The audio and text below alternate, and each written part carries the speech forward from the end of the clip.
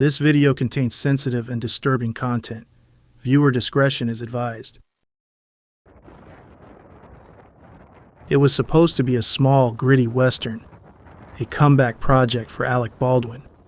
Rust was set in the 1880s in Kansas, a slow-burn film with a $7 million budget. Nothing flashy, but packed with Hollywood veterans. Baldwin would star as Harlan Rust, an outlaw on the run. He was also one of the film's producers. The cast included Travis Fimmel from Vikings and Jensen Ackles from Supernatural. Filming began in October 2021, just outside Santa Fe, New Mexico. By all accounts, the first week was business as usual. Long days, horse wrangling, and plenty of weapon rehearsals. Then came October 21st. Around midday, the crew gathered inside the church, set to rehearse a scene. Alec Baldwin was handed a revolver by the assistant director. The script called for him to draw the weapon, point it at the camera, and fire. What happened next shut down the production and changed multiple lives forever.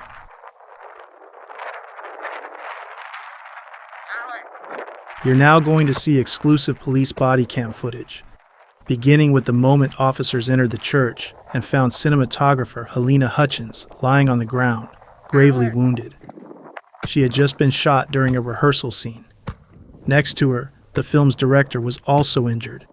Medical staff were already on scene, doing everything they could. As Deputy LaFleur steps inside the dimly lit church set, he walks into a scene no one was prepared for. Just moments earlier, Alec Baldwin had fired a live round during a rehearsal scene, something that wasn't supposed to be possible. On the floor, surrounded by a blur of frantic voices and movement, lies 42-year-old cinematographer Halyna Hutchins. She's conscious, barely, breathing, but fading. Beside her is Joel Souza, the film's director. He's wounded too, clutching his shoulder, grimacing in pain. The same bullet that struck Halyna had passed through her and hit Joel, fracturing his clavicle. Officers had only just arrived. Paramedics were already working to keep Halyna alive. But what no one knew yet was that it was already too late.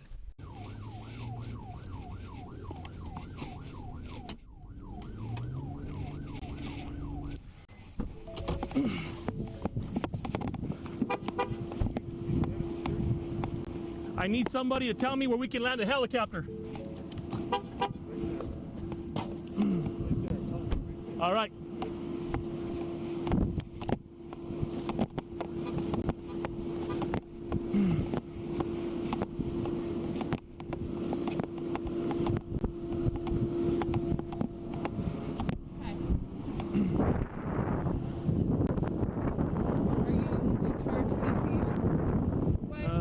I'm in investigation. I'm in charge of securing the scene, so I need to know who saw it. He saw it.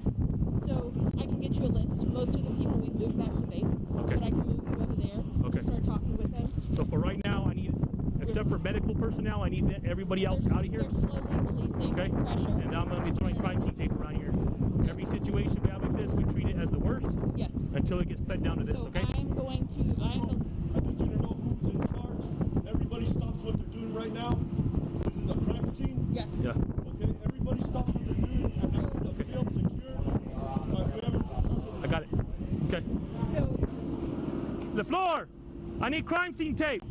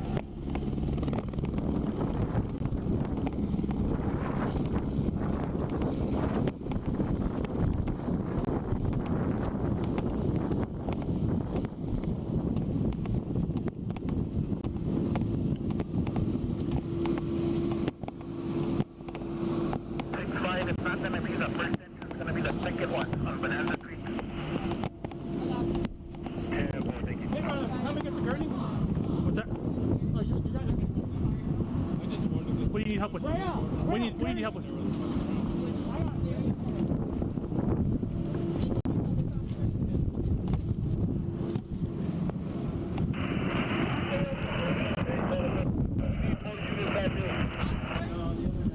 Our specialist, this is our specialist. There's stuff rigged. There's loaded ordnance on the ceiling inside there over you guys' head. It's all good and safe. Okay. But there are bags of Poppers. Okay, right on. It's coming, it's coming.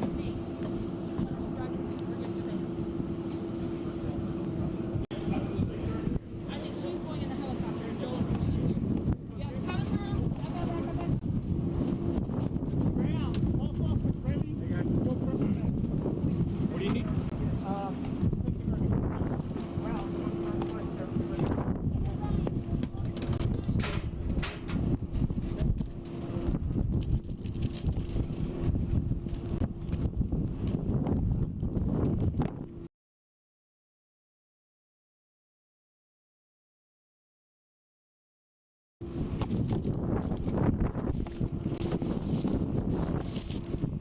If it can wait, sir, I'll be with you shortly. Person that had the gun in the scene. Okay, yeah.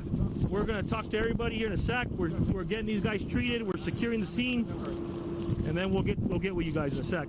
It's their safety. They're a medical priority first. Can you guys step right over here?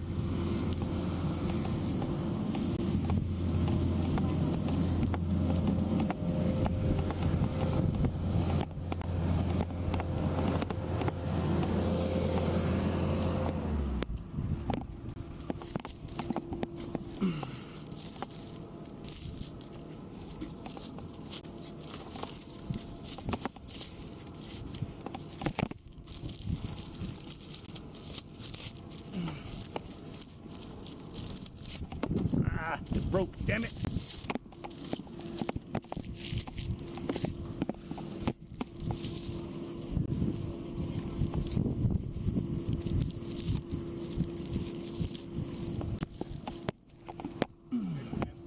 Yeah, this stuff here sometimes is sturdy and sometimes it breaks. So let me just try to wrap around the tire. There we go. Let's try this. That'll work. Thank you. Let's go to the truck next.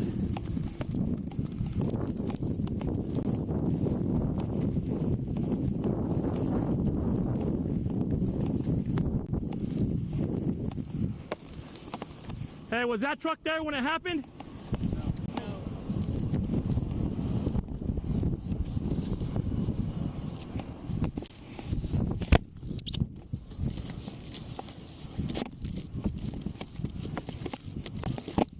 Thank you, sir.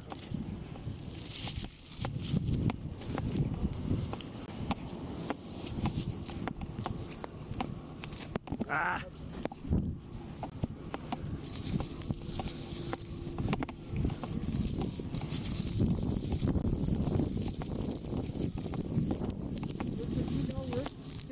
Med 61 is transporting the male patient, GSW, to the right shoulder to St. Vincent's Hospital. Okay, perfect.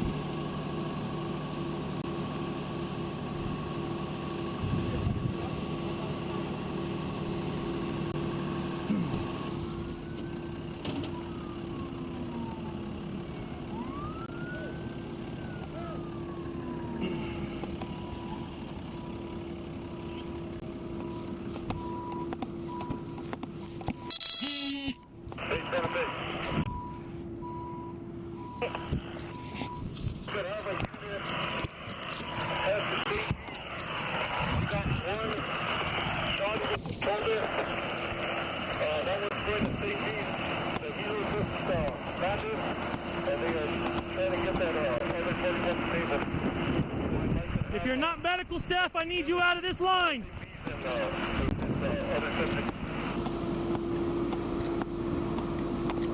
Copy, transporting one shot in the shoulder, thank you, heavy unit, need a mech.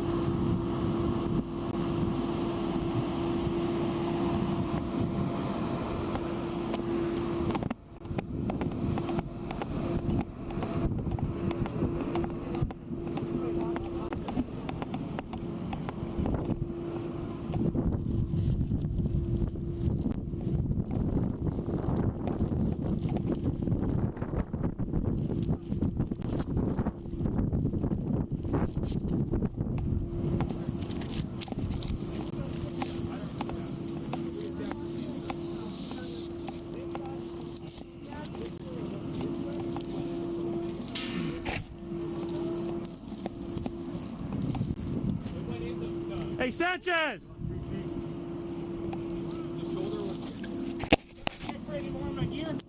Go ahead.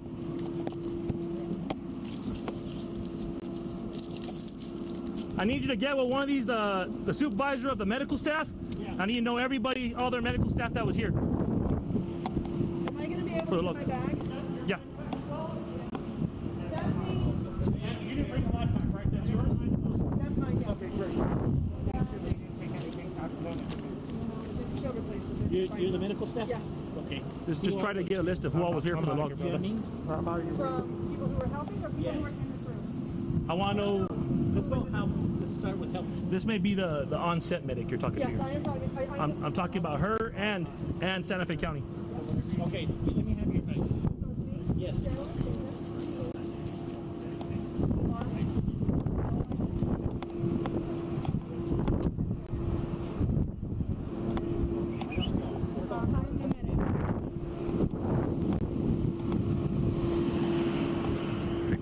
I'm at Bonanza Creek.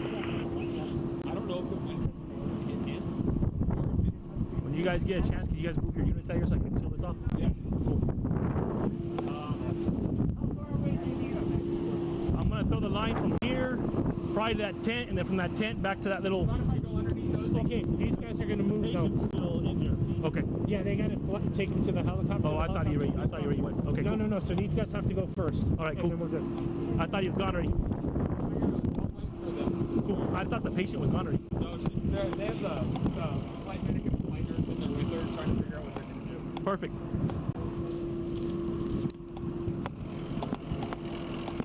Excuse me, guys. Back up just a little bit.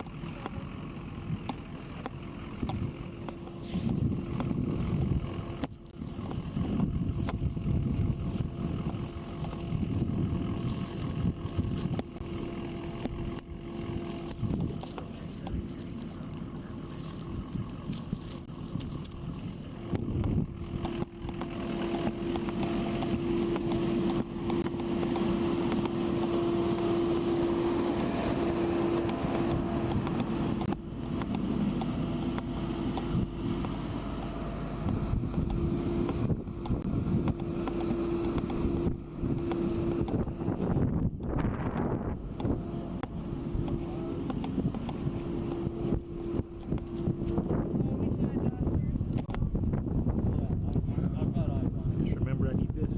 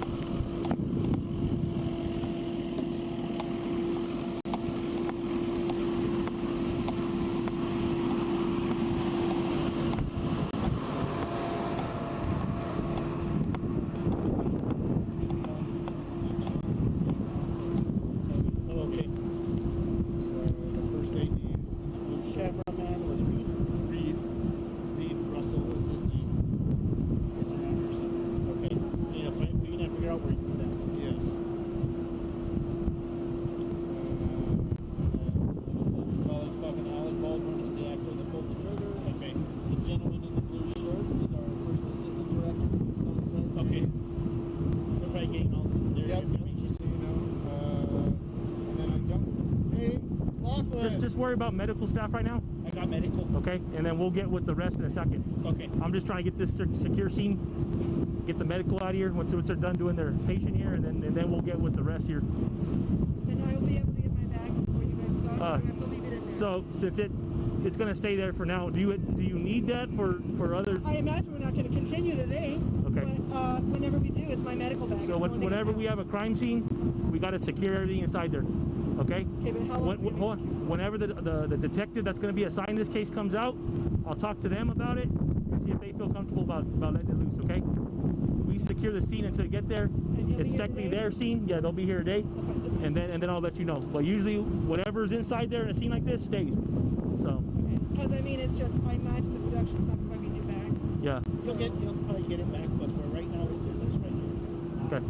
Sanchez, if they're not medical, I need to. We're just bringing in the people that were in there with us. Sanchez, do that outside my scene.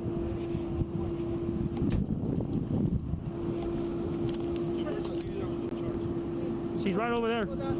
Guys, I need you guys outside that line. Does that mean even my bag with like my Advil and bullshit? Yeah, everything's got to stay inside there.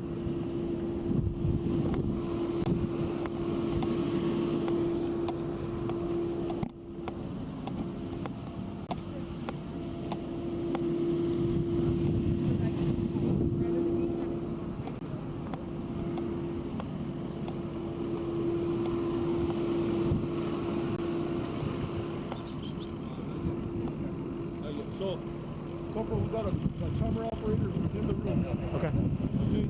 Perfect. Okay, it's just hard. We can't let all people in and out. So Yeah. Well, this is the main perimeter. I'm just trying to keep them out that way. Excuse me. Can I take that equipment that's out in the dust and just put it in the case? Yeah, go ahead, do it. I don't want your stuff to get ruined.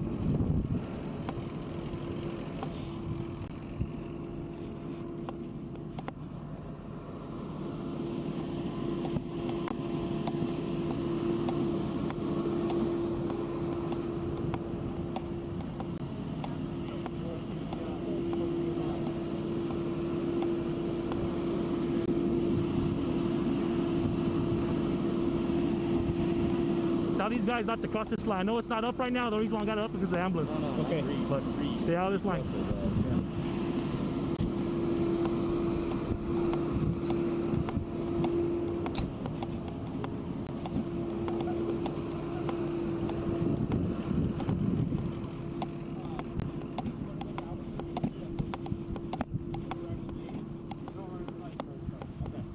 After you're done securing your equipment there, I can't have nobody cross this line no more. Okay?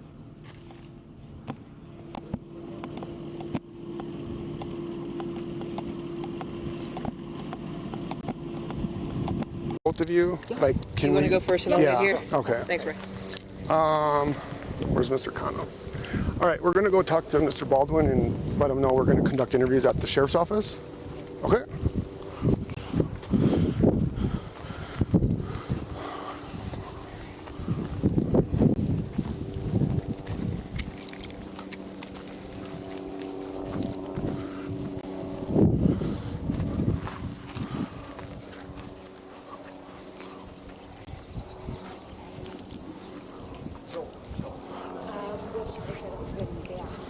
Mr. Baldwin, Detective Roy Arndt.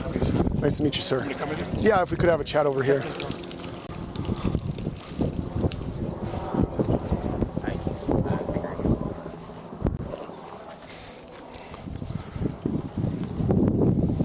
Are you doing okay? No, I'm not actually. Okay. Yeah. Crazy series of events. So we're requesting that you and Ms. Gutierrez conduct interviews back at the Santa Fe County Sheriff's Office. Yeah, if an associate you tell or me what to do. okay, You tell me what to do. Just tell me. we would appreciate that, and then we'll. When do you want me to do that? We're gonna probably go right now. So can I take my car? That's my car. Go back to the base camp, get rid of the wardrobe, get my clothes and stuff, and then I'll follow you. Yes. Or you want the I police car with think. No, that's okay. I think we might. I don't know if this is suspected blood or real blood. Oh, this is fake. Fake. Okay. This is all theatrical. I'm gonna They talk. were across from me. Okay. I'm gonna talk to our crime scene technician and see what she'd suggest or would like. In the interest of time, go back to the base camp and give them everything. Put my street clothes on and gather my stuff, and I'll be down at the base camp waiting for you. Okay. They know where my trailer is, and I'll just wait for you. I mean, I'm gonna do whatever you tell me. Right. Okay. So, yeah. you know, I'll be down at the base camp. I have a trailer there. Okay. Let me give them the wardrobe back, put my street clothes on, gather my personal items, and then I'll be down in my car. You tell me where to follow you. Okay. Go right away. Yeah. Yeah. That sounds good, sir. And we're gonna go talk to Ms. Gutierrez right now because we're gonna request the same information. I'm gonna ask the armory specialist. We're at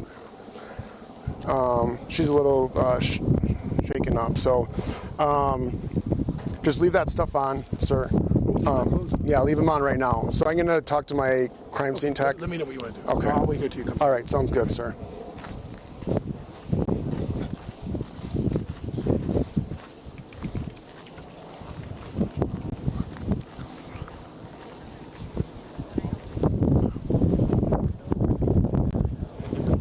Yeah, Sergeant's going to be tested. So where's the director, that lady in the hat? Yeah.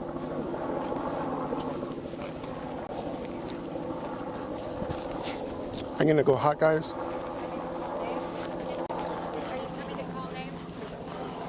One second.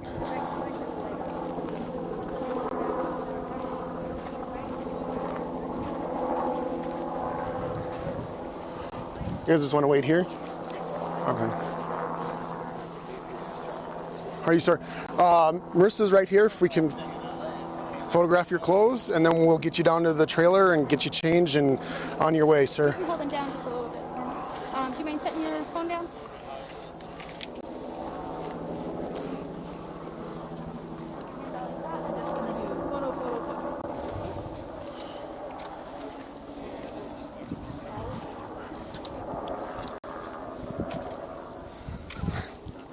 So this is our crime scene tech. We're going to document the clothes. We're going to have him go change out, take the clothes, and then he's going to follow a deputy back to the sheriff's office and talk to them if he wants.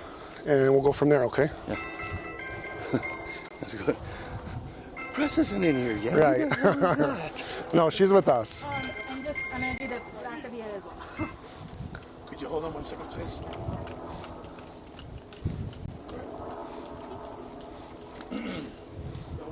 How long have you guys been filming so far? Through 2.5 weeks, 2 weeks. Okay. Yeah, 2.5 weeks. And you're set for how long? Halfway through? 2 weeks. Oh, okay. Yes, sir. You want to get in your... Jonah? This way? Yes. So, Mr. Jonah, we're going to have him go back to his trailer. He's coming with me. Yep. And she's going to follow you, Miss Marissa. She's going to take his clothes, and then he'll change out, and then if we can get him to the sheriff's office. Sure. Let me show you. Do it at the sheriff's office? Yeah, actually, Or we'll follow if he does. this skinny deputy here on the left, Yeah. that's Corporal McCartney. Okay. He's going to follow you guys down there, and then you guys can follow him to the sheriff's office. Cool? Any questions? No. Cool. I appreciate it. Thank you, guys. Corporal, they're going to head down now. All right?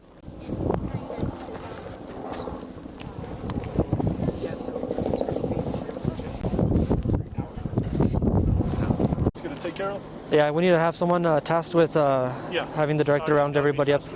Okay. So where's I'll keep this copy. the director, that lady in the hat? Yeah, row.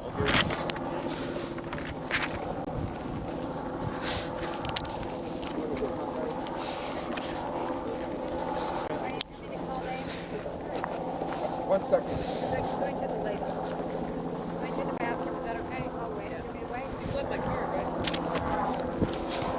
Sorry, what was that? I didn't get it. I would like to go to the restroom. Can I go to the restroom and come back? Yes. I'm a witness? Yes. Or are they coming over to call people? Yeah. They're going to be doing the calling here in a minute. Where are the restrooms at? I don't even know where the The restrooms are. chemo is... I have to walk over there. It's right over there.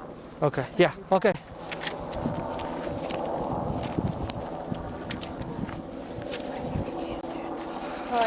Hi. Hi. Sorry.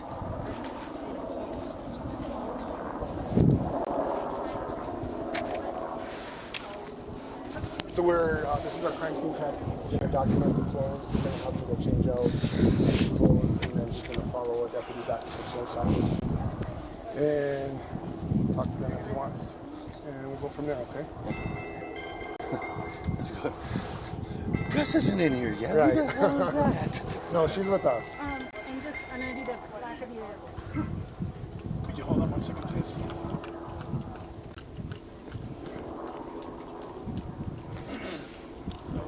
How long have you guys been filming so far? 2.5 weeks, 2 weeks. Okay. Yeah, 2.5 weeks. And you're set for how long? We got Halfway another through? 2 weeks. Okay. Yes, sir. You want to get in your... Jonah? Mary, this way? Yes. Thank you.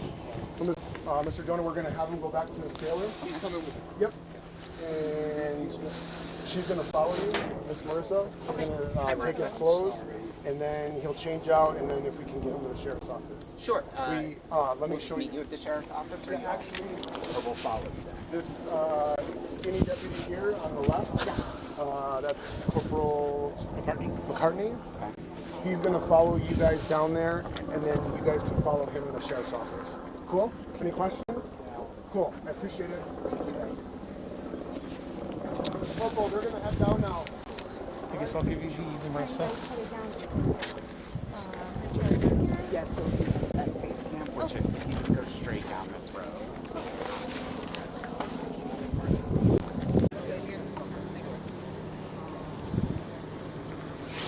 All right, we're going to go talk to Mr. Baldwin and let him know we're going to conduct interviews at the sheriff's office. Okay.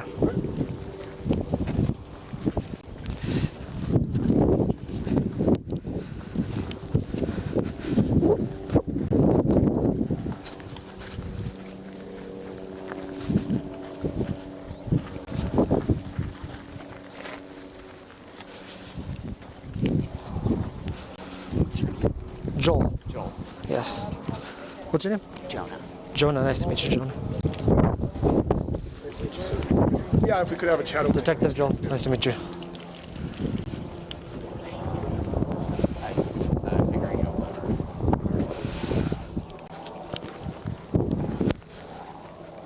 Are you doing okay? No, I'm not actually. Yeah. Crazy series of events. So, we're requesting that you and Ms. Gutierrez conduct interviews back at the Santa Fe County Sheriff's Office. Yeah, if You tell me what to do. You tell me what to do. Just tell me. we would appreciate that, and then we'll... When do you want me to do that? we're going to probably go right now. So can I take my car, that's my car, go back to the base camp, get rid of the wardrobe, get my clothes and stuff, and then I'll follow you? Yes. Or you want to go in a police car with you? No, that's okay. I think we might, I don't know if this is suspected blood or real blood. No, this is fake. Fake, okay. Yeah. This is all theatrical. I'm going They to talk were across from me. Okay. I'm going to talk to our crime scene technician and see what she'd suggest or would like. In the interest of time, can I get in my car, go back to the base camp, give them everything, put my street clothes on and gather my stuff, and I'll be down at the base camp waiting for you. Okay. They know where my trailer is, and I'll just wait for you. I mean, I'm going to do whatever you tell me to do. Right, obviously. okay. So, yeah. let me know. I'll be down at the base camp. I have a trailer there. Okay. Let me give them the wardrobe back, put my street clothes on, gather my personal items, and then I'll be down there in that car, and you tell me where to follow you to. I'll go right away. Is that okay? Yeah, that sounds good, sir. That sounds good. And we're going to go talk to Ms. Gutierrez right now because we're going to request the same information. I'm going to ask the armory specialist. She's a little shaken up, so just leave that stuff on, sir. Oh, leave my clothes on? Yeah, leave them on right now. So I'm going to talk to my crime scene tech. Let me know what you want to do. Okay. I'll wait here till you come. All right, sounds good, sir.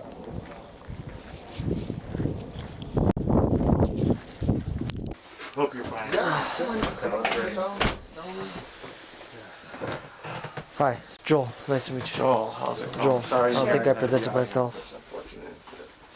Yeah, that's what our jobs are for, so we're just trying to get everyone locked down in a statement, and we'll go from there and evaluate everything that we have at that time. Okay, guys. Great, thank you. So for now, I just want to get your information, just your name, date of birth, and then we'll go ahead into the question. Perfect. First name Sherilyn, C-H-E-R. Oops, give me one moment. Okay, go ahead and spell that again. C-H-E-R. C-H-E-R. L-Y-N. L-Y-N. Last name Schaefer, S-C-H. S-E. C-H. Oh, C-H. A-E-F-E-R. Okay. Date of birth 8-3.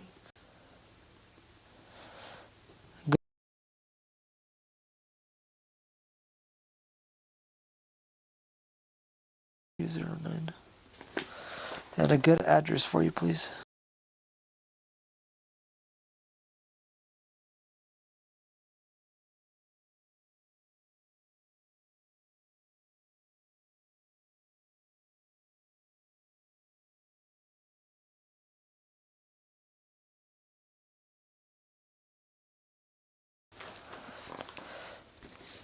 And your official title? Set medic. Set medic. Set medic. I used to work for Bosque Farms PD. Oh, really? So, yeah. How long ago? What year? 2012, 2013. Yeah, we moved in 2017. Oh, nice. Okay. Yeah, it's been a while. We've been through a couple of. Bunch of insects. So, I think I spoke to you earlier. You said that you were outside of where the incident occurred, correct? Correct. So, what happened? What did you hear? Well, we just came back from lunch and we were getting ready to start rehearsal of the scene, and I was sitting on one of the tailgates right outside, and everyone's talking, and then you hear the gunshot, and there's a commotion, and I said, "Are we rehearsing?" Because nobody called fire in the hole, which is what they do when they're going to shoot something, and they tell us how much it is and whatever, full load, half load, quarter load, whatever. But nobody called that, and then so the commotion, and I went in there, and then on the radio all you hear is medic emergency, and that's when I ran in there to see what was going on. And at that point, Halyna was already on the ground. They said she was shot, and then our director, who was right next to it, I was told he was shot as well. And then at that point, I radioed for them to call 911, and that I needed 2 ambulances, and I went immediately to start trying to find out where Halyna was shot. And cutting her clothing off to find the holes, and that's when I realized it was through and through, and that's how Joel ended up getting shot as well. It went through Halyna and into Joe. But it was just one shot. So you only heard one shot? Yes. Okay. It was very loud, and it was obviously not fake. Like not fake, but it was not what we're used to when we do when we've done the previous gunfights that we've had. It was much louder than that. It was very realistic. Well, I'm glad you were there. I'm always right next to where the action is. Do you remember whatever happened to the gun through the whole commotion? I don't, no, because as soon as, for me, it's tunnel vision. I know somebody's hurt, I gotta get them fixed, I gotta get 911, I gotta get people, I gotta get things stabilized and people stabilized. What was going on around me, I had no idea. Being the only medic and having 2 patients and not knowing the severity of either one at that moment. I asked Matt Hammer to assist me. He's not currently licensed, but he's in the military. He has been trained before in that, so at least I have a hand and somebody that can help me. And then, I was using a couple other people that were around to help as well, to try to keep an eye on the situation, or to help me with the situation. But as far as what happened with the gun and that, I don't even remember. I know Alec was inside when that happened, but I don't even remember him leaving at what point he left. Everything for me is just tunnel vision for the patient. Do you know who's supposed to handle the gun? The guns are with our armorer, up until the point of them going on the actor. Do you know her name? Hannah. She's a great girl. Does she have any assistants or anything? Anybody that helps her? She's the only armorer, I believe. I'm not sure how their titles work, but she works closely with props. Okay. Whenever there's large amounts of weapons being handled. And from day one, they always told us anybody on set can ask to check a gun. They have people check them, things like that.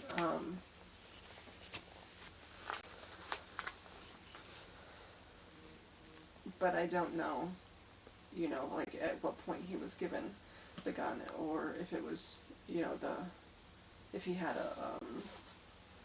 his holster on. I don't know any of that stuff, because that's where the gun would be. He wouldn't randomly just be holding the gun. He would have his holster on, and the gun would be with the holster. So when you entered the building, was Hannah, I apologize, is it Halyna? Was she on her back or stomach? She was sitting. She was sitting? And they had her leaning up against a couple of pews that were in the set, and then we moved the pews and laid her down. Okay. Once we got a gauze on the back of her. Okay. What type of shirt was she wearing? I don't remember. I cut it. Okay. I think Do you it know was what green, color it was? green maybe. Green? Green or brown. Okay. Did you cut it all the way? I cut it up the back. I don't know if I cut all the way up the back. I just cut it so I could get enough access to the wound. Right. And then up the front, I cut all the way. Okay. So when you cut the back, where was the wound located? Shoulder, mid back area. I don't remember at this point if it was left or right of the, towards which shoulder, left or right shoulder, but it was in the back. So at that point, did you, what did you do once you cut her shirt and saw the wound? I applied direct pressure with the gauze. I had another person that was next to me hold it, because at that point I knew there was an actual injury and I needed to find out, you know, if Joel had been shot, which I knew at that point he had, or he was injured. And there was one shot, there had to be an exit wound. Okay. And so that's when I went up the front to try to find the exit wound. At which point it's located right here. On Halyna? Yes. Okay.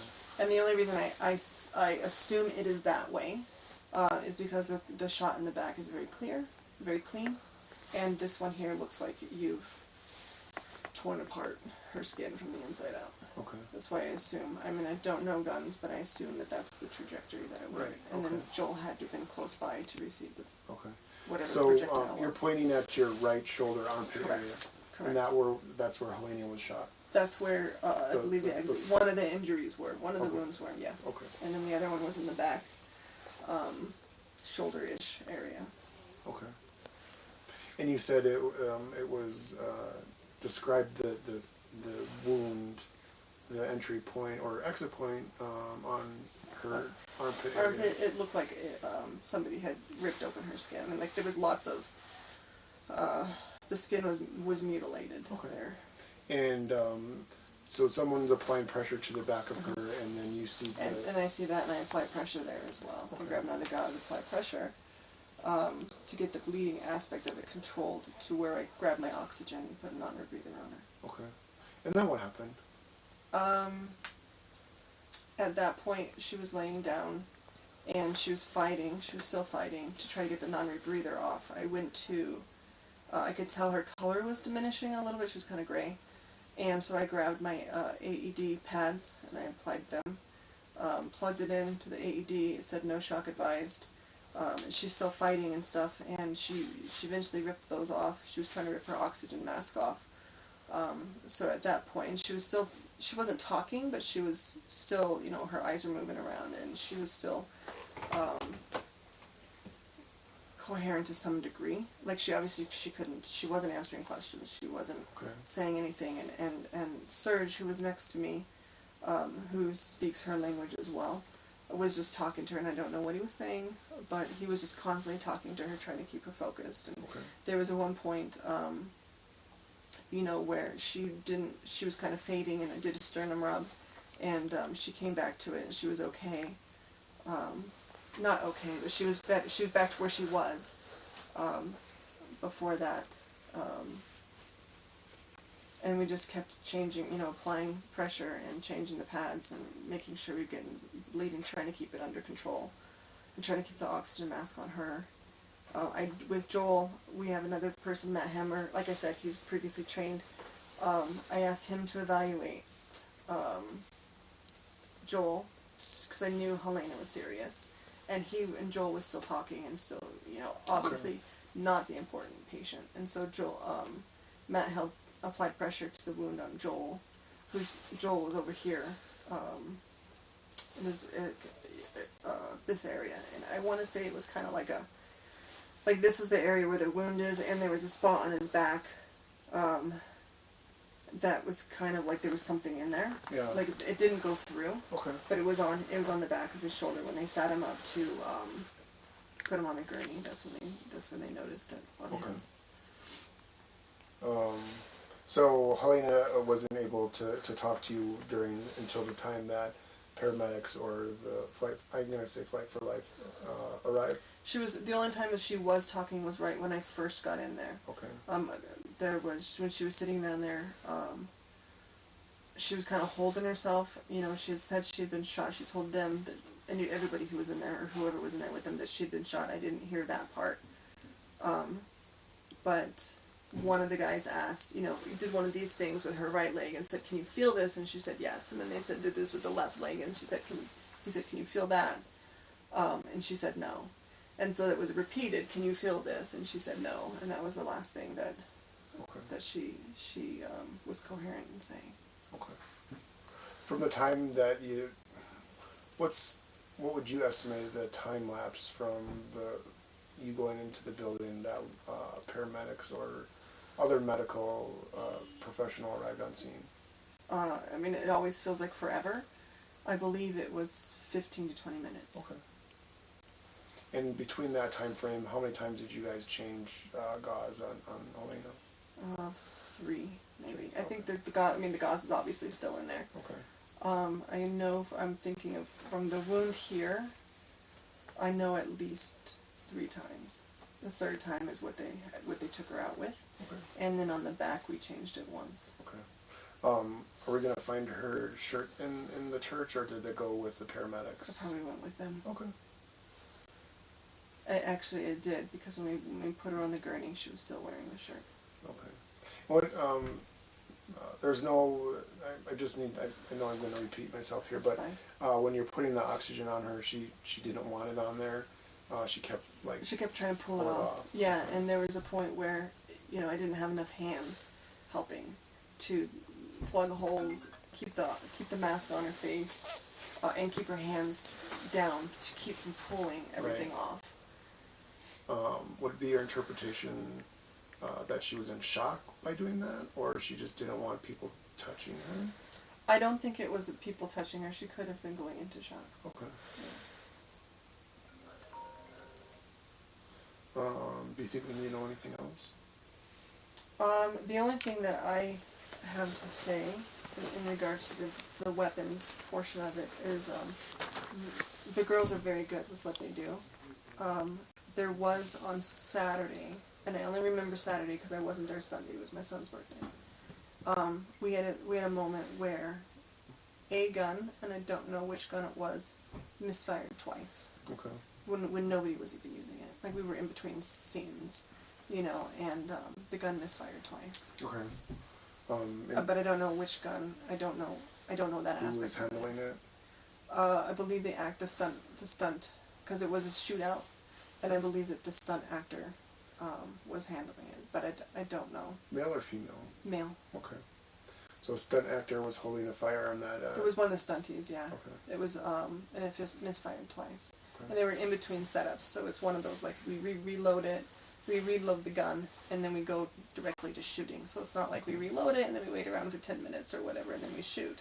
It's we reload the gun, and then, we shoot. And it was one of those moments where it had misfired one shot, and then we went and we did the scene, and they reloaded the gun, and then it misfired again. Okay. Anything else you think we need to know? Not that I can think of right now. Anything else that sticks out, between that 15 to 20 minute time frame when you guys were giving her medical attention? No, not really. Okay. Do you have any questions for us? Thank you for sticking around. And I, just so you guys know, I do reports as well. Okay. So the AD trailer, or whichever building that's in right at this point, they have copies. It is a HIPAA thing, so you have to go through production to get. I mean, you guys obviously, I don't know how that works with you. Yeah. But well, thank you for letting us know. If we have to get a search warrant, we'll get a search warrant and obtain your records then. Yeah. That's okay. But there's one report for her, and there's one report for Joel as well. Okay. Thank you for letting us know. All right. Thank you so much. Thank you so much. Thank you guys. Appreciate you guys coming in. No worries. Thank you for being, here. I'll see if anyone else wants to be in here, but I can provide the list of 600 members and then the protocol document that we've negotiated. And there was another thing you guys wanted to. But I've got your card. I can shoot you an email. Yeah, definitely. Email's the best way. I can return a phone call or whatever. Yeah, and if you guys need anything else, let me know. Thank you. I appreciate it. Hang in there, guys. Brian, you next? Is it Brian? No, it's Luke. Luke. Yeah.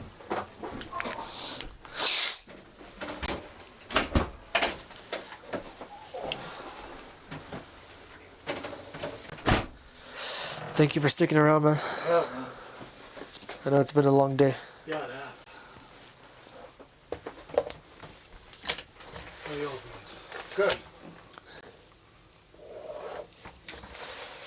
What was it, Brian?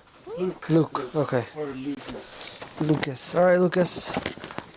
For now, I just want to get your basic information, name, date of birth, all that good stuff.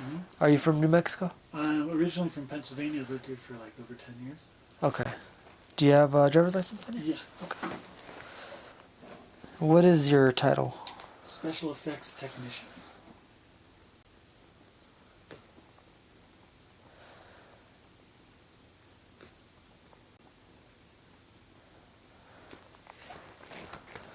All right, Luke. So, were you inside the church time of incident or outside? I was inside. Inside? 5 feet away from the inside. Okay. So, if he was Alec, he's facing south. Where would you put yourself at? You're Alec? Like Yes, sir. where we were on set? Yeah. I was here. Camera, dolly, director photography, sound. You're Alec. Yes, sir. That's where I was. Okay. So you're right there. Right there. Okay. I was ready to do atmosphere, dust, spray some dust. They were about to rehearse. Not supposed to be any live rounds for rehearse, so it kind of startled everybody. Yeah. Pop. Not too out of the ordinary, you know. But what happened next was people kind of, wow, maybe a little shocked because it was a little loud. I'm pretty used to it, so I didn't think anything of it. But then, maybe some people got black powder in their face, burnt, something. Okay, let's clear out, give them room. And then people started saying, call medic. Well, medic, emergency, church. And then it was call 911. And then I stepped back, let everybody come in. That was it for me. So you were there at the time of, before rehearsal. The armor comes in, gives a gun to Alec, and then you guys start with the rehearsing. Do you recall all that? Who came in? Who gave the gun? I can't be super specific because it's not my department. I'm worried about safety on my end, doing my stuff. That's supposed to be their stuff. It's normal though. People come in. Armor comes in. Cold weapon. There's supposed to be dummies in there. That's what I thought because we were rehearsing. It wasn't going to be a hot gun, with blanks for the scene. So when it popped, it startled everybody because we didn't know anything was live. So Did they call it as cold weapon? I can't recall for sure. Can't quote me on it because I'm focused on my stuff. But it was known. It had been throughout the shoot, cold weapon. Fire in the hole, live rounds. No, definitely, yeah. Something to But warn. this one was, I can't be super certain, but pretty certain that it was called because it had been regular. How many shots did you hear? One. One single shot? One pop. One pop. My first thought, I don't know, because I don't know too much about armor stuff. I know a little bit, but I was like, man, that was really loud. Blanks aren't, and they've been doing like quarter loads. Not loud at all. Yeah, especially They're for doing indoor. full loads a lot, And I was like, man, that was loud. So that was kind of my first reaction, and people were like, yow. No, definitely. Something was in there. Any issues there on set prior to today's incident? No. Everybody getting along? Yeah. Yeah, nothing for sure out of the ordinary at all for a movie set. It was fine. People were having fun. Bummer. You don't remember who came in and gave Alec the weapon? No, I would assume that it was armor. Okay. That's who But you can't recall. I wasn't focused on that. Thought that was okay. It's my job to be like safety first with effects, So I'm always looking at my stuff, safety first for sure. counting on other departments to do the same thing, because you can't be everywhere at once. Anything that sticks out during the week of filming? No. No.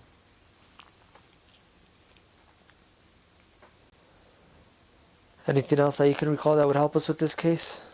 Did anybody have any issues there? No. No issues. No.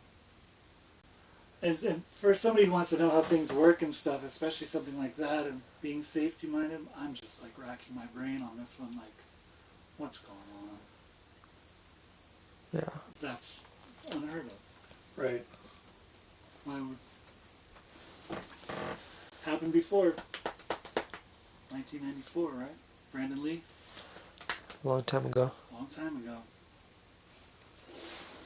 Not cool.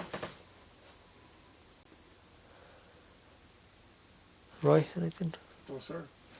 All right, well, Lucas, we appreciate you coming in and speaking with us. Alright, thanks guys. Thank you so Is there anybody else out there, Lucas? I think there was a couple other people. Let me check.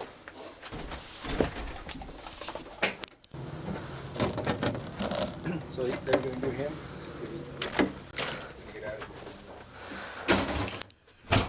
All right, gentlemen. During this conversation, the search warrant is in the judge's hand. So Mr. Connell might have to step out here and speak to them. Okay? Understandable. Yeah. All right. First of all, just get your basic information, and then we'll move on forward and ask some questions, okay? Yeah. You doing okay? Yeah. If anytime you need a moment or anything, you let me know. How far do you have to drive after this? Thank you. Are you just going to Marriott? Okay. If you need a ride or anything, we'll take care of it.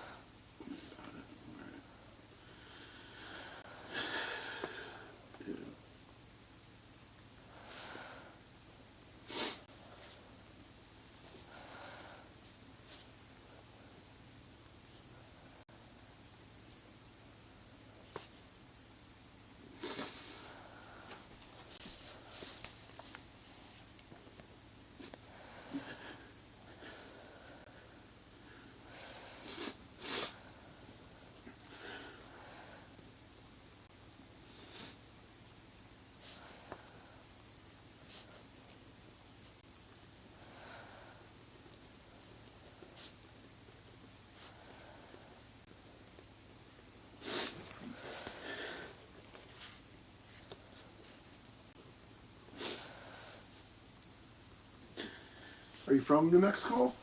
No? Los Angeles. Los Angeles. How long have you been out in New Mexico now, man? 5 weeks. 5 weeks. So you came out with this production? I came out for Dragon's Egg, which was the swellest show that fell apart. Yeah, I know. And then The production pulled out. Really? Yeah, another prima donna actor. They had a contract dispute with Bruce, and he didn't show up on the shoot day, and oh wow, they wrapped us the same day. We're like, you're out. So that's crazy. My buddy just happened to be on this as a dolly grip and said, hey, they're looking for gear, and I had my truck out here. So you're out here already. Truck was here. It just worked out, and I'm so fucking sorry I didn't. Can't. Who's your buddy? The dolly grip, Ross. Okay, Ross. What's current phone number for you?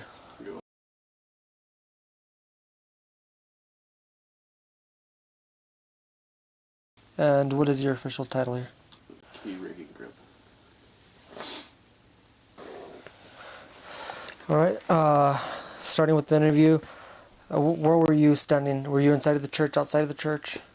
I didn't enter the church until after the incident happened.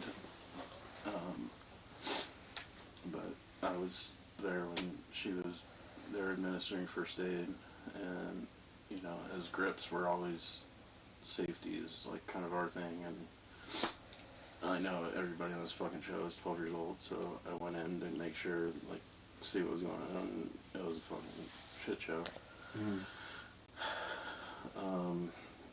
Anyway, the reason that I even stayed for an interview was because when I exited the building, the first AD was talking to the armorist and asking for the gun. Where's the gun? Where's the gun?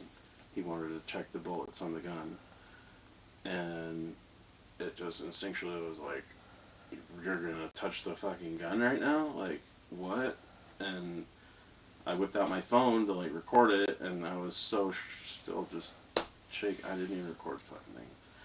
But So Dave Hall was asking for the...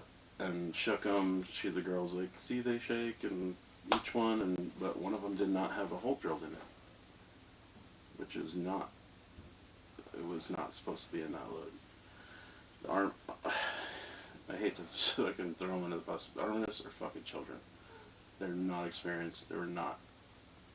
This production cut fucking every corner they could, hired people that were unqualified, and this is what they got. Right.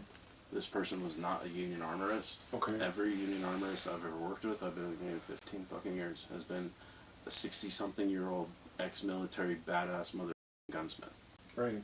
Guy you look at and you're like, that's the armorist. Everyone. Okay. I can't even think of one that I wouldn't look at him and go, you're the armorist. Right. Yeah. Okay. These girls were all under 30, no experience. Okay. And it wasn't the first mistake on the show. There was other times when it was supposed to be a quarter load and it was a half load, or it was, it was just like they don't follow the protocol. They weren't following protocol. That's exactly what happened here. I've heard it from everybody, exactly what happened to AD. Protocols were not followed. We were in a rehearsal. You should not have a loaded gun in a rehearsal. We never, ever, ever, ever fucking have a loaded gun in a rehearsal. What for? They handed him a gun that was loaded in a rehearsal. He didn't know it was loaded. I talked to Alec after. His reaction was, I didn't even pull the trigger. I didn't even know it was loaded. Like, nobody fucking tells, like, you hand a hot gun to someone, there's a call for everybody to know. Okay. Ear protection's called for. There's a protocol. It's all there so that this doesn't happen. Right. And it wasn't fire followed. in the hole. Exactly. It was not followed. There's nothing else. It was not followed. It's criminal fucking negligence. These producers cut every corner they could, and they cut it. Like, the one fucking place you don't cut. Right, exactly. I mean... You're in a Western. We got guns going off everywhere. People are like, dude, So going back, do you know which of those individuals, the females, provided the revolver to the AD? I know it was the assistant. I don't know her name. It wasn't the main armorist girl. It was one of the assistants. Can you describe her for us? What color hair did she have? Let's help. I think she's blonde. Okay. That helps us. That's all you need to know. Okay. Who did she give the revolver to? Did you see it? I didn't see it. Okay. So when you, after the gunshot, the AD had the revolver? Yeah. And then, did he open the revolver? The armorist unloaded each bullet into the AD's hand, and she was checking them before she would give it to him and say, look, it shakes. I don't know what happened. I don't know what happened. I don't know why I did that. And she shook every one of them, but one of them didn't have a hole drilled in it like the others. Right. And you saw that, or you heard them say that? No, I saw that. Okay. So for that, just that alone, that load should not have been in that gun. Right. Exactly. So they take these, I'm going to call them cartridges.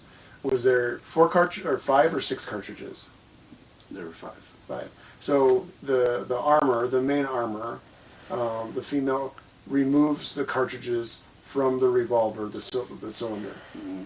And then what happens to the cartridges after that? They shake them? The AD and her checked them. Okay. And then what happened to the cartridges? What happened to the cartridges? Did they put them back inside the gun? They were on a table or there was something there to put stuff on. I think it was like a little cart or something. And she had set the gun down there after it was totally empty, and they were continuing to mess with the cartridges. And the 80, grabbed one of them and was like, "This doesn't have a hole in it." Okay. And those cartridges were placed on the cart? Yeah. What color was the cart? I think it was the special effects guy's cart, because that's where all his shit was. It might have been a black, like a small Rubbermaid cart or something, I think. And do you know if those cartridges from the revolver are still on the cart? I don't know. I got involved in other things. I went back in, and then they needed the water truck for a helipad, and I'm a Teamster also, and I got on 3 and asked for the water truck to come over to clear a landing area for the helicopter.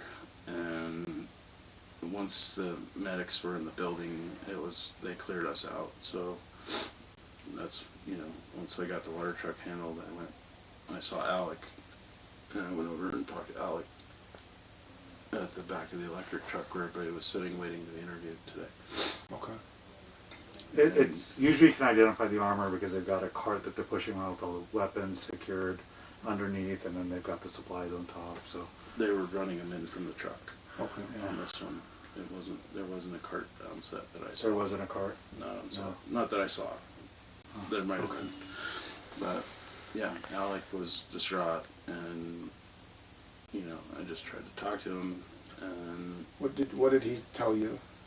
He just couldn't believe it. He was saying, "I didn't pull the trigger. I didn't pull the trigger. I only cocked it, and it shouldn't have fired." And I don't even understand. Why did I have a loaded gun to begin with? It shouldn't have been. He was just reiterating all that stuff, and I was like, "Brother, I don't It's inexcusable. I don't there's no reason that you should have had it. It was a rehearsal. We were just talking, but he was." Yeah, he kept I remember he just said 5 times, I didn't even pull the trigger. It just went off. Okay. And, yeah, How many shots did you hear? Just one. It was louder than it should have been, too. It definitely was more than a quarter load or half, we call them quarter loads, half loads. It sounded like at least a half load, if not more. I don't know. The guys in the room were the key grip who were, basically together, said that he felt like it was a real gun. He was like, it was so fucking loud, louder than anything else. Okay. It's all hearsay, but... Anything else you think we should know? Any issues there? You mentioned something that it wasn't just today. No, yeah. I don't remember what day, but we were in the western town on a different scene, and there was a call, quarter load, and it was not a quarter load. It was at least a half load, one that rings your ears from far away, and everybody, you should have hearing protection, and and it was, I remember there being well, that was too much, what was going on, and there was a conversation about that when it happened, and, little mistakes that just get overlooked, It's that goes to the heart of it. It's they're not experienced. They don't. You seem to have a lot of knowledge. So, with your experience, do these armors make their own half loads and quarter loads and? It depends on the armor. Dummies. I think they can buy them that way, but a lot of them make them. Yeah. Okay. I don't know what they were doing. Okay. I don't. I never actually paid that much attention to that. Right. Their truck was right next to ours, and yeah, it wasn't my focus at all. But it honestly, it shocked me how young they all were, and I mentioned it to someone else too before, and I was just like, dude, yeah. And he was like, "Oh, her dad's a big armorist or something," and but she's not in the union. She's not a union armorist. It's production. Yeah. It's every corner they could cut and every fucking penny they could save. Okay. Sorry, I don't have Thank you for that information, man. We didn't know, no one else told us about them removing the cartridges and looking at them, so that's something we'll have to follow up. So thank you for staying and sharing that with us. I wish I had the video. I'm not an idiot, but I didn't push record. I knew, like, instantly I was like, oh, this is not supposed to happen. Right. And I was like, at least let me get it on video so there's proof that what came out of there. Right. Like, that was my immediate thought, was we need proof of what comes out of there right now. Did you see the cartridges yourself? Yeah. And you saw one of them did not allegedly, you said that wasn't drilled, is your terminology? Yeah. Okay. Like, all the other ones had a hole except for one. Okay. So that's what we want to look for when we get up there. So 4 of them had a hole, 1 of them did not. Yeah. Okay. There's good. Yeah. Thank you for that, man. You have any more people you're interviewing? Yeah, there's, I don't know, there's a costume designer, someone else, and the other two girls are the armors or helping them are here, so. Yeah. I just can't believe we lost her. It's unbelievable. Yeah. It was. I'll check in with folks too. I'm gonna sit with her. Yeah. Then I'll come on back.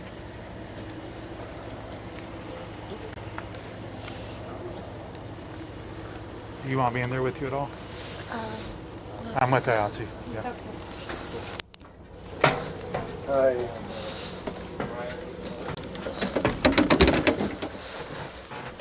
Hi, I'm Joel. If I didn't present myself, this is my partner Roy. Roy.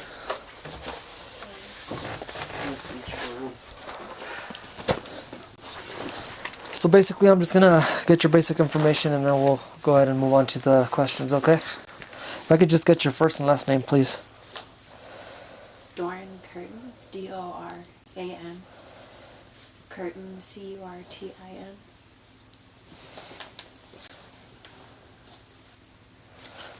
And Off and on for like 5 years. Okay. Do you like it? It's beautiful. Yes. Not a lot much going on. I agree. I'm from Wisconsin originally, so I love the mountains, so having access to the ski basin and Colorado, easy access, so I agree with you. And what is your official title? Set costumer.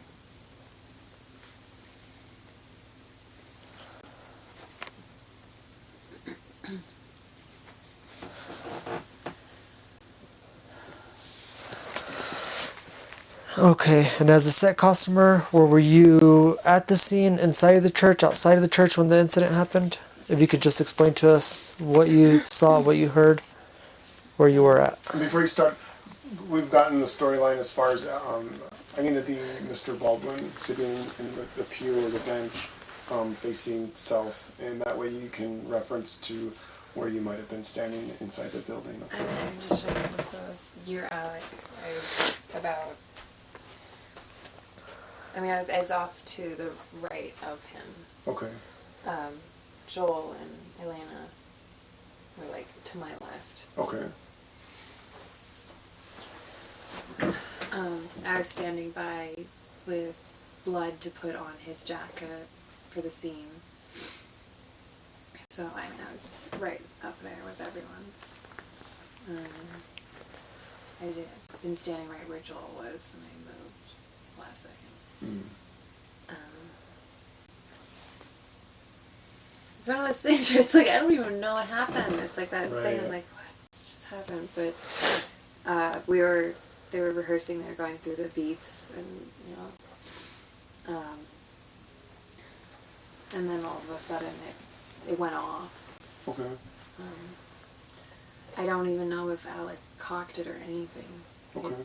It just, all of a sudden it was that very loud, ringing in your ears feeling, and I thought it had just, a misfired blank or something, and then I looked down, and Halyna was basically in front of me on the ground, and so I reached over her, because she was grabbing, at her stomach, and so I kind of reached over her to see, if she was okay, and then I turned around and saw Joel on the ground, grabbing at his face and, yelling.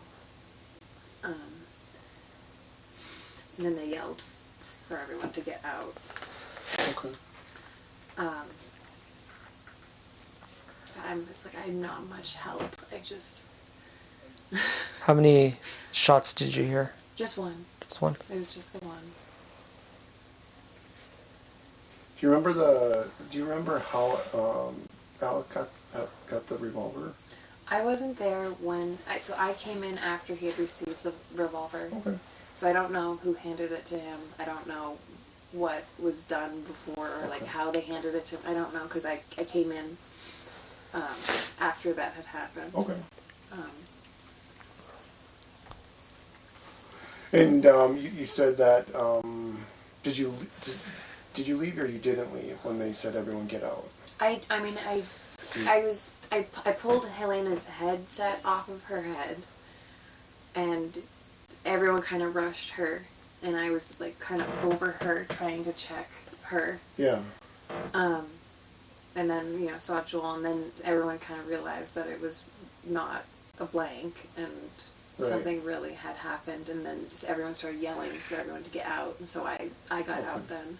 Do you remember seeing anything when you left? Specifically, anyone handling the revolver? No, I didn't see any of that.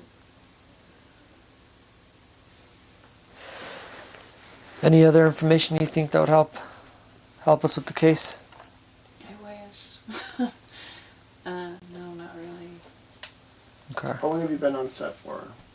For this show? Yes, ma'am. The whole time. Okay.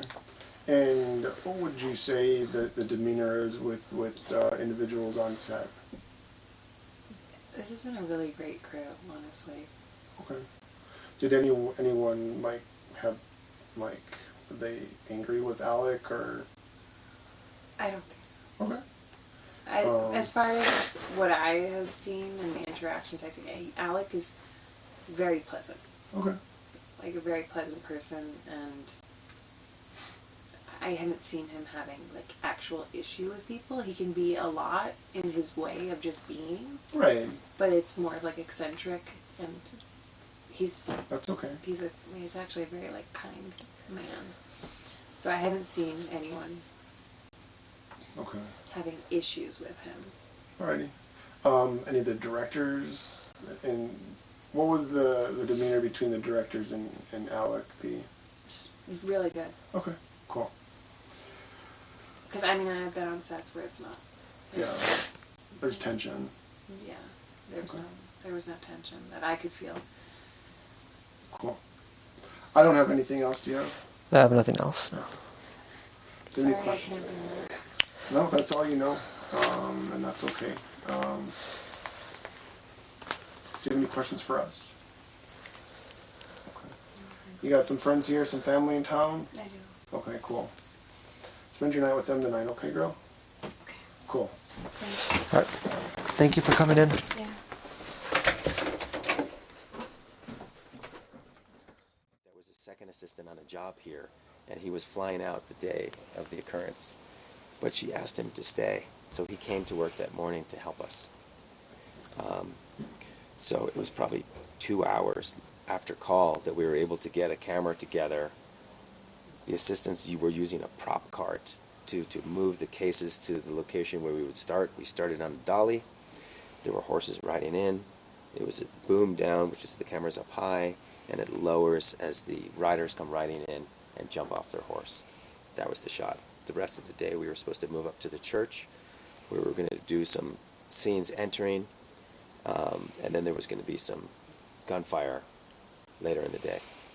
So the first shots were a Steadicam push in through the doors following Alec and Brady, the actors, coming behind them as he brought his grandfather. He sat him on one of the pews towards the front. For 6, 7 takes of that. We got it. We turned around. I was inside the church, now pulling the Steadicam back on their faces to see them go and sit down, and then the boy ran out of the church to go get help. And I'm left in a shot with Alec Baldwin sitting in a pew in an empty church. The next shot was 2 marshals coming in the door. The camera was above Alec's head, and I boomed down as they came in, and they fanned out to either corner of the back of the church, and it was a hat of Alec Baldwin in the foreground, and two men with their weapons drawn. Then we went to lunch. Okay. At lunch, I talked to Halyna. I said, Halyna, I got worked all morning with the Steadicam. That last shot felt like it could have been a dolly, which is like a camera car that has a, hydraulic arm that can go up and down and make smooth motions like that. And she agreed. So when we came back from lunch, which was back at the mess hall tents, which was a good distance away from the church, we got to get in vans to get there. Okay. I came back and I immediately took my Steadicam, which consists of a sled, which has a camera on top, a post, and on the bottom is monitors and batteries to counterbalance the weight of the top, and that's where I look and view the image. I also wear a vest and a mechanical arm that's spring-loaded, so when I pick up the camera, it floats next to me, and I can move it around in space and pan and tilt and make smooth action while walking and going up and down stairs and such. At that point, I took my camera, I took the camera body off the Steadicam. The dolly was already in the room, because when we came back from lunch, I saw the dolly grips were rolling, because Halyna had told them, dolly, they were rolling it into the church. There was a head on it. I clicked the camera into the head, and then I took my Steadicam sled, arm, and vest, and I carried it outside and put it, I think I carried my stand outside too, and I put it there to be out of the church, because there was a lot of fuller's earth being sprayed around, and there was dust covering everything. I wanted my equipment to be safe from all the dust. That's fine. At that point, I was coming back into the church, and I saw the director and Halyna, and they were crouched down, and they were talking with Alec about the insert. And they said, please come over with the camera. And I said, the camera there's no monitor or eyepiece, or it's not fully built. I need these pieces of equipment to make it work. And one of the new hires came in, and I told him, please go get these things so we can build the camera and set up the shot. He went outside. I just want to add, when I did come in, I was outside the church for maybe 5 minutes. When I came in, the actor, the director, and Alec were in there, and Alec had the gun. I did not hear cold gun or hot gun. I was offset when he was handed the gun, or I don't know how the gun got in his possession. So they waved me over to where I should bring the dolly, and I said I had no image. And the dolly grip had a little monitor on the back side where he drives the car, and he says, I do. So he started pushing it over. We got close in the ballpark, and the assistants arrived with the monitors and the eyepiece, and we started hooking up the camera. As we hooked up the camera, the monitor was on this side of the camera. Alec is sitting in a pew, and he's looking straight towards the door of the church, and the camera was about 45 degrees off the side of Alec. The light was coming in from this direction, and the monitor was making a shadow on his torso, so we moved the monitor to this side of the camera. At that point, I was standing here. The DP was standing next to me, looking at the monitor, and Joel was either standing next to her or he was looking over her shoulder, in between our heads, at the monitor. And Alec was sitting there, and he pulled the gun out.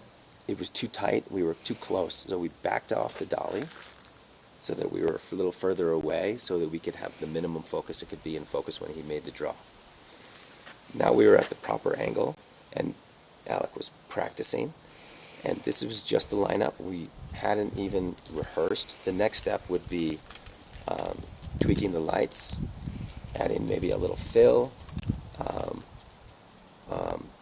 and then if there was to be gunfire, we would have had the gun, then it would be handed off to a prop person, and it would have been loaded.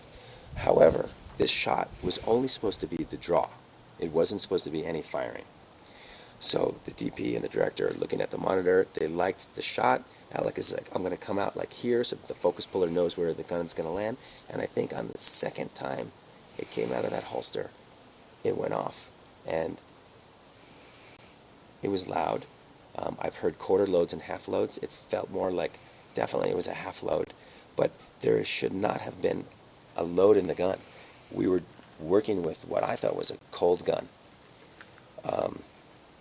I didn't know if it had been checked by anybody since I was outside the church. At that point, there was a little commotion. Everyone's like, "What the hell? Why did that happen? That should have never have happened." And then I heard the director saying, "Ow," and he was kneeling down, and someone came over to him and he's bleeding. And at that point, Halyna was kind of stumbled back, and the gaffer, who was the lighting electrician, was on her right side, and he was holding her. And she was looking at me, and I was like, well, maybe it was the concussion from the gun. It was so close, you know, and it might have spread. And she was lifting up her shirt, and I tried to help her lift her shirt and see if I could see maybe there was a powder burn or maybe a piece of cotton ball got buried under her skin. And she said she couldn't feel her legs.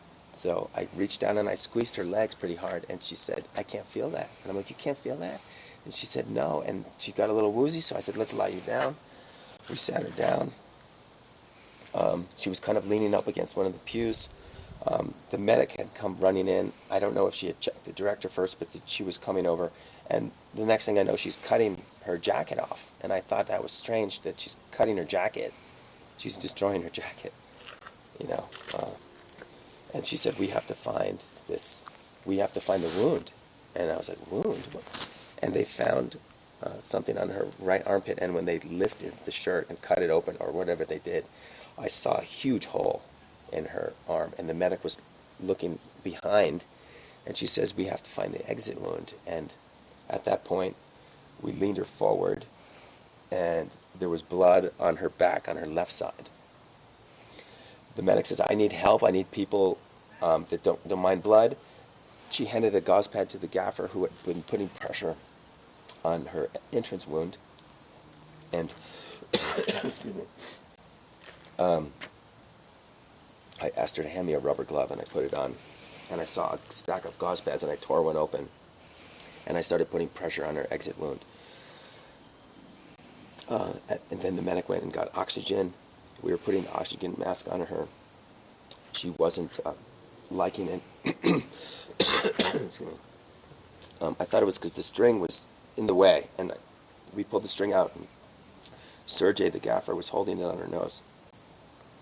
And we decided to lie her down, and the medic was putting on the sticky pads and some kind of machine.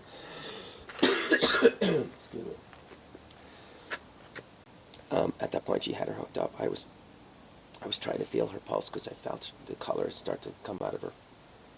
And she had a thick leather bracelet on, and I took that off. And I was trying to feel her pulse, but I had one hand, and I had one hand on her back, and the medic went and grabbed her arm for a second and finished hooking up the pads and said, clear. And we cleared our hands for the machine to do its thing, and then I went right back. And at that point, the medic started giving her chest compressions, but she was conscious. And she started coughing and went, and it seemed like she didn't like it. At that point, I started talking in her ear because it occurred to me that this is way more serious than I thought.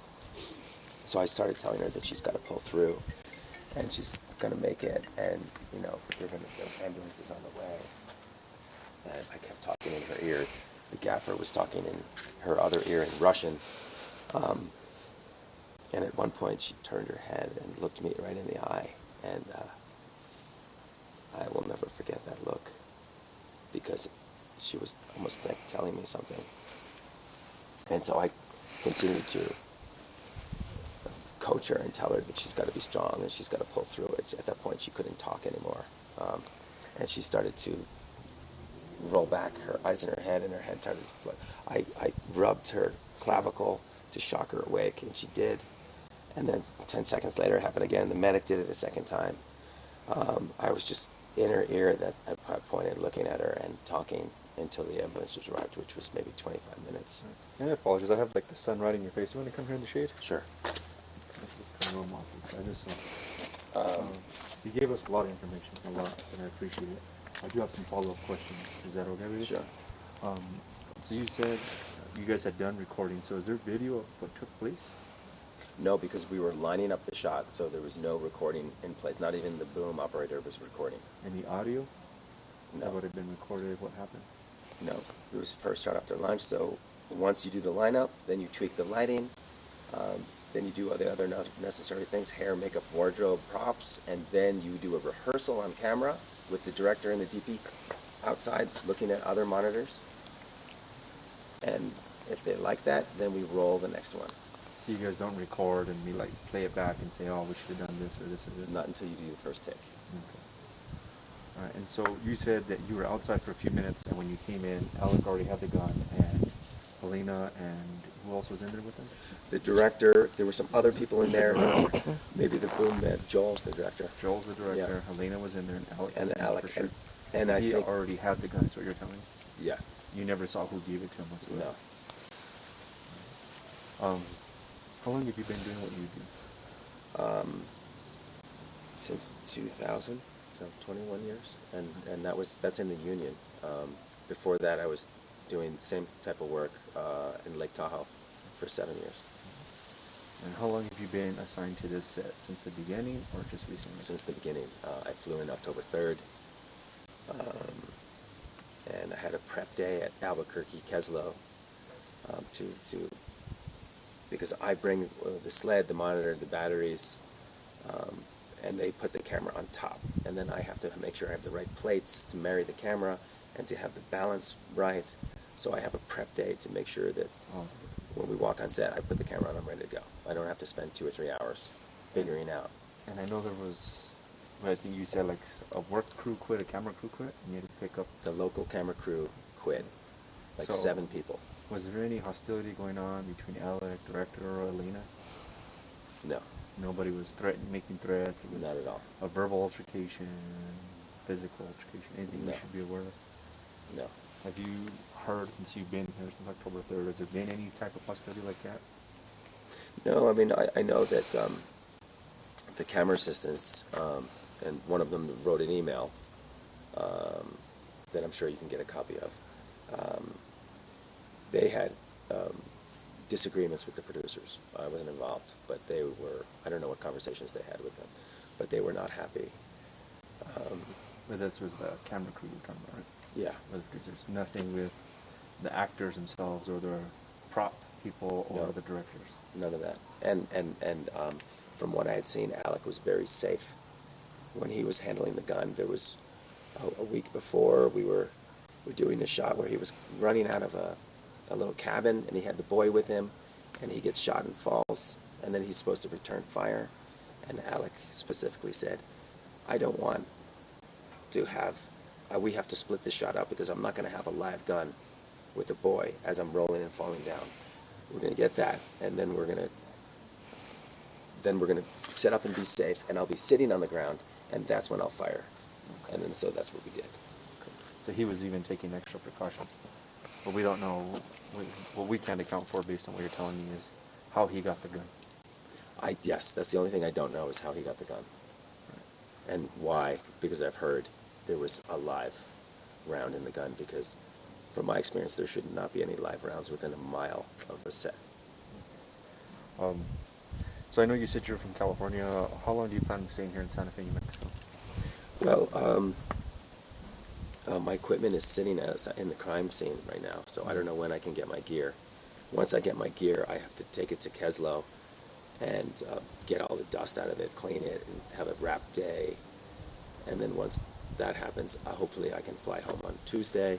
So by next week you plan on being back to California? Would you be willing to answer more questions via telephone or email Sure. if you have to?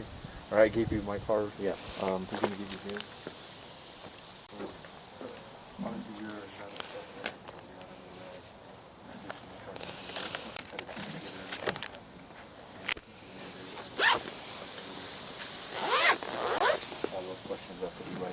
Okay. Piecing everything together. Okay. Sir. I know Ross Adigio, the Dolly Grip, he was talking to you extensively yesterday, or some of your other officers. Who was that? Serge? The Dolly Grip, not Serge. His name is Ross. Ross, okay, yeah. You have both our cards. It has our email on there. Like if you just need to send us a message, it's the best way to do it. If not, you'll have to leave a voicemail. A lot of times we're up in the mountains or different areas handling different incidents, so our phones aren't the greatest here in New Mexico, as you probably noticed. Right. Now, will you guys share any information with me as it comes, or I just get that through the news, or? I mean, take it for what you want. I mean, the news gets whatever they want. Yeah. It does what they want with it. Yeah. But you guys will have official statements So, to the police? that'll, as soon as we finish our investigation, it goes to our supervisor, and then they figure out how to disperse that. To you, as you understand them, and just sign an initial, and then if you read the bottom and agree to talk to us, Initial sign. each of them. As you understand them, yes. Yeah, so first one, you have the right to remain silent. Anything you say may be used against you in court or other proceedings. You have the right to consult with an attorney before making any statement or answering any questions, and you may have him or her present with you during questioning. You may have an attorney appointed to you to represent you if you cannot afford one or otherwise obtain one. If you decide to answer any questions now with or without a lawyer, you have the right to stop questioning at any time or to stop questioning for the purpose of consulting a lawyer. So my only question is, am I being charged with something? No, we're just interviewing. I thought that's what that's what I'm not worried because I'm not, We have to do our job at Yeah, no, just tell me that. at advising you your You want me rights to write my because name this is an investigation. Just a formality. You have to do it. You're here. We appreciate it. You do whatever you want to do. What is today? It is the 21st of October.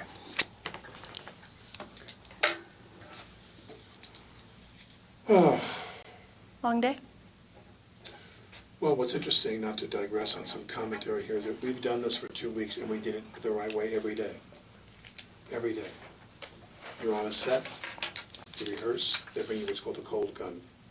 The gun is either completely empty, the chambers, or there is a cosmetic piece. So for example, if you're the camera, and this is going to sound silly and specific, but if I'm pointing the gun close to the camera, you want to see into the cylinder that there's material in there, cosmetic material. So those rounds are cosmetic rounds. They put them in, and you rehearse, or even in a shot when you don't fire. They pull the gun up and you see there's some material inside the cylinder. They'd hand me a cold gun, no charges. They always hand you a cold gun with nothing in it to rehearse. And then, when you shoot, and if you are shooting loads that are flash loads, and they're usually in 3 denominations, quarter, half, or full load rounds, so that the flash is bright, and the sound is loud, louder, loudest. Full load is loudest. So if you're outside, you want a full load bang, you want a loud sound. If you're inside, you put a quarter load. Right before you shoot, everyone preps, crew puts the earplugs in, some put headphones on, the camera's there, very often there's a loose sight screen, but you're the camera operator and there's the camera, so I should always shoot off camera. You never shoot into the lens. And you shoot, and there's a flash and a sound. Now, I went to lunch, she disarmed me. I sat down. She being? Hannah, the armaments person. She was always handling the guns, 99% of the time. So I would, if I had a cosmetic rifle with no rounds in it, I'd hand it to one of her assistants. I'm sitting there, she disarms me, we go to lunch, we come back to lunch, and they hand me the revolver, the Colt. And I just like so the name. It's Hannah again. They arm me, and you're assuming, as we've done every time, that it's a cold gun for the rehearsal. And I put the gag in the shot, you're the camera, is I have a coat, and I have a holster, and I pull the coat over, and I kind of cup my hands like I folded my hands. And then I'm going to slowly sneak the revolver, the Colt out, and turn and shoot these other guys, or try to shoot them. I take the coat over the thing, I know the camera's there. I believe, my recollection is she was there, turned a bit, like talking to him. So I think she was hitting the right armpit. But this is all I know, and that is that I take the gun out in the rehearsal. He wants it very dramatic and very so I can kind of sneak up on them. I take the gun out, and as it clears, as the barrel clears the hole, turn and cock the gun over here. I turn and cock the gun goes off. It's supposed to be a cold gun. Nothing. No flash charges, nothing. Now, this is a puzzle to me, and this is making me very emotional now. In my time, and I'm older now, but when I was younger and I was shooting guns in films, I've never seen a theatrical flash round with the material went through someone's armpit, came out their body, and hit somebody else in the shoulder. Yeah. I'm wondering if your department is prepared to go find out what comes out of his shoulder surgically. Is that a live round? That's what we are actually looking at. Is that a live? Because it doesn't make any sense otherwise. Yeah, It hits her in the armpit, comes out her shoulder, goes into his shoulder, and he just told me on the phone, I talked to Joel. He said, they showed me the x-ray, and the shape of the thing in my shoulder is the shape of a bullet. Now, all the rounds, I was told, you need to verify, I think this is an important note, they take the gun, they empty the gun, and all the rounds that are in there were either dummy rounds, no flash, cold rounds, or rounds with a flash. In the rehearsal, there should have been nothing. It should have been a cold gun with no rounds inside or dummy rounds, cosmetic rounds, no flash. I take the gun out slowly, I cock the pistol, bang, it goes up, she hits the ground, she goes down. He goes down, screaming. He's like, Jesus Christ, and I'm going, and I thought that maybe sometimes the wadding can come out if you're close and you get a burn. 2 actors who killed themselves with guns, with theatrical guns, John Eric Hexum and Brandon Lee, they put the live round in, and I'm told even with the flash powder, you can cause contusions and you can do a brain bleed and die, which both of them died. Right. I think with Brandon Lee, there was a piece of material lodged in the thing that shot from something. Yeah. I don't remember vividly, but my point is, I've been doing this, I shot enough guns in my day in movies, I've never seen this before, where a flash round, but from my understanding is, may I borrow your pen for a minute? Of course, you can borrow it. My understanding is that in a bullet, you know, here's the thing with the pin, and here's the bullet itself, and now here, when you have a cosmetic round, no flash, no nothing, they drill a hole in the side of the brass to signify that it's a cosmetic round. There's nothing in there. There's no powder. But when you have a flash round, and there's stuff in there, wadding and powder to make the charge. This material here, that is the bullet, is made of a clay or some material that just disintegrates. So what you have is bang, and you see the flash go bang, and you hear the sound, but nothing, there's no projectile. Mm-hmm. And what I'm curious about is, what came out of that bullet that went through her body and into his shoulder? That's pretty powerful. I've never heard of it. Now, some people say, you can lodge material in the barrel accidentally, a rock, something, that happens. Which is why every time we've done this, I'm here to tell you, to testify that every time we've done this, she's done it right. She cleaned the barrel, made sure nothing was lodged in there. We went hot when they were ready. You always announce, going hot. The crew gets ready. And then all of a sudden, you're the camera, and I shoot away from you. I sit there and I'm like, bang, bang, bang, and flashes are coming out, and we shoot the rounds. She cleans the barrel every time, and she checks that the rounds are all cosmetic rounds, or nothing in the chamber for the rehearsal. She hands me the gun. I'm assuming she's done it the right way. She's done it the last 2 weeks. I put it in the holster. I pull it out slow. We're rehearsing. We're not filming anything. I pull it out slow, turn, cock the pistol, bang, it goes up, and she hits the ground. And then he starts screaming. And I'm thinking, in a flash round, I could see maybe if there was wadding or there's some stuff that's hot, and maybe it hits you and burns you. As they say, sometimes that happens. But remember, we're rehearsing, so no one's protected. So it's all supposed to be this one, cosmetic one. Or nothing. Or nothing. For the rehearsal, the gun is normally empty. Mm. But my point is that they were standing in positions they wouldn't ordinarily be in, because they assumed it was an empty, cold gun. We weren't shooting, we were rehearsing. That's a vital difference. So if she's here, if the camera's here, and she's standing here talking to the guy, and I'm on a bench here, and Joel's behind her, and this is not proportionate, because obviously the camera's not as big as her body, and I draw the gun slowly and aim off camera, and there's supposed to be nothing in there. So she's not protecting herself and standing off. I'm shooting in a direction, and everybody is supposed to be to that side of the camera. There's nobody in my line. Nobody. And so when I shoot the gun, so in the rehearsal, I'm assuming I have an empty gun, and the gun goes off, she's right in front of me. Mm-hmm. She's as far from me as I am from, a difference between maybe you and the door. Okay, so pretty close proximity. It was a very tight shot. Okay. The shot was here, of me, not of me, it's of me pulling the gun slowly, turn cock. Okay. And she's right there, vulnerable, in a position she wouldn't ordinarily be if we were shooting, and this thing, boom, she hits the ground. Okay. All right, I'm gonna back you up just a little bit, okay? How long have you been on set? I arrived Monday the 11th Okay. and started my fittings, and they already were shooting the week before. And the 11th of October? Monday the 11th, I flew in from New York. I flew from New York to Denver, Denver to Albuquerque because there are no direct flights here, and then drove from Albuquerque to here. Okay. Rehearsed and fitted and did all my preparatory stuff. But that was in October, correct? That was Tuesday the 12th, yeah. I flew on the 11th, rehearsed on the 12th, started shooting the 13th, Wednesday the 13th, I started shooting. Okay. We shoot a Wednesday through Sunday schedule. We're off Monday, Tuesday. So the entire time you've been on set, have you seen the same armorer And her working with crew, you guys? Everybody. How many people are on her crew? My guess is that what I witnessed is 3, Okay. all young women. Hannah and 2 other women. All right. And very often they're tasked with me, because we're not shooting every day, guns, there's no armaments every day. They dress me with my holster, my knife. The film is set in 1888, so I'm armed with the classic weaponry of the cowboy era. Okay. And so they would make sure I was dressed properly. 85% of their task is to make sure I'm dressed with everything properly. The armorers? The Or armorers, just...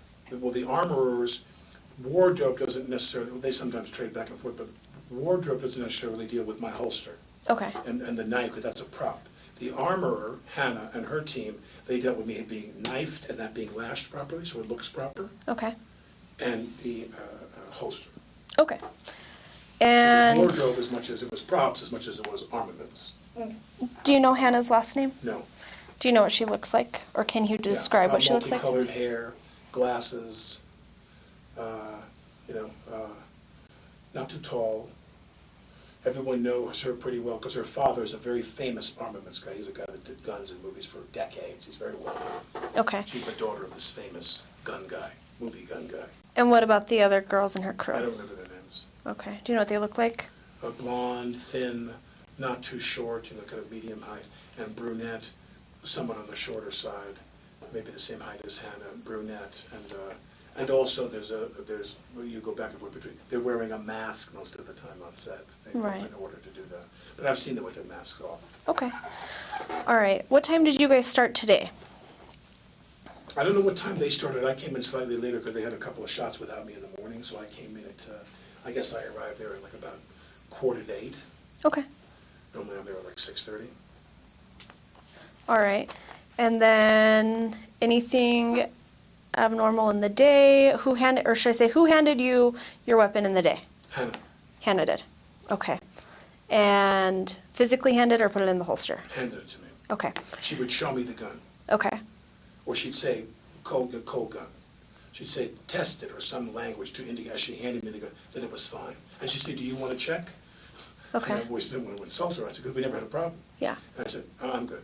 So, and the first AD very often will ask, periodically, he'll say, let me check. Okay. And they'll have 2 people check for this very reason, that we don't have any, forget about live rounds of bullets, that we have any flash rounds in the gun while we're rehearsing. Because if someone wants to indicate, and they're not thinking, they pull the trigger on the gun, you just hear the hammer, the dead sound of the hammer hitting, and you have no flash rounds at all in there for the rehearsal. The rehearsal gun should be empty. Okay. And as I said, for the 2 weeks I've been shooting, it has been empty. We haven't had one problem. And you have you physically checked that, or just by her telling you? She announces to me that it's clean. Okay. She'll say, cold gun, we rehearse. Then when she's done, she takes the gun, goes off to a corner. She has a kit, like a zip fanny pack, with her elements in there. She puts the flash rounds in there. She'll say, quarter load, but it's a lower sound. Or she'll say full load. And if I'm shooting, if you're the crew and you're shooting me close, even if I said the full load, it is rather loud. It's very loud. Okay. She's always announcing what's going to happen. All And she's right. been very good about that. So have you guys, backtracking a little bit on this, because she's telling you what's in these guns, have you guys been practicing with those quarter loads, the full loads, all that through the past couple weeks? Or have you shot with them? I came in on Tuesday, that's what I did Tuesday. Okay. The 12th. I came to the ranch, rode the horse, and just got used to that. And because they have a double who really rides in the distance, they're really fast, and for all the athleticism you see me on the horse, and they cut to a watch, and another guy rides with a horseman. Okay. We have quite a crew of them. So today was not the first day that. No, I shot on Tuesday the 12th with the Henry, the lever, arm action lever, the lever action rifle. Okay. And the pistol. I just shot both. Okay. And all right, moving back forward. What time did you guys break for lunch today? Usually, I think today we broke at 12:30. Okay. And who took the weapon at that time? Hannah. Physically took it Always from you. does. Rarely do the other ladies, the two other women, handle the pistol that's live shooting in the scene. As I said, I have the Henry in my hand as a prop. I'd be running through the scene, but no bullets, nothing. When they'd say cut, I could hand it to the blonde girl. Okay. But whenever we were interacting with somebody where rounds were going to go in the gun, you would have flash rounds in the scene. We shot flash rounds. It was only Hannah. Okay. Only. With her fanny pack with the rounds in there, her equipment. Okay.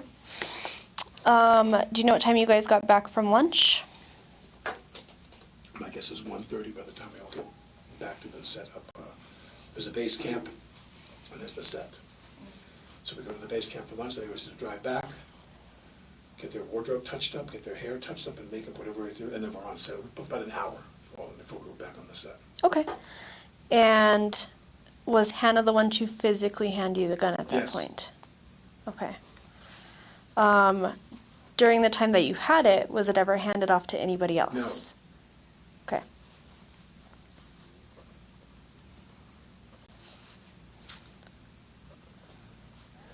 Did you see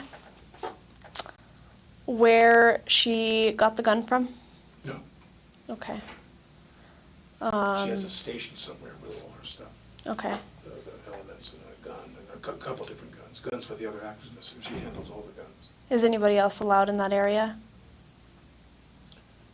I don't know, but I know that on this, I've never seen anything that was out of the ordinary. She has sometimes they have a cart, like almost like you would use like a hospital catering. You know, there's like a big plastic tray, a dark plastic tray, with 2 levels and wheels.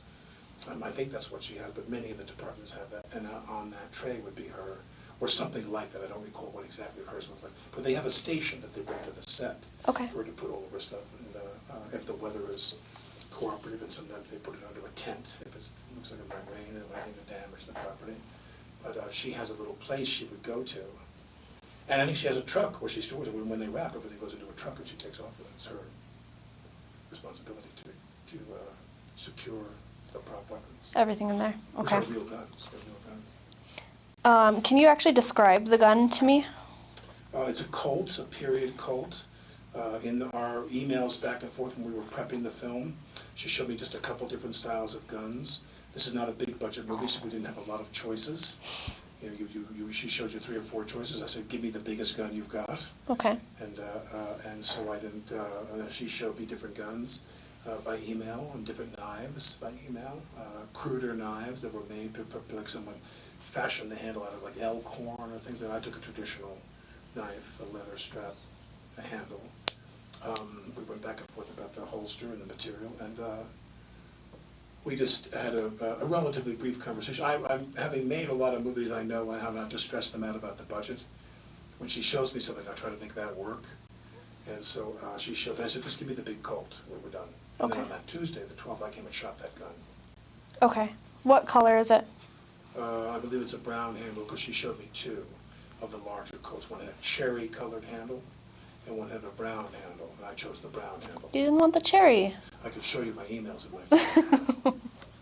I didn't want the cherry, it was too shiny. Ah, okay. That character's a little bit in the retirement side of his career, so. Ah. He's a retired bank robber. I'd say out in the Wild West, cherry might not be that. Well, you always have people in films, I mean, they go to an extensive extent, you wouldn't believe some films if they have the budget, the details you go into. Of all the things you wear, jewelry, hats, watches, guns, cars, I mean, there's, people sit down, I mean, I've made a lot of films, and the films that had bigger budgets, you could spend a whole week going to rehearsal, reading with the director, the writer goes and rewrites, they listen to how the dialogue sounds, and then once you're done rehearsing the text, with the director, the producers, and the writer. When you're done reading, they'll go make amendments. Like when they hear it come out of your mouth, they'll go, let's change that line. The way Bob says that, and then they go, then you go right to wardrobe, props, you go do a lot of stuff. Okay. All right, so you get back from lunch, get ready. She hands you the gun. Was this inside or outside? We're inside the church set. And was it the first rehearsal that the incident happened? Yeah, I believe so, because we talked about, as we were going to lunch, we're always talking about what's next. Okay. So as we were rehearsing scenes, he said, now I want to do a scene where we'd done other shots before lunch. He said, when we come back from lunch, we'll do this. And he said, "Wait, pull it out, show me." Because I was showing him what I thought was the best angle, to see the glint of the gun under my coat. Because you want the scene to work, the shot to work. So where the holster's here, the gun is here, my coat comes around, and I held my hand, like it looks like I was just cupping my hands, like I was just resting. Okay. And I showed him in the rehearsal. So when we came back after lunch, we rehearsed for the camera, and I took the gun. I'm showing him. I'm going to go like this, like this, like this. Cock and turn. Bang! It went off. The first time. Okay, so it was your first time after lunch. The first time that we were shooting that shot, that we were rehearsing for that shot. Okay. That camera shot. And you may not, if you don't know, that's fine. Did you happen to see? So obviously, you guys left from your upper shooting area to go have lunch, or did you eat lunch up there? No, we always go back to the base camp for lunch. Okay. For the stage. Yeah. Did the armorers, or did you see the armorers go down? No. No. Nor would I. Okay. Makes sense. Once they're gone, I'm gone. Okay. Do people stay up on set, or does everybody go down? Well, there are many people who will forego lunch. Okay. I take that back, not many. There are some who will forego lunch because they have work to do. Okay. Someone will hold them a plate, they'll bring their own lunch. Many people, they make sacrifices because of their pride for their department. They may sit there and say, I think I need to paint that wall and touch up that wall. I think I need to distress those boots. They all have work to do. And very often, a small number of people will stay up top while we drive down from the set to the base camp. The caterer is there in need, but maybe a modest number of people stay up there. Okay. All right, and then I just want to clarify really, I know you were drawing something. All right, so when you had pulled out the gun, obviously you were not at the cameraman, but you had identified there were two people there. Can you tell me who those people were? My recollection is that the operator was there. He's a Steadicam up there. Okay. He's a man who, there's either a camera on sticks that's stationary, okay, or there's a man who operates a Steadicam that moves. The camera operator was there behind the camera, and she was to his right. And who is she? That's the one I'm asking about. Halyna, the cinematographer. Okay. The camera director. And she was right next to the cameraman. She was to his right, to my left. And who was behind her? Joel. And he is? The director of the movie. Okay.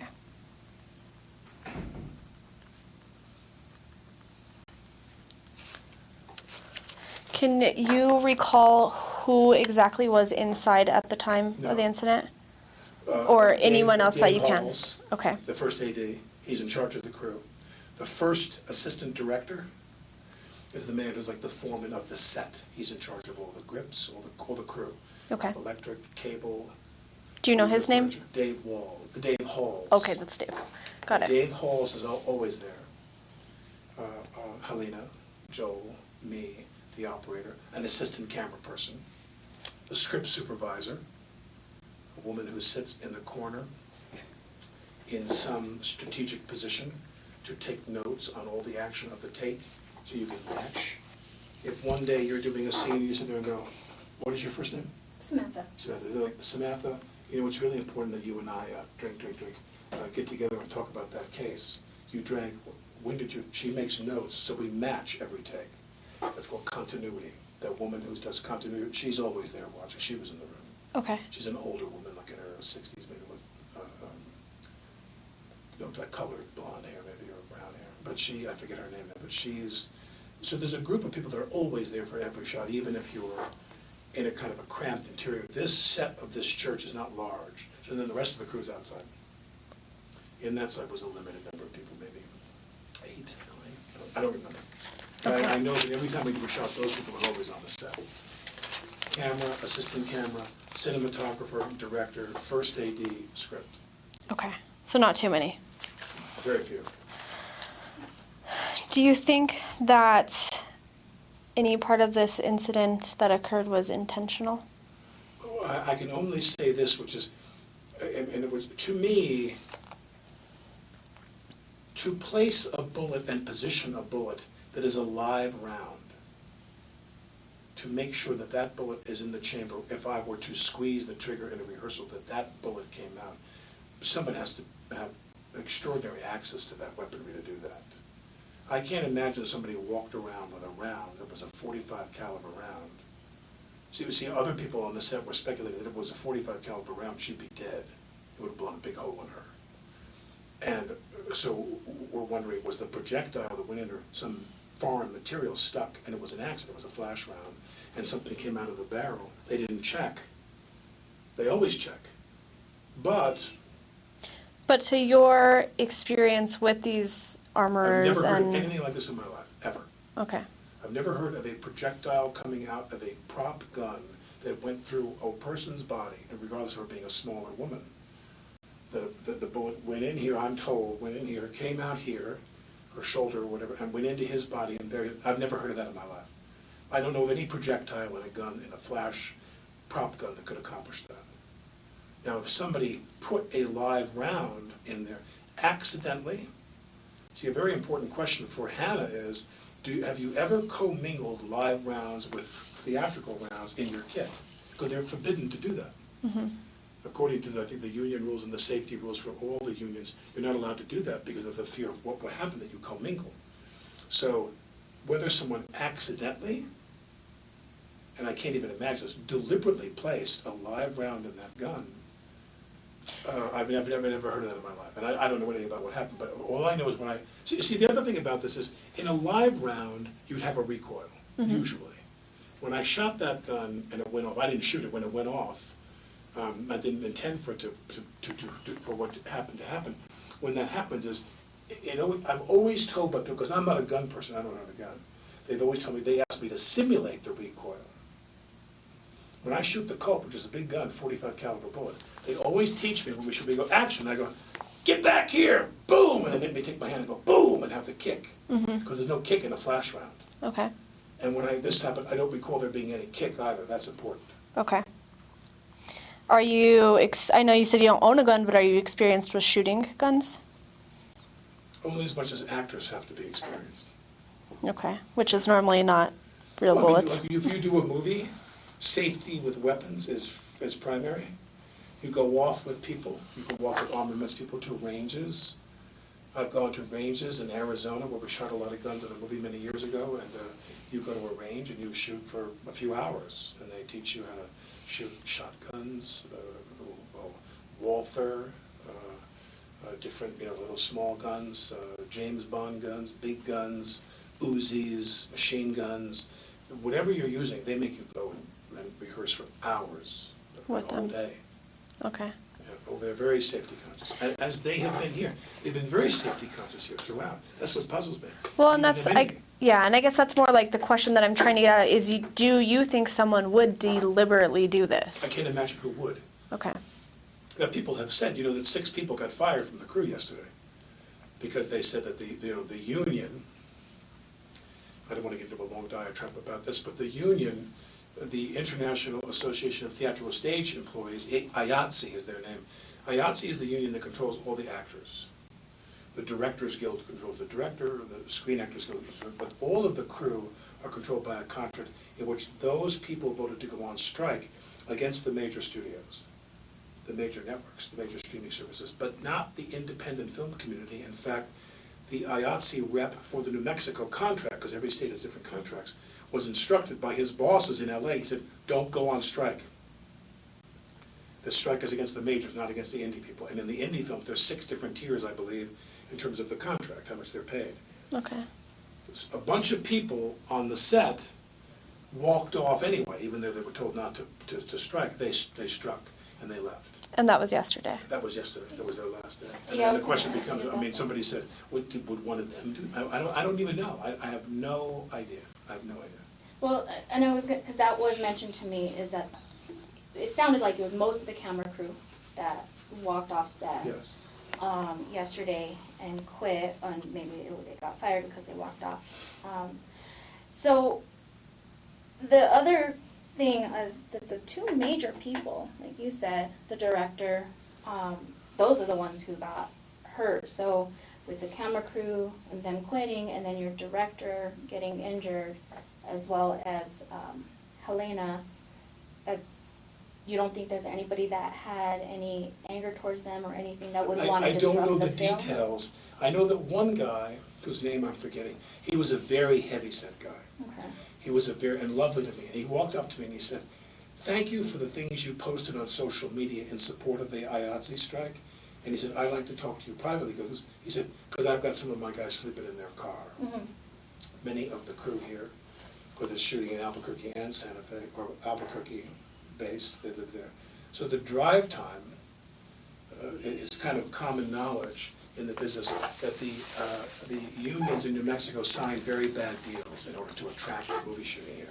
They wanted to grow the crew base here. So they signed the deal that wasn't a good deal, and that gave them a 60-mile commute radius. So that means if you lived within 60 miles of the set, you come to work and you don't get paid any, you have to drive home, they don't hotel you. They don't know in New York it's 30 miles, and they have to put you up in a hotel and give you gas money, and there's a whole other complicated contract in the more expensive markets. Here, this guy was telling me, he turned to me, he goes, "My guys are sleeping in their car." Now I went to the AD and the producers and I asked them what's up with that. He said, they knew what the contract was. We signed the IATSE contract in New Mexico. And then in the middle of shooting, they decided they wanted to rewrite their deal. They said, put us up in hotels.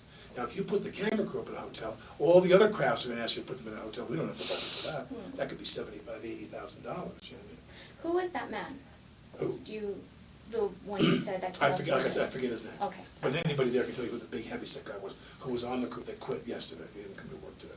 Okay. But my point is that if I'm standing there in a rehearsal, I'm thinking to myself, could someone actually believe that in the rehearsal I would actually aim the gun and hit those two people? That's far-fetched. Or do they want just somebody to get hit? Or, I keep telling myself more likely, was it an accident? Where there was a large quarter load makes noise, but it's kind of a puff compared, but a half load could shoot a projectile if something was stuck in the barrel. And like I said, the thing that is, I think, going to answer all your questions is, what's in Joel's shoulder? Mm-hmm. Is it a rock or is it a bullet? I could actually show that to you. What? What was in his shoulder? We did. Did they take it out? So you being on set for so many years, like you said, have you ever seen? You said you've never seen anything come out before. I've never seen a projectile come out. No. Right. No. But do you know what the bullets look like that? Would it have looked something like this if anything did ever come out of something? Does that make sense? No, okay. So let's backtrack a little bit. Hold on. That's a bullet. Mm-hmm. That's a bullet. So Right. as I suspected, somebody put a live round in the gun. If that's a bullet that was pulled out of his shoulder, then someone loaded a live round into the gun I was holding. So now, let me ask you, did you see the rounds that were in the gun? No. Have you seen, throughout the whole time on set, have you seen what they look like? I've watched her load and reload the gun many times, many times. Have you seen the bullets themselves? Well, meaning yes, meaning you see sometimes the head is the casing and the head is pinched. It almost looks like a dumpling. Mm-hmm. It's closed at the top. There is no piece. And you put the cosmetic round in when you know you're going to see. If I hold the gun, if I say to you, what is your first name again? Alex. If I say to you, Alex, don't you move a muscle, darling, I'm going to blow you. Anyway, the camera shoots me.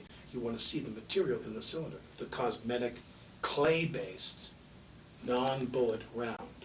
So can you describe to me what those clay-based rounds look like? They look like a bullet. What colors? They're gray. They look exactly like a bullet. Brass head and a brass base, packed with something, I'm assuming, and then the head to look like a bullet. So cosmetically, you see that in the cylinder. The other rounds you shoot have it's the base with the pin. this comes up, and this comes up, and it's around like this. And if you look at the top, if you're looking down at the bullet, with the not the pin down here, the top of it, if you look at it, it's folded in like almost like a. Yeah, it's like a. Yeah, like a dumpling. Like a pinched It's like- type. Exactly, it's like a folded up thing, and the char, and all that does is goes, boom. So if I There's no projectile there. if I showed you a couple rounds, would you be able to tell me if they're the ones that look like they were on set? Probably, if that, I think I could probably tell you which were the rounds that were put in cosmetic, Okay. and which were the rounds that were the flash rounds. All right. Give me just a Forgive second. me, because I'm very upset right now. I know. But if you I don't mind me don't. saying so, please don't forgive my weird, this, that's what comes out of the show. But he's here, I'm taking off. Okay. She did not want to write. Someone's coming for her? I don't think she wants to face anybody out there, so she's getting Uber. Okay.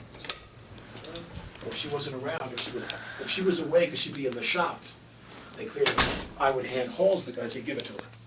Give this to Hannah. So sometimes you would hand the gun to Halls, but you never, he never handed the gun to you. No. Okay. No, never. But you would hand it to him I'd when pass it done. off to him if she was not on site, and I was gonna run to use the bathroom, I was gonna butt him in. That's very typical. Halls is empowered and authorized to hand him the weapon. He's the only other person to hand the weapon after we were done. Whether it was a cold gun with no things, or flash rounds, I'd say, hot gun, I hand it to him, or usually not. Because usually it was a hot gun. If it was a hot gun we were to shoot, she'd be right nearby. Okay. If I hand, because other times we have rubber guns, we have fake guns. Yeah. Mhm. Yeah. So specifically,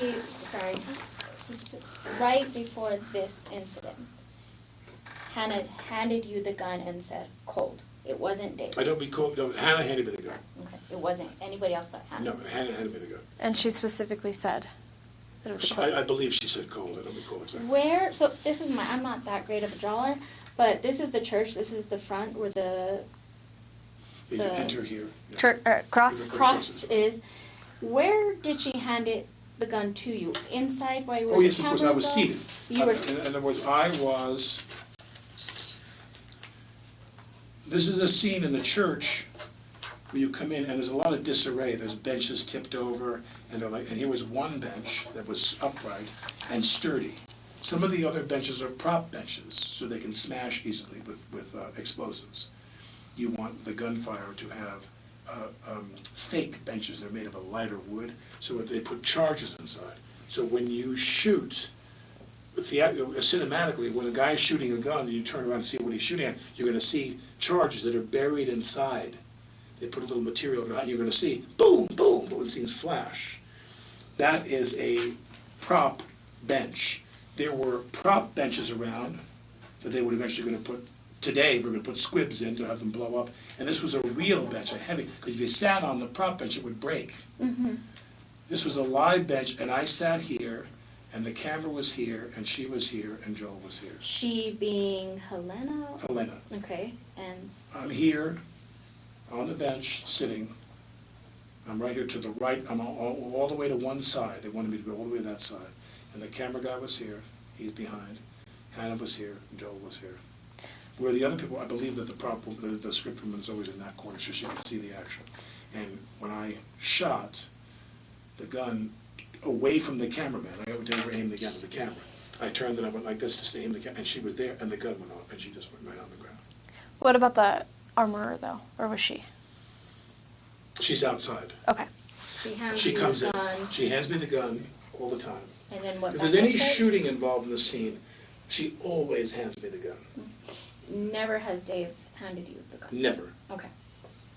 And then she goes back outside? She waits outside because she just can't be there, so they didn't want to see. Sometimes in the scenes there's reflections, like, you see. So you only need the necessary crew in there for shooting the camera. Everybody else leaves, and as soon as they say cut, they come running back in. Okay. Real quick before she shows you that, the other thing I wanted to know, and it's probably helping when she does show you those rounds. Have you, in your experience, ever been told that you're not supposed to cock the gun? No. No, you're okay He wanted me to cock the gun in the scene. Okay. He wanted it as part of the scene. He said, I'm going to take the gun out, turn, and cock it into to the right, my left to their right of the lens. In other words, if I'm sitting here and you're the camera, we don't talk about my left, we talk about camera right. Camera right, we only talk about the camera. Camera right is my left. So if Okay. I'll say to you, where do you want me to aim the gun? They'll say, camera right.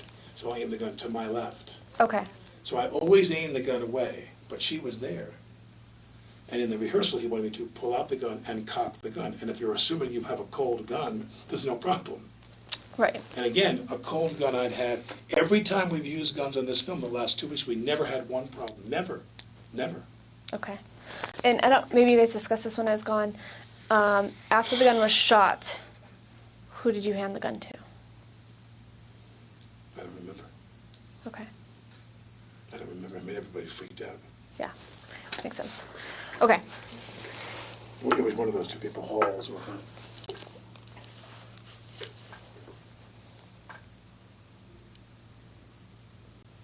I don't really know. I would imagine, well, there's the dummy there. So that's probably a dummy round.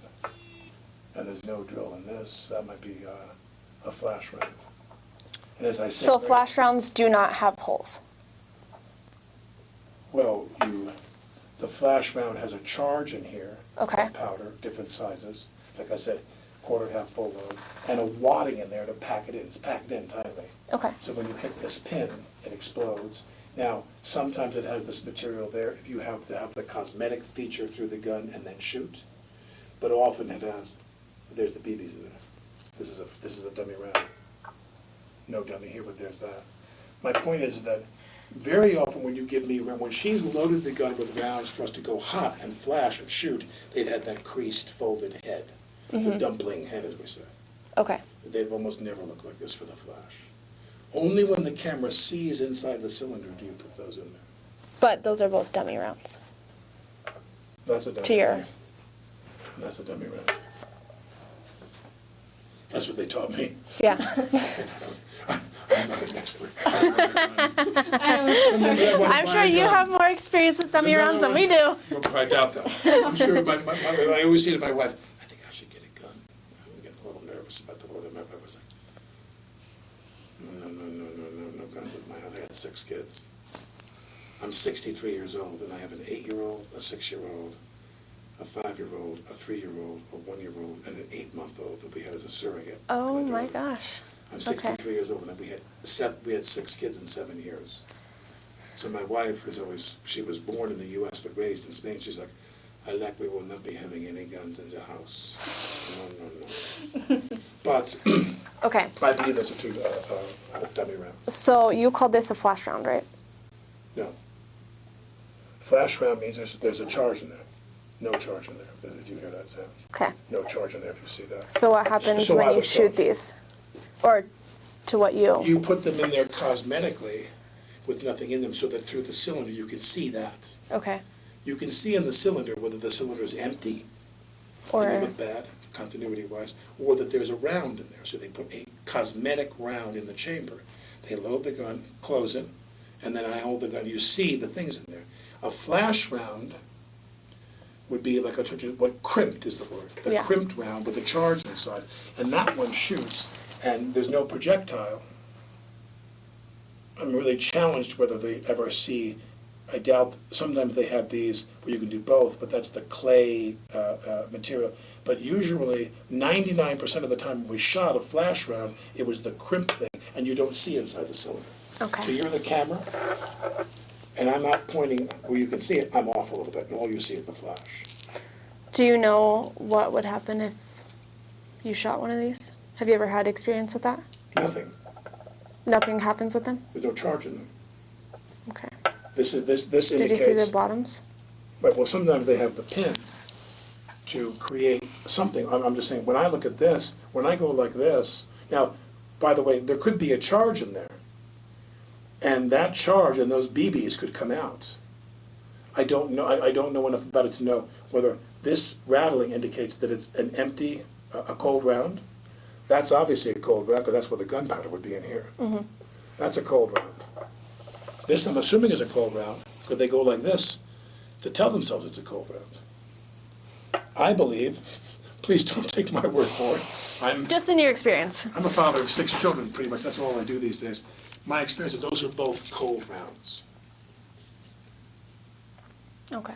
And I was told by Halls that when they took the gun away and looked at them, every round inside the gun was a cold round except the one round was not only a hot round, it was a live round, it was a bullet. If you're telling me that that's what came out of his shoulder, there's something really, really scary going on here. Well, and I think that's what she was Something trying very to bad. ask is if any time, well, you said these are cold ones, but the ones that are not cold, the quarter, Right. those. They have the crimped But head. they have, yeah. Have you ever seen anything like that ever come out on set? No, it's not possible. Not possible. Okay. It's not possible. Yeah, they don't have a head. I'm saying these. They don't have there's no projectile. There's no projectile. Okay. So then, and these shouldn't. Somebody put a live bullet in the gun. These shouldn't separate or do that either. No. Okay. Separate, I don't follow you. Like that shouldn't come out either when if it does. If you did a Shoot. flash round, that wouldn't be there. Okay. This is a cosmetic round only. Right. I point the gun, that's in the cylinder. When we shoot the gun, 99% of the time, it's a flash round that you don't see the cylinder. Okay. You're the camera, and I'm slightly off, so you don't see down there. I'm sorry, we keep having you explain that, but it's just because there's different rounds. Right. I'm saying this is a cosmetic round, to my knowledge. Mhm. And if there is, another question for you is there a cosmetic round?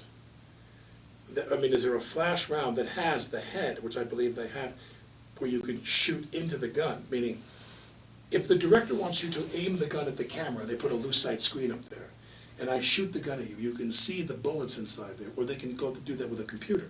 Mm-hmm. But if I put the thing toward you and then shoot, they'll have a round that has this on there that'll explode. But again, I've been told that is a clay material or something that just dissolves on explosion. Mhm. No projectile comes out. On a flash round, that blows up, that you shoot on camera, quarter, half, full. There is no projectile unless some material is stuck in the barrel of the gun. Okay. And I thought for sure what happened was, did they not check if there was a stone or whatever? Now again, I am speechless. We're here shooting, everything was going fine. Joel is my friend. I'm one of the producers on this movie. We've developed this movie together for 3 years. I left my wife and 6 kids in New York to come here for a month to shoot this movie. And I'm the one that shot the gun today that had a live bullet go through that woman's body and into his body. And I need to know, how did that happen? Where did that bullet come from? Where did there are no live rounds in her kit, I'm told. Everybody is sitting around waiting for me to come here with all the sheriffs and all the people that were there, waiting for us to get ready to come and do this with you. But all they did was talk about that. There was speculation of like, in her kit, she doesn't have live rounds. And that's what we were told, that's what, when we asked her, she said, there's no live rounds, not even in her kit, not on set, anywhere. So. For that very reason. We want to know the same question too. Yeah, how, if there's not supposed to be any live rounds on set. Then it comes down How to and who? possible manufacturer defect. Or that. That a cosmetic round shot this projectile through them? Is that possible? Did you find out? I don't know. It's possible. Oh, it is. They've told you that mechanically, if that's possible. Yes. So sometimes there is a charge in the end of not intentionally, but. A mistake.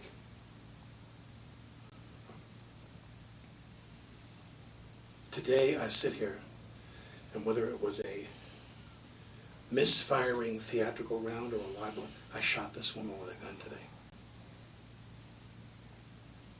That doesn't feel so good, you know. No, I can imagine that would not feel good. I feel really bad, it's like everything was going great. The only problem we had was when these 6 guys wanted to quit. And there, I don't know the jargon, but their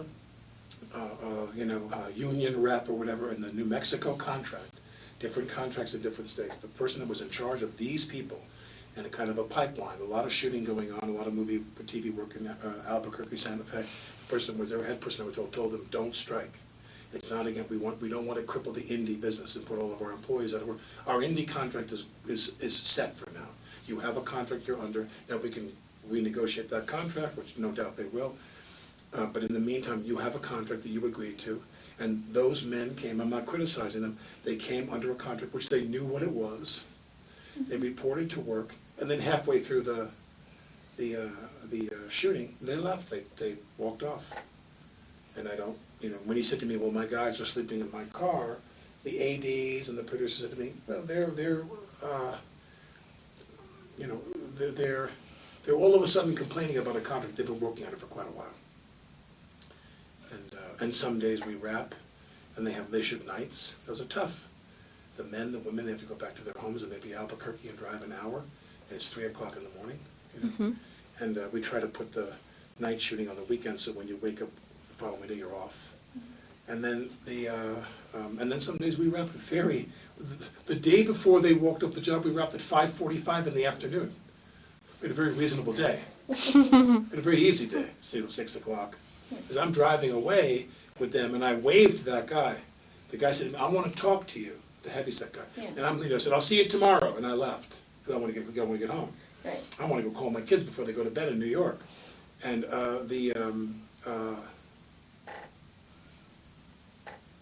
yesterday, when I was driving, when I saw him, the sun was still out. We didn't shoot a day like we usually shoot till we lose the light. That's why we're here, to shoot New Mexico. Yeah. New Mexico is the star of the scenery. Movie. Yeah. Okay. So do you, in your opinion, feel that this could have been an accident? Or do you... I want to believe that, well, let me ask you this, because I don't know anything about this, because it was such mayhem when this happened. Everybody was sick that this happened, because we didn't know, no one imagined, everyone thought she was hit by wadding or she got burned. No one presumed she was shot with a bullet, any projectile went through her body. No one even considered that wasn't possible. So the question is, the cartridge that came out, the cartridge that was in the gun that they fired, have you got that? No. So we have to send that, we don't analyze that stuff, we collect it, but then we send it to labs to analyze. It will be. Right, that's all I'm saying, is that to me, I'm wondering, what was that? What was in that? They're measuring, I don't know anything about that, what are they, what ballistics, how can they measure what was in that? How much of it? And that'll all be done at the lab. Yeah, I don't know. All I know is the gun went off, she hit the floor, he started screaming. He was in a lot of pain. She went into shock. She didn't talk. Right. Her eyes are rolling back in her head, and blah, blah, blah, and bad. And everybody starts getting really, and then they start doing CPR, and everybody gets really panicky. And then people start wondering, what did something, we assumed, because the wadding can burn you, there's material that can come out under that, very rarely, that could burn you. But remember, that often doesn't happen because there's always a cold gun on the rehearsal. By the time you leave, if the wadding comes out and it hits somebody, they're 20 feet away from you in a gunfight, the crew is away. You're not shooting anywhere near the crew. And my point is that when she went down, I thought, what was stuck? We all said the same thing. What was stuck in the barrel? Was something left? They didn't clean the barrel, which they always do, always. And was there a rock or something that went through her body? I didn't know about the passing through her body. I know she was hit.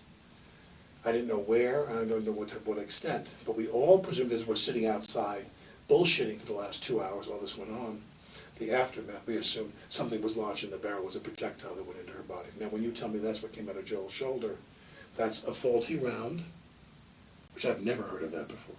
Okay. Never.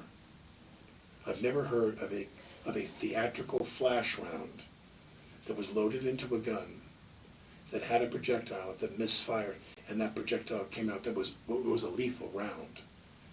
Normally, if you're going to have a round that has this on it, it's the material that disintegrates when you fire the gun. Because if you take a flash round with gunpowder in it, whether it's a quarter, half, or full load, and you put a real bullet on, that's called a bullet. That's not a movie bullet. That's a bullet. Yeah. How did that happen? I mean, I'm the person that fired the gun. I'm dying to find out how that happened. How did that bullet that caused it end up in her kit? And again, we're not going to know if it was manufacturer issues or someone did bring a live round until it's been tested and we look at the whole casing and projectile of it. So is there anybody on set that you would think would want to cause a disturbance in the filming No. or have any issues with anybody on set, minus what happened if you don't think No, the in the crew movie is business, the- there are always some whiny people, Okay. but not so much so that they want to shoot somebody. So nothing. I've never heard of anything like this in my lifetime, ever. I've made 75 movies. So in the past couple of weeks that you've been on set, there's nobody really. There's no one I would imagine would be capable of doing something like this. Nothing that out of the ordinary. But again, I think it's a critical point to me, which is, if this is a flash round, if there's a flash round, and you have a piece here, this piece has to be a certain type, in other words, if you want, as I've told you before, if you want the shot to go off, and see that the cylinder cosmetically has a round in there, this is not the thing that was in Joel's shoulder. But and then I want to come back to this. You said that when the gun went off, you experienced no kick. Yeah, there was no recoil. There was no recoil that I remember. Okay. I mean, literally, I'm holding the gun, and literally slowly pull, turn, cock, bang. And as soon as I cock it, bang! And I jumped. I mean, you obviously, that's the last thing you think is going to happen. Mm-hmm. Everything has been done. Every breath we take is to obviate that possibility. And the gun went off, and all I can think of, as I keep saying, is that I've never heard of a flash round that had a bullet on top, that had a projectile similar to what came out of Joel's shoulder. I've never heard of that in my life, ever. Never. Flash rounds normally have the crimping, and if there's a head on there, it's made of a special material. And in this scene, you were going to look down the barrel of the gun and shoot. You have to ask them that, by the way. You have to ask, well, both of them are in the hospital now. But was it their intention? Because when I was given the gun, I'm assuming it's a cold gun with nothing in it. When it goes the time to shoot, are they going to see in the barrel that there's a gun there? Very often what they'll do is they'll have you put the cosmetic round in, I'll draw the gun up, I'll aim it, they cut. And cinematically they'll cut to the other guy going like this, then they'll cut back to me with the flash round with no projectile. But what I'm saying to you is a theatrical round, a flash round with a bullet head, I've never heard of that in my life, ever. Never. But that's a bullet. Less of a charge, but that's a bullet. I don't know what to say. I've never heard of this in my life. What's your date of birth, Alec? 1958. Do we have, is there someone that we can contact if we have other questions for you? And my assistant's name is Jonah. Jonah, Jonah. His last name is Foxman. They told me that you wanted this, correct? Jonah,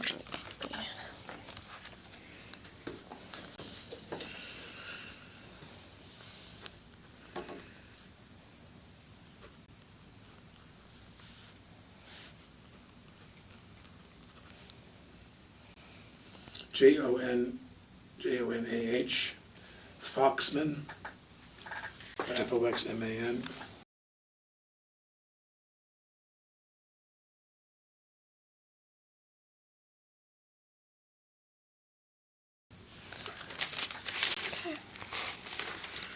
Do you have any other? We have one more here for interview. What do you want me to do? You can go wherever. Well, let me ask you this.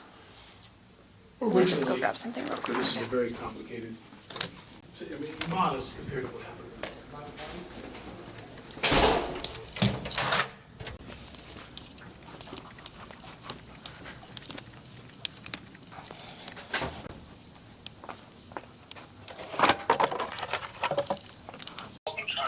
Hi, Mr. Baldwin. Am I catching you at a bad time? No, you're good. Are they still having the press conference tomorrow? Yes, it'll be tomorrow at 10 o'clock. 10 o'clock a.m. your time? Yes. No, I mean, again, I know you can only say what you can say. You're not assuming they're going to say anything substantive tomorrow, correct? Anything what? Substantive tomorrow. No. No, just that it's still active. Again, I know know I keep saying the same thing to you like a broken record, but I'm sure you can sympathize with how I feel. And that is that this idea that that box, as Sarah Zachary, the properly called the 45 long Colts, disappeared for some period of time. And it was Sarah that had said that, right? Sarah Zachary said to me that I think she was describing, the chain. I don't want to say chain of the title, but like they were missing a box, a single box of 45 long Colts that were prop bullets. Okay. That box disappeared. It reappeared. I said, what was the length of time that it was gone? She said, I don't remember. And then it reappeared, and according to her, I mean, I can't speak for her, nor could she speak for Hannah, but it reappeared. I said, how much later? She said, sometime later it reappeared, and it materialized out of nowhere, on top of a table on the truck, or on top of the safe in the truck. And she told me unequivocally that that box was the box where the prop long Colts were taken from to put into the gun. The shooting occurred. They went back to get that box, and that was when they examined the box. So there were multiple live rounds commingled in that box. Multiple, she said. Okay. When they inspected that box. The point is, I have always maintained, and I still maintain, as you can imagine, that this is a accident in terms of the mishandling, the negligence. But every time I hear another little piece like this, it sounds like there's a chance. I'm sure it's slim. I accept that. I'm not looking for conspiracy. But every time I speak to somebody, it sounds like more and more like there's a chance that someone may be tampered with this. Because the other thing is that there's stories out there that they went shooting. They went shooting their guns. And then somebody told me today, Matthew Hemmons, who's the shop steward, he's the union shop steward, he said, as far as I'm concerned, that's bullshit. They never went shooting with those guns. And I'm sorry, who said, and that's actually what I was going to ask you, if you had seen anyone actually do any sort of, practice shooting or... No, none of that crowd of people, no. The only time I saw that was I was practice shooting on Tuesday, October 12th. I arrived the 11th. I arrived on Monday the 11th, and ironically went to dinner with her. I went to dinner with Joel and Halyna. Halyna. I went with Halyna and Joel to dinner. We went to Geronimo. The first night I got there, I went to dinner, just the three of us, to talk about the visual imagery of the film and how they were going to shoot the film. Okay. And then the next day I went to ride horses with Raleigh at the ranch, and then I went to shoot with Hannah and Sarah and Nicole, the three ladies. I think Nicole was there, I can't remember. But I know that Sarah was there, and we shot the pistols on Tuesday for me to get the deal with the pistols. And but I just think that this thing that's haunting me, this thing that's driving me crazy, is what happened to that box of 45 long Colts? What was it for someone to ask Hannah? How long was it missing? And did she say it went missing that day, or did she say it went missing prior to that day? What day? She said, all I know is they had one box. That was the problem. They only had one box of 45 long Colts in prop bullets.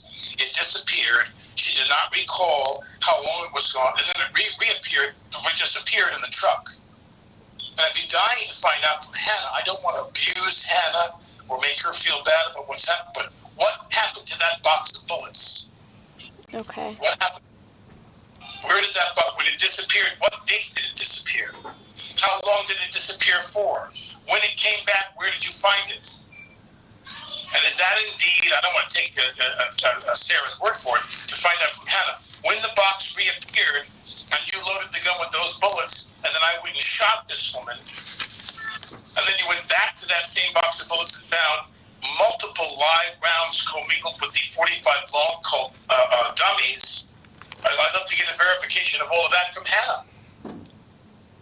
Yeah, and we're still working on getting a hold of her and re-interviewing Question for you. When you guys went out and practiced shooting on the 12th, was it live ammo that you were practicing with, or was it something else? Never.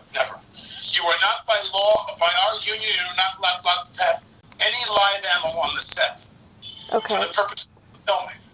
Were you practicing If with... Hannah and her friends decide to go shooting on their own and shoot cans off of a tree limb or something like that, that's a different story. On the set of the film, by union regulation, they are forbidden to have any live ammo. I only shot. That's when Hannah would say to me, you must simulate the recoil.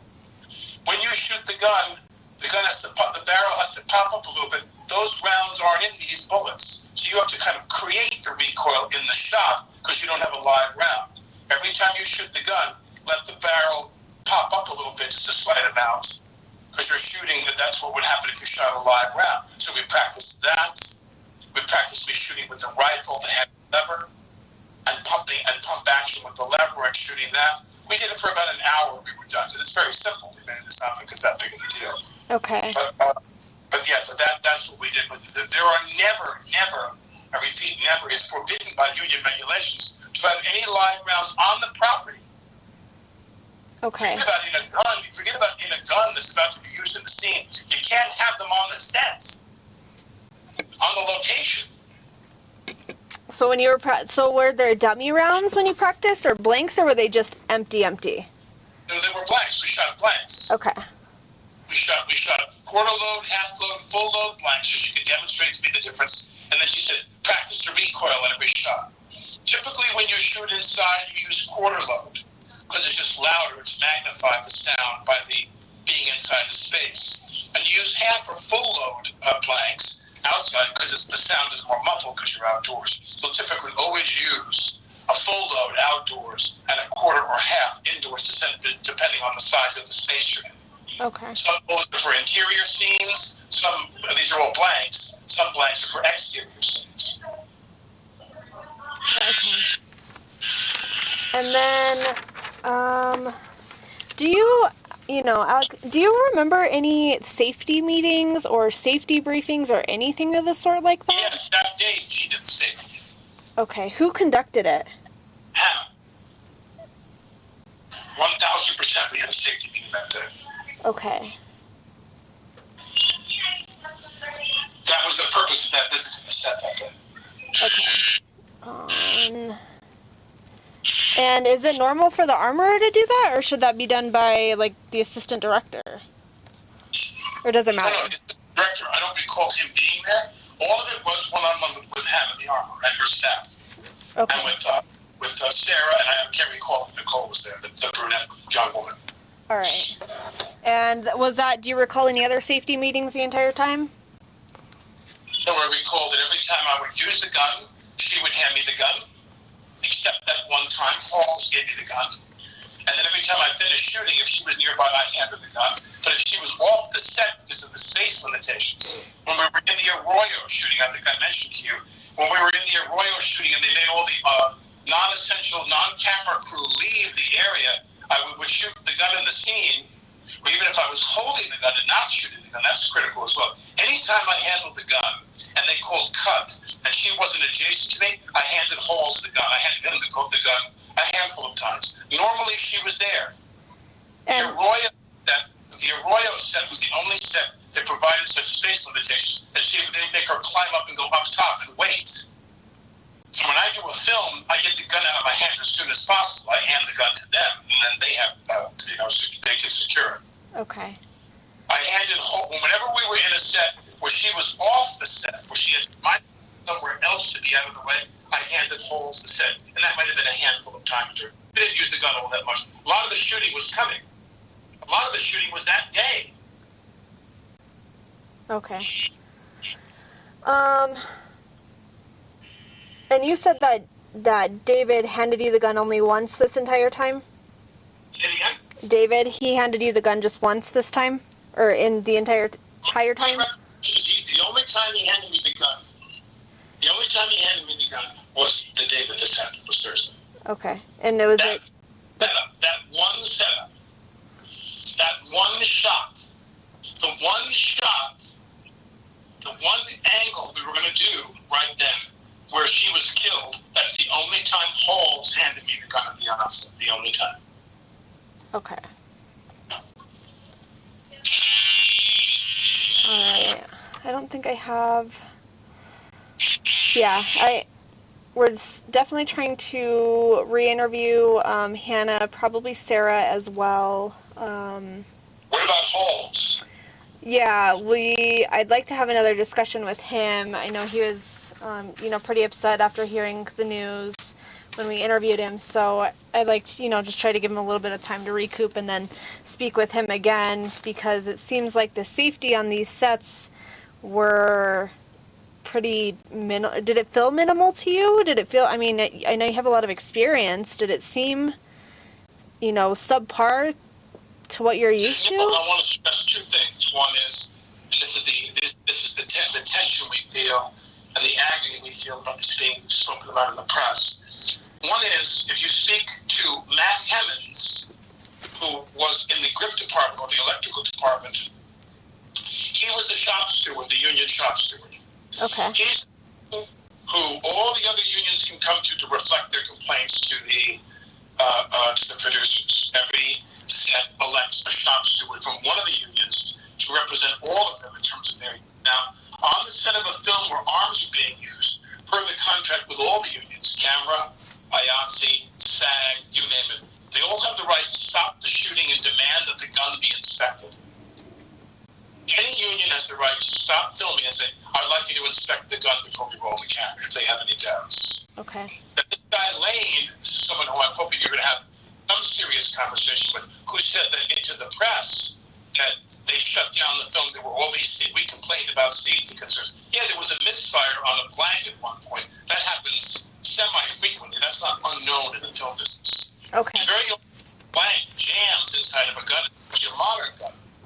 And like a gun with a clip, a Walther, a Beretta, a Glock, anything where there's a clip, like law enforcement would use, where there's a clip that can get jammed, they will walk to the perimeter of the set away from the crew.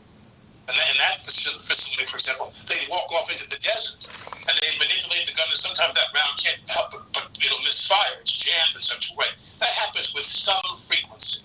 Okay. And I was told that had happened. However, I asked Hemmons, what complaint did Lane make to you on behalf of the crew? Was it a safety complaint? He said, no, we wanted our hotel upgraded. So that was the only complaint that was filed. In the hotel they were in, that's all. And he said the same thing to me. He said, there are some concerns I have here. His exact words were, we are very grateful for your stance on behalf of the union and social media, and I'd like to talk to you because we have some problems here. I said, such as, he said, we want to have a better hotel. He did not mention guns to me at all. At all. Okay. And then you got another guy in the LA Times who's a prop guy saying, I knew this was a recipe for disaster or an accident waiting to happen when they came to me for the job and offered me the job and told me how much money they were willing to spend. Well, he's obviously a studio guy. He's a guy that's bad-mouthing us because when he takes the contract, it's 6 assistants that are running the show. We couldn't afford them. We had what we were required to have. And I want to be very clear with you. We had no problems until Thursday. None. On the entire time. The entire time when I arrived, remember, I wasn't there the first week. They started they started Wednesday the 6th. When I arrived on Monday the 11th, I said to them, how's it going? Have there been any problems? They said, no. I said, they're in a hurry. Every independent film is in a hurry. They don't have any money. What costs money are days of shooting. Mm-hmm. You want to shoot a movie for 25 days, 30 days, those days are over. I used to make movies for 40 days, 50 days. No effects. It's me and Meryl Streep talking to each other. Those were 50, 60 days because they had a lot of money. Independent filmmaking is a very brisk schedule that everybody understands that it is so. Everybody gets that. They know that. We're there to not jerk. We all have to focus. We all have to work hard. We all have to move conscientiously. We can't. Alec Baldwin can't sit in his trailer and play chess. We got to go. Okay. So as soon as I arrived, they said, is everything okay? They said, it's fine. It's going very good. And when I was there, it was going quite well. Everybody was having a very positive experience. cameramen who wanted nicer pillows in their hotel. Okay. And that's the only complaint that you had heard the entire time. Do you know who had the weapon when that first misfire happened? I don't know. I'm wondering if it was. I'm assuming it was Hannah. Okay. Hannah was always the person to handle the guns. Okay. But I had no experience. I mean, when I would be talking about the guns, going over those details with Hannah, Sarah Zachary was often there. And every now and then Nicole was there. But they had to run the whole department. They had to gun other people. They had to arm other people. You know, they had their work to do. But whenever I talked about guns with, in terms of my using them for the film or, you know, whatever we were going to do, the person I did that with was always Hannah. Always. Okay. And she was pretty consistent the entire time, as far as her procedures? Well, let me say this. Regardless of her age and her speech pattern and her, you know, any other identifying features, she was exactly like every other armor I've worked with. Here's the gun. Sometimes she'd open up the gun and show me. Empty. Here's a cold gun. Sometimes they demonstrate, so it was a courtesy. Sometimes, not all the time, sometimes they'll demonstrate as a courtesy. And sometimes I don't ask for the demonstration because I've been working with her for a week and everything's fine. When she says cold gun, I take her word for it. And did David say anything to you when he handed you the gun before the incident? Did he say it was... I know that, you know, I think the first... It was a cold gun. And did he say that both times? I don't remember the exact word, but it was something along the lines of cold gun on set. Okay. And he said that both times, though, because you had given the gun back, right? And then that's when it was loaded and then came back to you? I'm only recalling that the time that the shooting occurred for Halyna, he said cold gun on set and handed me a gun that was filled with blanks and a live round of ammunition. Did he do a check with you? No. He said cold gun on set and handed me the gun. Okay. And then again, in the press, there's this very bad representation that I was practicing. Alec Baldwin practices his draw. That was, yes, buddy, I'm coming.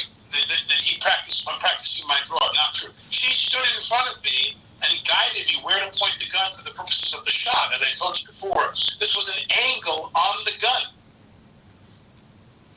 The camera angle was focused on the gun. And she kept saying to me, a little lower, okay, right there. And then I'm always looking for a mark I'm going to aim to, so that when I pull the gun up, there's a lot of visual marks you give yourself. Let's say they put a piece of tape on the mat box, very bright fluorescent yellow tape, and they'll move that around. She'll go, okay, right there. You will draw the gun up, and when you level the gun, aim the barrel at that height. It's a movie. Mm-hmm. You know, that's all we do is find marks and things to match. We do composition for the camera. What's the point of doing any of this if you don't get it right for the camera? That's why we're there. So after lunch, did Hannah hand you the gun at any point? Pardon me? Did Hannah hand you the gun? So after you guys came back from lunch, did she... We went into the church set to do that shot that we rehearsed before lunch. I'm coming, buddy, hold on. I'm coming. We had rehearsed before lunch. Okay. And conceptually, but we didn't really find the marks. And then someone said, it's time for lunch, we've got to go. Because we thought about maybe getting that shot before lunch. And then, let's go to lunch. So when we came back from lunch, I don't recall her being on set. She might have been outside the building. You know, if you're on a stage like a drum set, the crew will congregate right outside the door unless there's a visual there where you can see out that door of the shot or see out that window. They don't go far away. Right. When we came back from lunch, I sat in my spot. I knew what we were going to do because we rehearsed it before lunch, and I sat there, and he handed me the gun and said, cold gun on set. And we started to do the marks where I pulled the gun up, and I said, there she was, a little lower, I pulled the gun up. A little bit lower, I pulled the gun up, and then banged the gun up. Okay. So you had, all right, so it wasn't given back to David or Hannah at any point until after. Once David gave me the gun and said, cold gun on set, I retained the gun until she was shot. Okay. And that's kind of what needed to be clarified, because we had, it was kind of my understanding that it was given back to Hannah at some point and then given back to you. No, that's not my recollection at all. Okay.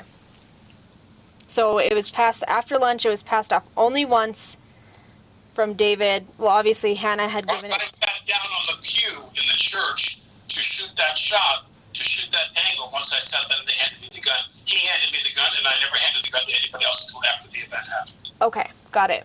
That helps to clarify this a lot. Okay. I'm just begging you to indulge me. I'm begging you to understand my intention here, which is that what happened to that box of 45 long Colts, the box in which they drew the bullets out of, I'm told, to put in that gun. The box that when this was over, they went back to inspect that box, and there were multiple live rounds in that box. That box disappeared. That box came back. Where did it go? For how long? I mean, an urgent question for Hannah is, when the box of 45 long Colts was misplaced, it was misplaced for how long? Do you recall how long? Hours? Days? When it reappeared where? When it reappeared, did it ever occur to you that it wasn't safe? Did it ever occur to you that when a box that was out of your custody, you have custody of all this lethal material, when the box disappeared and came back and was out of your custody, did it ever occur to you to take that box and say, we can't use it until we inspect it all?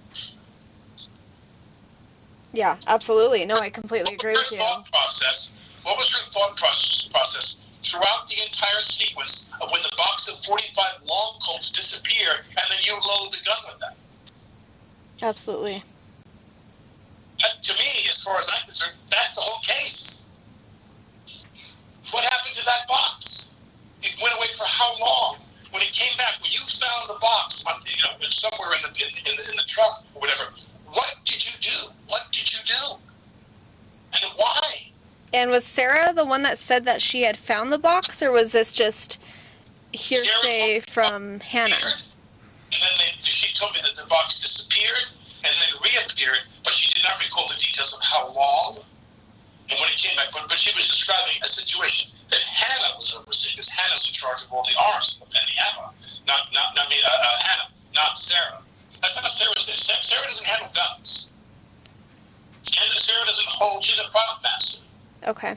My holster, my knife sheath, people's whiskey glass, their eyeglasses. If you're doing a modern movie, your cell phone, whatever you have, that's Sarah. So Hannah is guns and guns and guns and bullets, and that's it.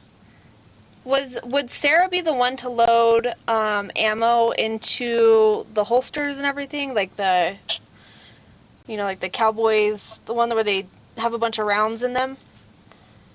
No, as I said, the only person to handle guns and ammo is Hannah. Okay. It's very church and state. It's very separated. Sarah handles the props, which would be your holster. It could be your knife sheath. It could be your rifle. If you're doing another movie, it could be a bazooka, a hand grenade, with those kinds of weapons, bazooka, any armaments, that's Hannah. Okay. That's completely divided. Okay. But again, I'm just wondering, where did that box go and for how long? Absolutely.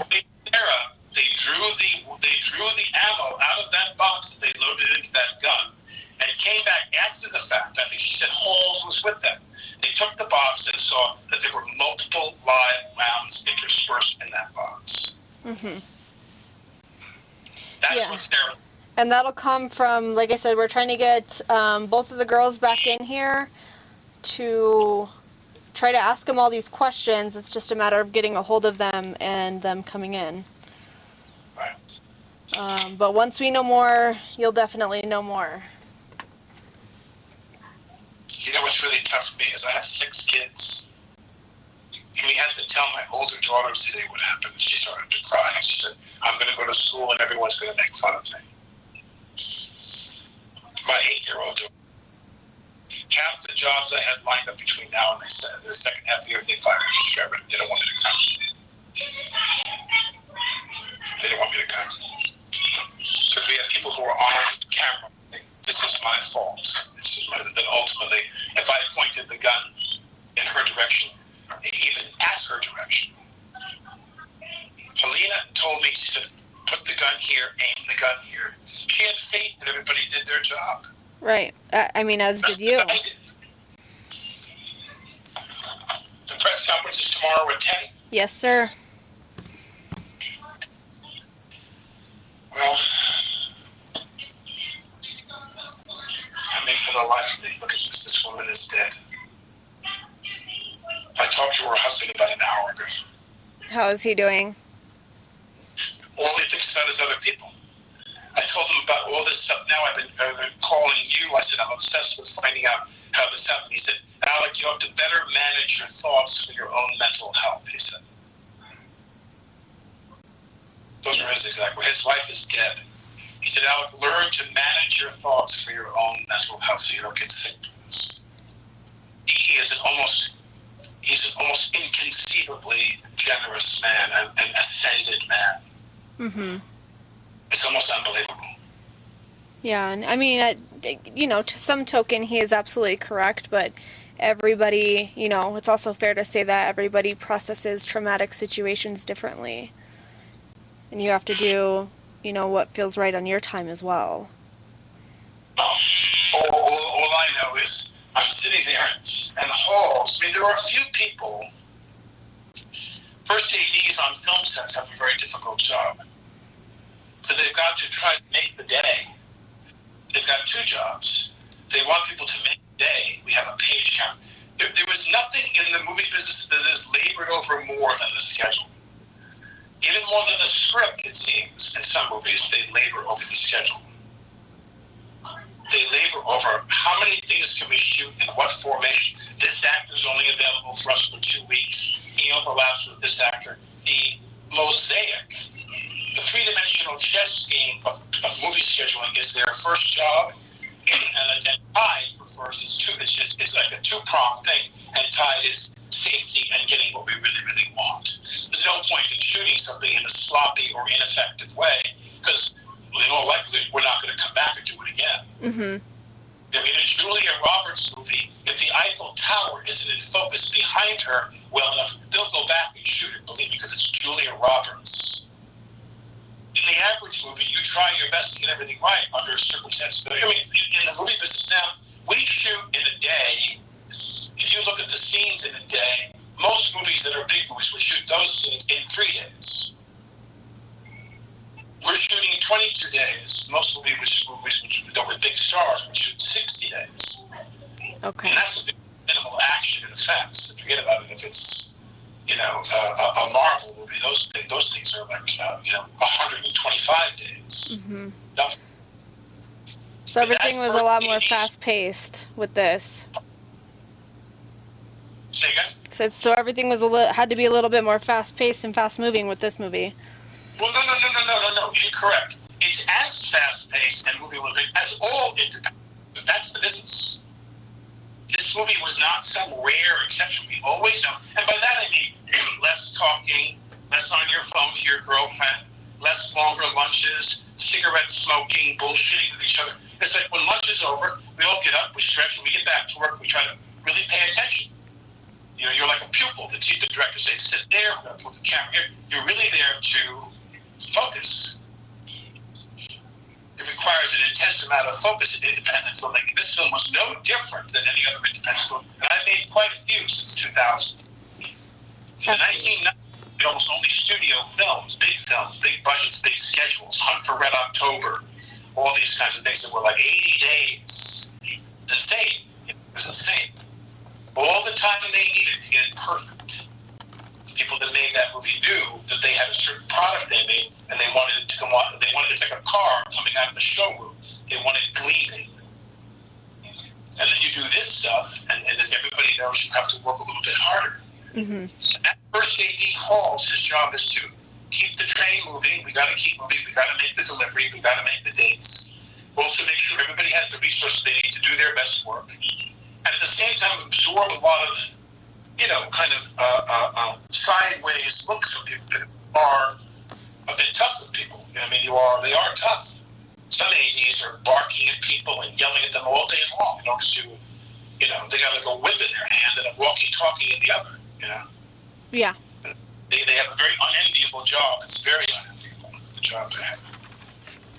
But Halls, was he in a hurry that day that he came running to me? Was he afraid he wasn't going to make the day and he came running to me, handing me a gun that he hadn't confirmed was checked? I'm not asking you to tell me what Hall's told you, but I'd be fascinated what Hall's excuse was for handing me a gun. And did he represent that he checked that gun? Because that's not possible. Right. Hall's handed me a gun that he did not take the time to check. He did not.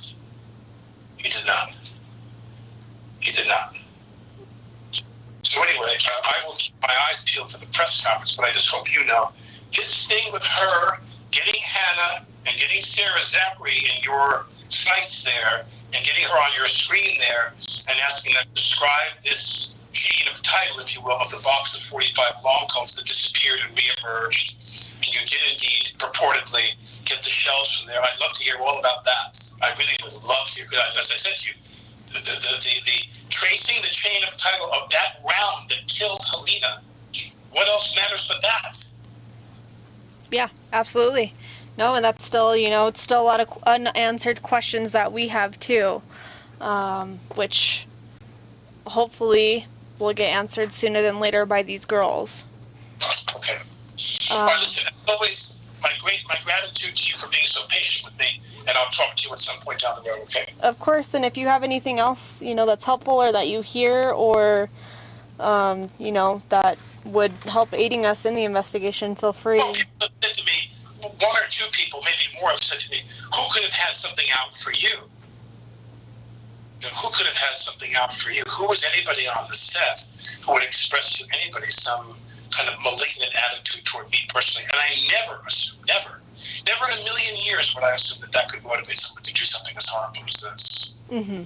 Exactly. I still believe it's an accident. Yes, it of course could be. It's just a fact of who had these live rounds and how did they get where they got. That's what we have to find out. Where did those live rounds come from?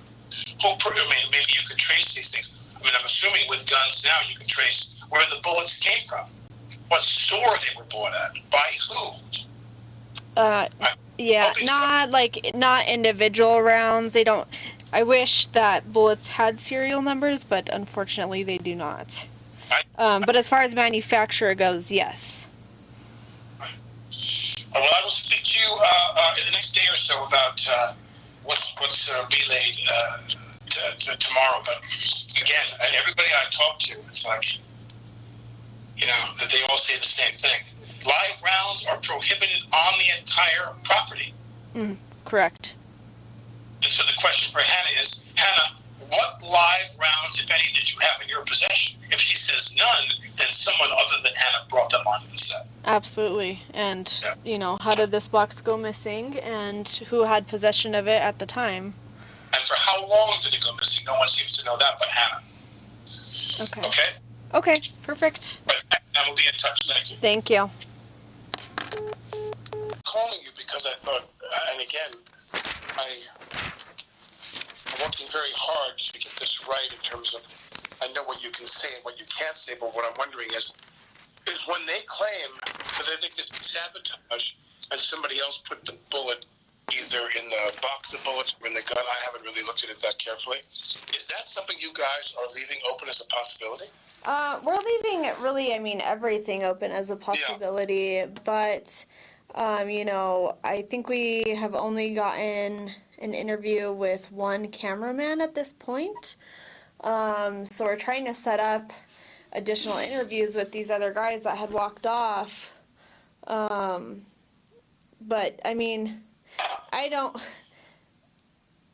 I would say that statement's a little bit out of left field. But it's her lawyer saying that on her behalf. Right. I find that wild to me. I can't even believe that. Well, I mean, everybody's got a point somewhere other than their client. That's, that's a lawyer's job. Right. So it's at the end of the day, it's their job to protect their client. Right.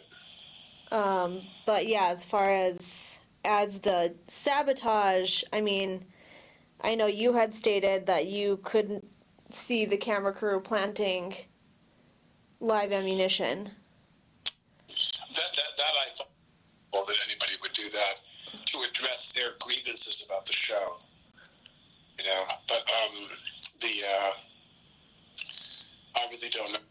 All I know is that, and again, I'm not asking you to repeat to me what Hannah said in her one and only interview. I know you mentioned she only sat down with you the night.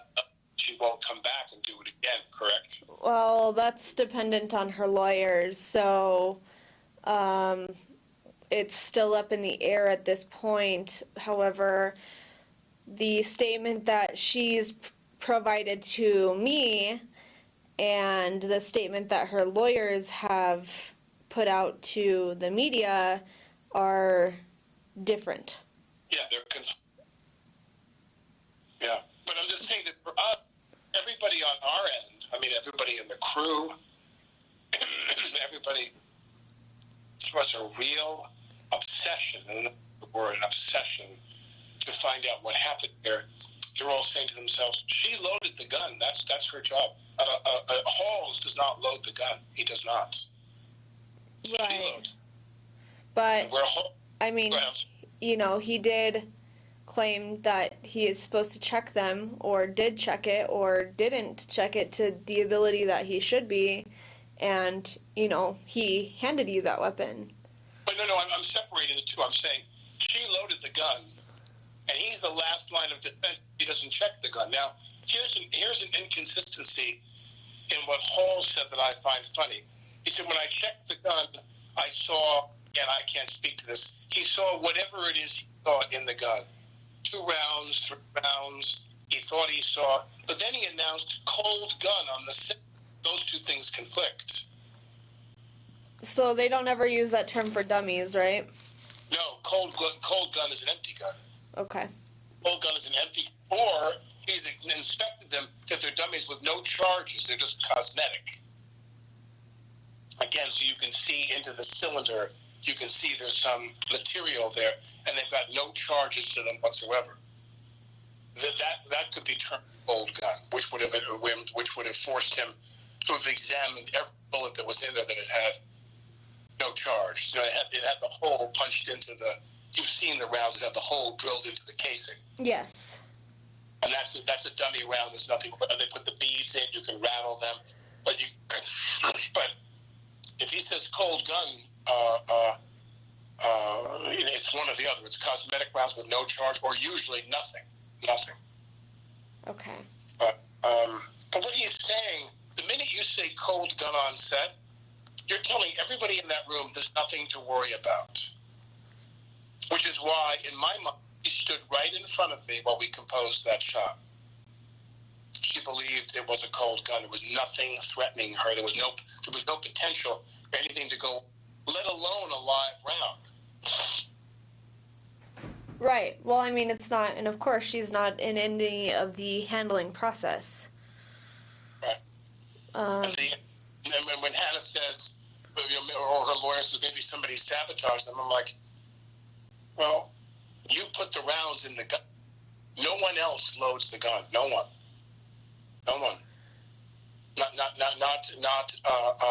to my knowledge, Sarah Zachary or the other girl. I mean, I was told that for me, she loaded the gun every time.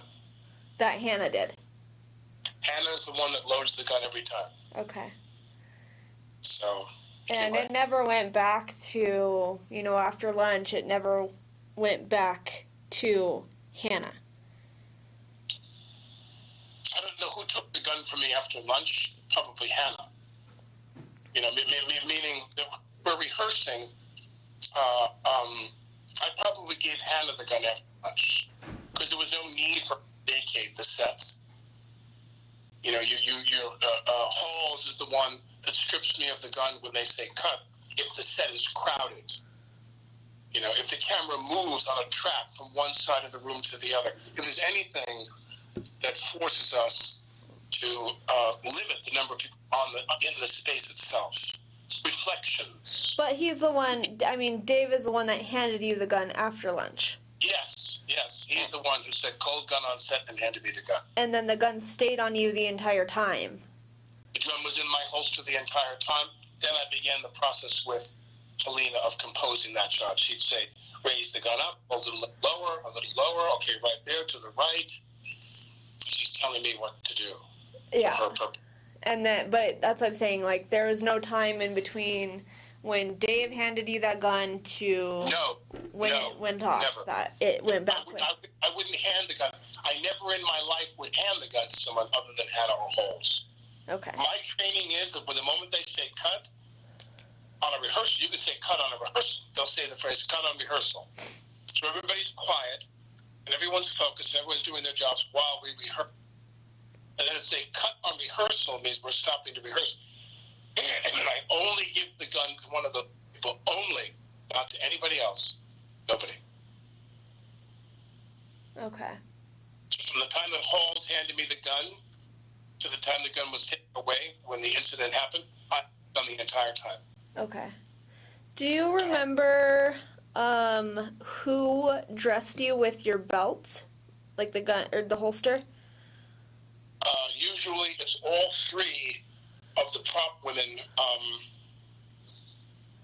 like Hannah would get down and she would tie the sheath around my thigh. We would then she'd have someone hand her the knife. You know, like what's the other girl's name? Nicole? Yeah. So Nicole would maybe hand her the knife. They put the Sarah and Nicole would help me put the holster on. And Hannah would tie that down because it had to be tied down a certain way to draw the holster. The holster was not the holster I wanted, and we had some issue. I mean, nothing unpleasant, but I was very disappointed that they didn't fit that holster the way I wanted it to, so that gun, for the very purposes of these shots, insert shots of the gun being drawn quickly. You don't want to look like you're fumbling. Mm-hmm. I want the holster rigged a certain way. It was not cut or manufactured that way. So we had to tie it in place. If we didn't tie it in place, it would start to kind of loop around and my body would kind of manipulate. It would start to go under my armpits. Okay. And but I needed the gun to come all the way around, the holster part, all the way around to my, my sternum area. So as close as we could get, like right below my pectoral muscle, there would be the gun for me to draw it quickly. And we had to tie that down to accommodate that. Do you remember if they told you, when you guys were rehearsing, did they tell you the sequence that, like, how you were, or what was to be expected when you were gonna shoot the gun? Because it's my understanding you're about to get, like, in a gunfight, pretty much. With the two guys in front of me, Ackles was in front of me, camera right to my left, when we rehearsed. And those two guys have a gun on me, and I look like I'm slumped in a chair like I might be dying, in a pew, where I was seated when the event happened. And in the scene, they would, of course, have all those, because you cut to them for their angle, you cut to me for my angle. And in my angle, they wouldn't be there. They would all be camera left. They'd be gone. I would just be pretending Eccles there, and I would pull. And he said, you're going to slowly pull this gun out, and the minute you hear some gunfighting outside, they're going to be distracted. You finish pulling your gun and shoot. Or you shoot one of them. Okay. And this begins where my stunt double dives out the window. He jumps out the window. All this Western stunt craziness. And I'm sorry, go ahead. So the sequence of you is to pull it out and shoot, pretty much. The sequence was to pull it out and shoot, but no one's made any mention, and normally they do.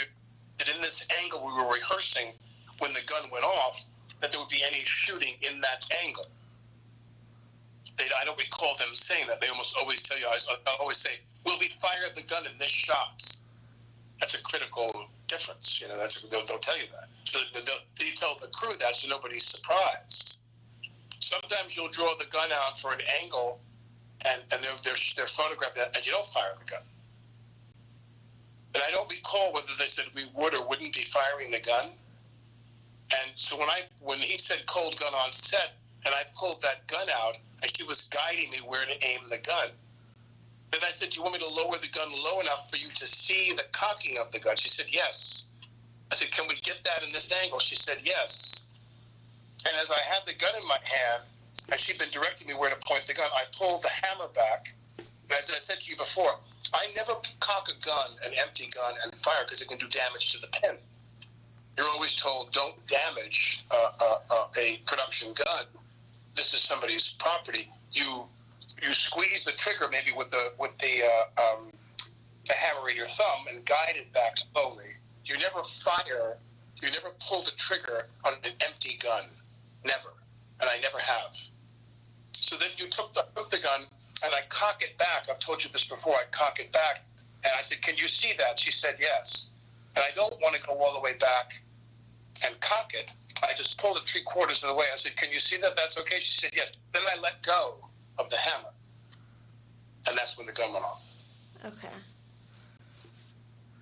I mean, in a way, what sickens me the most is she was guiding me through the very motions that wound up costing her her life. Mm-hmm. But they never tell you guys to keep your finger off the trigger. Well, I never have my finger on the trigger. Never. I never cocked the gun, and I never cocked the gun all the way and pulled the trigger to advance the hammer because I was told that could. It's a subtle process, but I was always told years ago that could damage the gun. Right, but your finger was in the on the trigger during your rehearsal. It may have been to show her the shot, because in the shot it would be. The idea of carrying a gun and having your finger off the trigger, I don't know what they call that loop that goes around, that metal loop that goes around the trigger. Mm-hmm. But whatever that is, to take your finger out off the trigger and guide it outside for safety purposes, you would normally do that. I would normally do, unless the shot was a shot to see my finger off the trigger and to see me cock the gun. And this one was with it on the trigger. My finger was on the trigger, but I didn't pull the trigger. I pulled the hammer back. Yeah, but that's, I mean, it's a normal function of your hand when you're pulling something back that your finger is typically going to follow that motion, since your index finger and your thumb kind of work in conjecture with each other. But I've practiced quite a bit to not do that. My finger doesn't pull the trigger. I pull the hammer back almost all the way, and then I let it go, and that's when the round went off. Mm-hmm. The round went off because I partially cocked the gun, and the gun and the hammer hit the. I mean, that's my recollection. I almost never pulled the trigger until we're ready to shoot and everybody's cleared. I keep my hand away from the trigger. But and I showed her hand as it would be in the shot for the composition. But I again, the many times I've done this, I never pull the trigger till we roll the camera. Right. I mean, it makes sense, but I'm just saying if you're pulling something back, your index finger has to have some sort of leverage. So where you're not intentionally like pulling, it's probably still using some leverage because you're doing a motion with your thumb. That I can't testify to because I don't know. I try, in fact, to do the opposite. I always try to do the opposite of that. I try to never pull the trigger on a gun until we roll the camera, no matter what. As a safety precaution, to just be in the habit of always keep the gun pointing down. When they say cut, if we're going to do another angle, keep the gun pointing down. Whatever I'm doing, I have a protocol of how I try to handle the gun. But I'm just, again, I'm very, very I can't believe these people are saying that they think somebody planted the bullet there. That's a really, really, really that's a really, really powerful thing for them to suggest. Because I'm not saying it's deliberate, that someone deliberately wanted to cause something like this. It takes it completely out of the world of the accidental, which I find hard to believe. I'd like to believe this was an accident, but anyway. Right. Well, I mean, you'd also have to, you know, make sure you plant that round exactly in a specific place. Yeah, and also you got, or more importantly, you got to tee up that round in the gun itself. Right. How do you know she takes a box of rounds and some of them are blank and some of them are live, and she's going to put in the gun? That's going to end up, you know, or what you're hoping is, I wouldn't say hoping, but or what you're guessing is that if I've got the gun holds how many rounds? 5 or 6, the Colt. 6. So if it holds 6 rounds and you load 6 rounds, you're going to assume that a bunch of blanks are going to go off, and then somebody's going to hit the ground with a bullet. Eccles, the other actor in the scene. But all I know is that's surmising that someone else loaded the gun. Hannah loaded the gun. Hannah loaded the gun. Yeah. Hannah is the only one that could load the gun. Hannah put the live round in the gun. I want to believe it was by mistake, but I mean, everybody's fairly certain it couldn't be any other answer. It just couldn't be.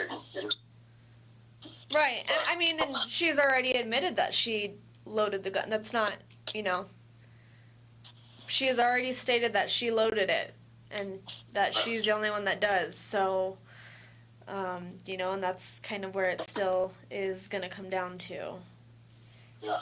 At this point, but like I said, I'm hoping that they agree to a secondary interview with her. But if not, I mean, talk to your boss there, and if he wants to talk to me, because to be quite honest with you, I don't know how much longer I can go without sitting down to do an interview with someone and giving a real statement about this. So this is costing me jobs. I let go from the job yesterday. Mm-hmm. Lorne Michaels, the creator of Saturday Night Live, and one of my dearest friends, I say to you without hesitation that I was largely responsible after they had kind of set aside and put in the closet potential Kennedy Center honor for him. I am the one that invigorated that with him. I called the 2 men that are the current producers. Your predecessors were not really very focused on Lorne, you know, and him. And I said, if you're ever going to have a better show for the Kennedy Center than the show with Lorne because of all the comedy talent he's created and discovered. And they were like flipped it. The next thing you know, they announced that Lorne is getting the Kennedy Center. And it's going to be all those people, you know, Tina Fey and Will Ferrell and all the greats of Lorne's, you know, 50-year. And I was supposed to be one of those people. Now they told me, I mean, I am responsible for him even getting the award by reinvigorating that idea. And they told me it was best of the world. Mm-hmm. Well, I mean, you know, everyone, as I have seen, everyone has been sitting down and doing interviews with the media, so we cannot tell you that you can't talk to people. You know, I can advise against it, and I can say, you know, be careful what is said, because we can use all of that, which, I mean, you've been completely open with me and cooperative with everything, so, you know, I don't suspect I'm not going to say anything that I haven't said to you. In fact, I'm going to say to them where the bullet came from, how we ended up where we ended up with a woman that's killed. I said, that's something I don't have an answer for. Right. I've said privately, I've said to them, I've given 1 or 2 friends of mine off the record comments. And I've said to them, I have abundant faith in the Santa Fe Sheriff's Department or anybody else investigating that they're going to find out what happened. I have abundant faith in that. The only thing I want to counter here is the idea that this set was a date set. Right, which you are well within your right to do, and obviously there's been other peoples that have spoken out against it being an unsafe set. So, by all means, there's nothing wrong with you expressing anything regarding the set or the safety or anything of the sort like that. Again, the only thing I'm going to say, because you're seeing this with these other people, is the statements that they're releasing are very much contradicting what they gave us. So, I can guarantee you I won't contradict anything I've said to you. Which in turn we can use. What, as I said, one of the great, as you well know, one of the great benefits of telling the truth is you never have to keep track of your story. Absolutely, because then it doesn't get construed. If you're speaking to the truth, then there is no room for misinterpretation. Listen, if I thought, if someone said to me, in your office or whatever, said, get a lawyer, because we really think you're going to get charged with something criminally, then I get a lawyer and I would probably be so distraught I couldn't even put it into words. But because I know in my heart I'm not responsible for what happened to her. I'm not. I know 1,000% I'm not responsible for what happened to her. I'm devastated. I mean, if I told you the truth, we're up here in Vermont. We're going to buy a house. We're going to sell both of our homes on Long Island in New York. I'm going to retire. I'm not going to do this for a living anymore. I can't. You don't know anything about my business.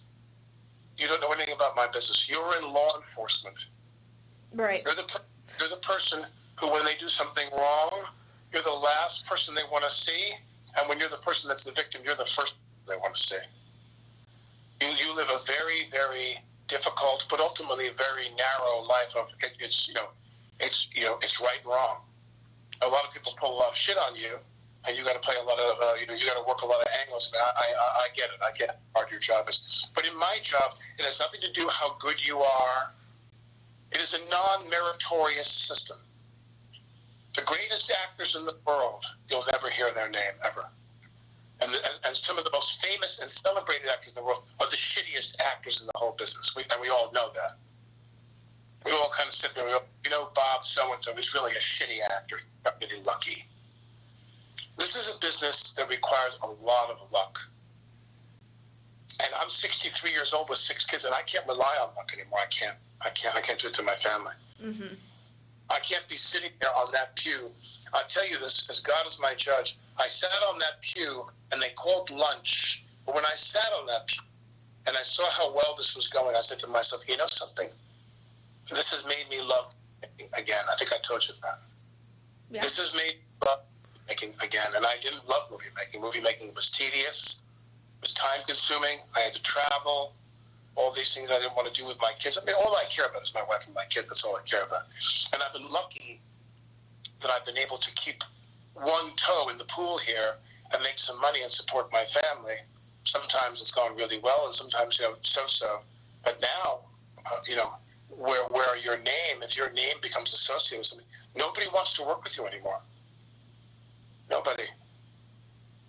You get brought up with, you're Johnny Depp and you're guilty of spousal abuse. That hurts you.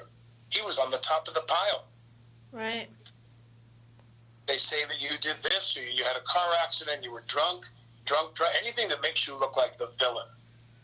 You've done something wrong. Not that you were unlucky, meaning you fell off a mountain or nothing where it was an accident and blameless.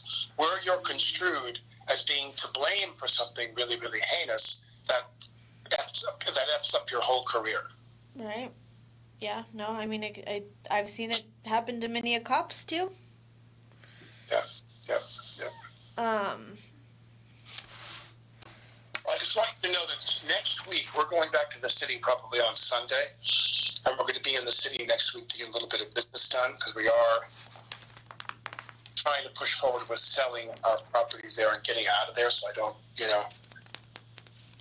so I don't have to work anymore. I wouldn't have to work anymore if we came up here.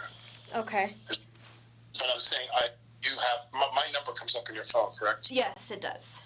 All right. So but when I go into this, I am going to talk to somebody. I am going to do an interview with somebody, and I'm not going to mention any of the details of the case. You have my word. I don't comment on it. I tell people who call me, I go, I don't know. I know there's a person charged with loading the gun, and the one guy that brought me the gun. And between the two of them, something seems to have gone wrong, but I don't know. The police know. I don't know. Yeah, I mean, you're like I said, everybody else is obviously going to the media with their own statements, and we can't. It's not. We're not going to say, "Hey, don't talk to the media." That's not something that's in our control or something that we would even ask of anyone. You have your rights. And that's what it comes down to. So you have a right to speak to who you want to speak to. Just like I said, I just would err caution on the statements made. Yes, I will believe it. But there are a lot of people, there's a lot of people speaking out now about how this set was safe and they didn't have any issues with it, and that, this camera crew is not as bad as what everyone is making it out to be, or what the media is making it out to be. Yeah. So there's. I think it's interesting that, and I'm going to testify to this, that this Lane Looper guy was on Good Morning America this morning, and he said he was complaining about safety, and I stood right in front of him at the wrap on Wednesday.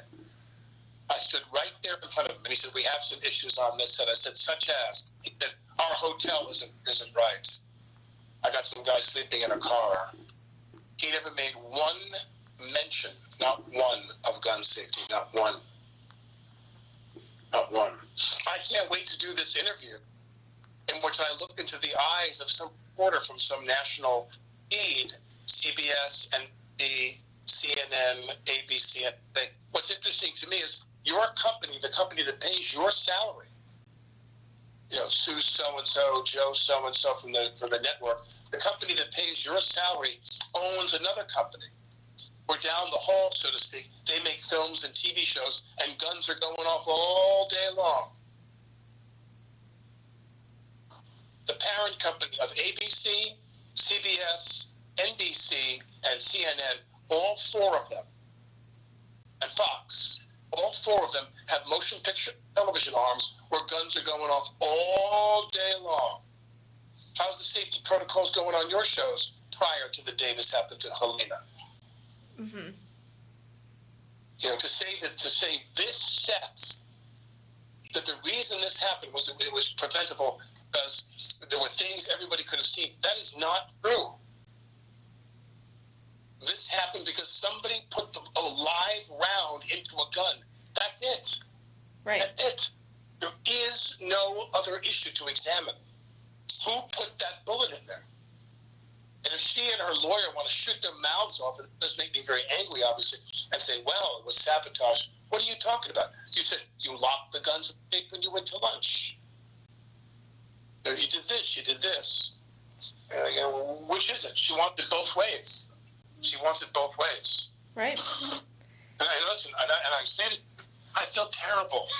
I feel terrible for this girl. I feel terrible for her. Oh, hold on one second, I'm sorry. Okay. I'm sorry, my kids are crying. I feel terrible for her. I gotta be honest with you, Paul's not so much. Paul's not so much. Because Halls is somebody who, he really should have known. About to check? When he said, well, what I'm hearing from him, that he kind of sort of checked the gun. I'm like, okay. That doesn't make a lot of sense to me. But, Halls really, she was a kid. I'm not excusing her, but Halls was he's a year younger than I am, Halls. He's 62. And I remember talking to him about that. And Hall's somebody who, he has no excuse. His job was to, if he saw bullets, he opened that cylinder and he saw rounds in there. His job was to empty those rounds out of it. That was his job. That was his job. Right. Both of their job. But anyway, I just want you to know I'm going to New York, I think, on Sunday. Okay. And I'm going to schedule something with somebody next week, in which I will not discuss the facts of the case, but I am going to touch on this idea that the issues about safety and also they want me to talk about, and I'm very anxious to talk about, a forward-looking policy with all the unions about guns on set. Right. Yeah. They want me to have a very serious conversation about what do I think is the outcome of this. Yeah, and that's not, I mean, it's not a bad idea. I have, you know, I've had people call me and want you to be their spokesperson for that, so. Well, let's see if I get charged criminally by your boss first, and then we'll find out what kind of spokesperson material I really am, okay? Yeah. I thought it was interesting that I'm getting these calls. Like, I'm not your, I can't be the middleman for that kind of stuff. You're not my publicist? No, I'm not. And I thought that over these many phone calls you would sense I was heard and you would aroused. Trying very hard to get you to perform that function unbeknownst to you. Okay. All right. The personal assistant for your future bookings. Well, my Santa Fe office. Yes. I'm opening a Santa Fe office. Now, do you have kids? You have kids? No, I don't. You don't? It's not. Yeah. I don't. Just 2 dogs. That's enough. All right, well, I'll be in touch, okay? Okay, sounds great. Do my thanks to you, okay? Thank you. Bye. Oliver, dude, that was a dirty. Oh, that's a problem.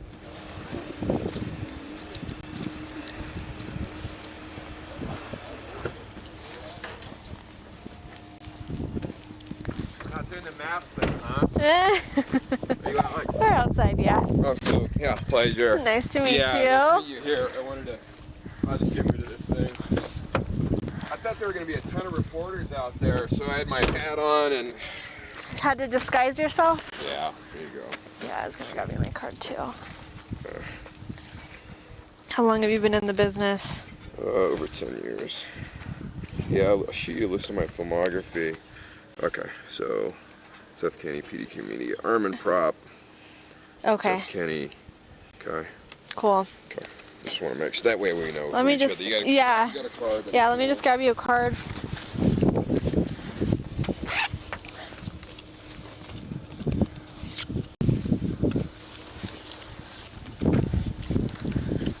If you've got a copy of the warrant, that'd be great. I'll snap Of course. Well, I'll just provide you a copy and then... Cool.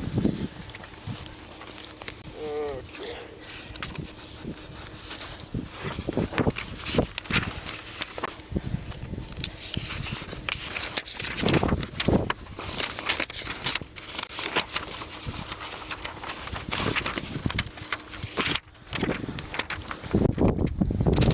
So it's just the front page of it. You're more than welcome. If you want the whole thing, it'll just request it through the courts and they'll get you one. Sure, no problem. I'll just snap a picture. I always take pictures of everything. Cop and scale, done. Save the photos. Okay, cool. Oh yeah, if you don't mind. Yeah. Thank you. Yeah, so I just like to. Okay, awesome. Here, just throw this on the truck. It doesn't matter. Like I said, I mean, white prop truck. So 2 white prop truck, Santa Fe truck is okay.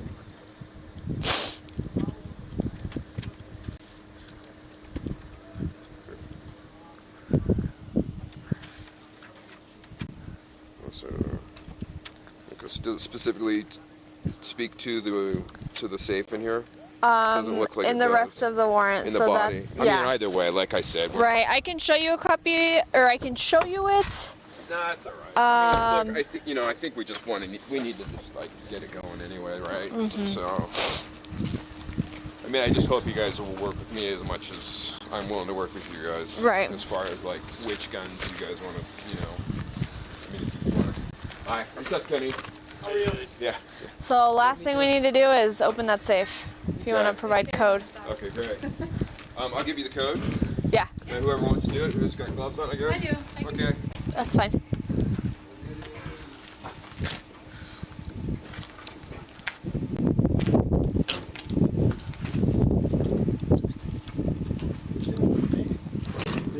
Yeah, he was a little kid, wishes that he was big. Well, there was a part where he gets a lot of money and he rents a bunch of like, pinball machines and stuff.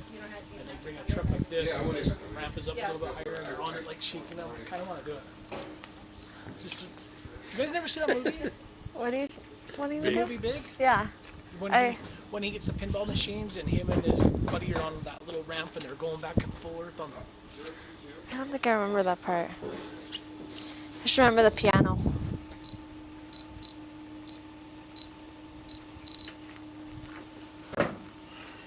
Open. Cool. Crews are starting to give you dirty looks and people are the media. I know. That's what. All over like that. Yeah, like wait a minute. Well, I thought there would have been a bunch of reporters out on the street. They're all at the office today. How does that guy get to go in? Yeah. And we don't get to. What kind of permits do we need for that? Yeah. We're going in too. Be friends with. Yeah, and then I'd got cop buddies out of LA going cover up your license plate, and a reporter friend of mine, so he's like, dude, just put somebody else's license plate on there, and I'm like, my name's gonna come out sooner or later, you know. I just hope it's later. Yeah. Seth, I had a question for you. Let me just grab a glove real quick.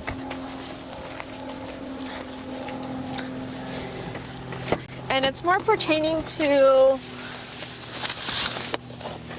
I remember you telling me it's Starline brass, right? That Yeah. I brought some stuff with me. I didn't want to... I mean, if we want to throw it on the back of this pickup truck and just lay it out, and I'll show you guys very quickly. Oh. I mean, if you already haven't caught on to the variations. Can you... I just want to bring some stuff out here and just unlock so you can... I can show you exactly what I provided to show. Okay. Okay. Because you had said that they are all the same color, right? No. Well, the primers are all, the 99.9% of the primers are going to be, okay. Okay, we'll bring it over here. I can snap a picture of it.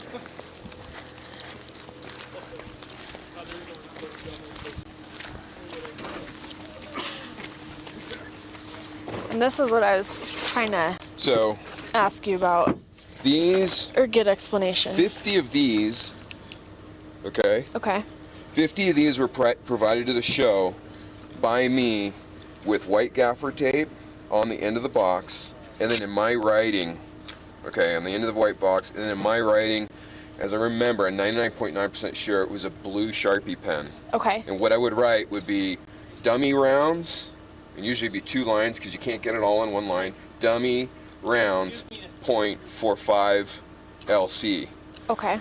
It could have been reversed. It could have been .45 LC dummy rounds, but it's going to be that variation. And always on the tape. Always, well, it just depends. Now here's a box of 4440. Okay. Okay, which is a period, it's a period cartridge that came out in 1876. Okay. Okay, so it was used in the Colt single action armies. And then they also chambered the Winchester 1873 in this caliber. So if you're a cowboy, you would have 1 munition for both weapon systems. Okay. The 45 Long Colt was more powerful, though. So, but back in the day, there were no lever action rifles chambered in 45 Long Colt. Okay. It was 4440, 3840, and some other obscure cartridges. So anyways, there's going to be, from me, from PDQ, right, there are going to be 50 of these, but these came off of 1883. All my dummy rounds were on 1883, like over 10,000, 15,000. And so what I did is I said, oh, these look like shit. So I sat there and I did this 50 times, and I went like this, and I got them to the point where I was happy with the way they looked, because these were they were just overdone. And then when they had a little bit of something like that, I went, okay, cool. And I put them in the box. But it's just real easy. So that's a Starline brass. So, but on the primer is a different color. It's nickel. and this is not period correct. Okay. But nobody wants to pay for, you know, brass or copper plated primers that are actually period correct in the 1880s, and who knows about it? Like, everybody's dead, or you're just a super geek. So everything that you provided though is matching color. Yes. Not with. It's not gonna. If you see a round that has a brass primer, 99.9% sure it's a live round. That has a brass primer. Yep. Okay. Would you, and you would not have supplied the brass primers? No, those are live rounds. Here's a 45. See, even just as course of habit, even I'm handing off, and it's not even going to have anything in there. Yeah. Okay. And these are the same 45-70, just with different grain bullets. The other thing too is that the ones that we provide in 44-40 or 45 long Colt, or there's even going to be some dummy rounds out there that are in 38-40, are all consistently should have the same exact grain bullet. Okay. So whatever was recovered is probably going to be different than all the dummy rounds. So, let's see. And here's a box. Actually, you know what? No, no, I stand corrected. You're right. Oh, 45 long Colt. Maybe he said 45 long Colt. You're right. When did he put the? Oh, these are for me. We had these done specially for 1883. This box came from 1883. Okay. Okay. That's right. And 1883 is a show, is a Yellowstone prequel. Anyway, let me get him on the phone right now and just clarify. Okay. Okay.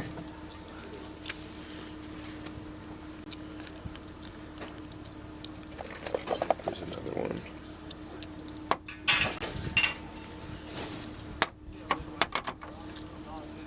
Hey, quick question for you. On the 45 long Colt dummies, dude, didn't you say you only do them in nickel with nickel primer?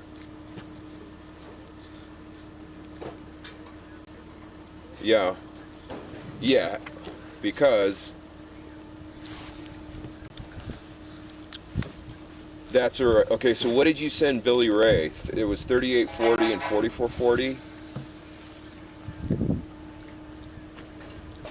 Brass color primers. Okay, okay. That's what you said. All the ones from 1883 had nickel because they weren't ready.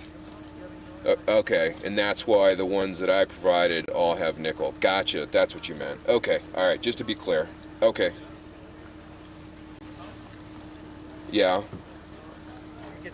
That makes sense.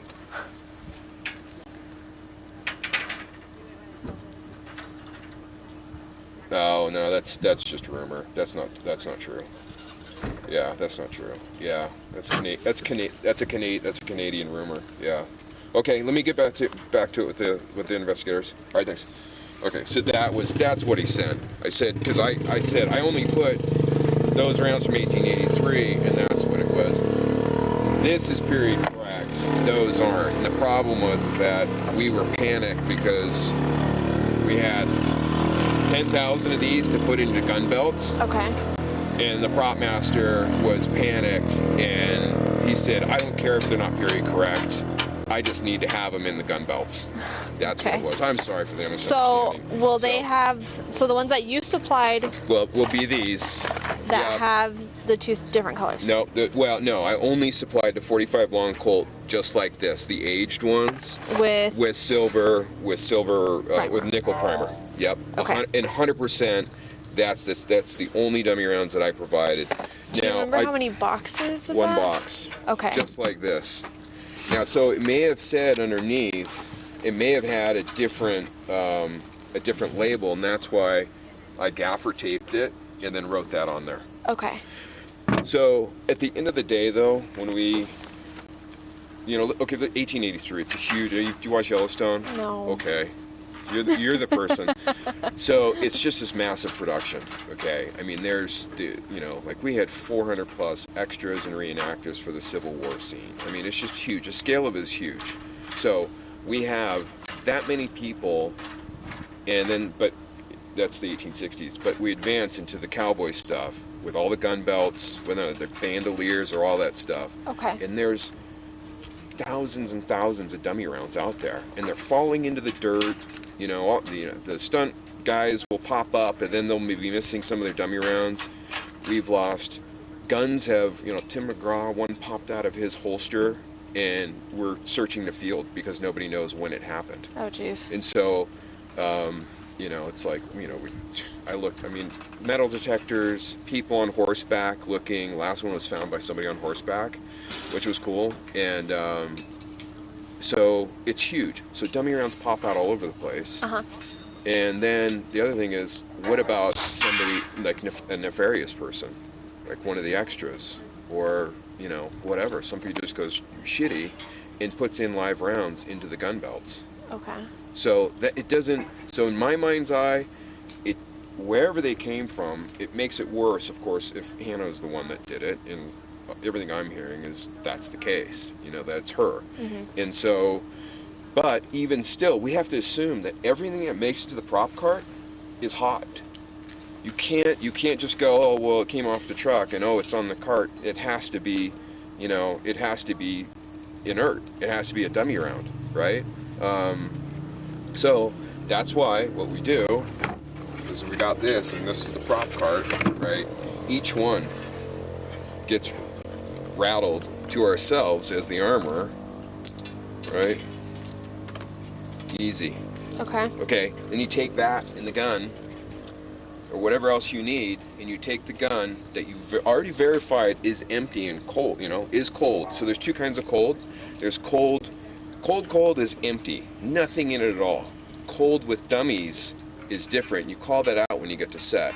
Okay. Cold gun coming in with dummies. It's, you know, you call it out so that when the people are on set, they're not surprised by, wait, oh shit, there's a gun right there. Even before all this happened, people are really sensitive to it. Mm-hmm. So when you go, you say, hey, cold gun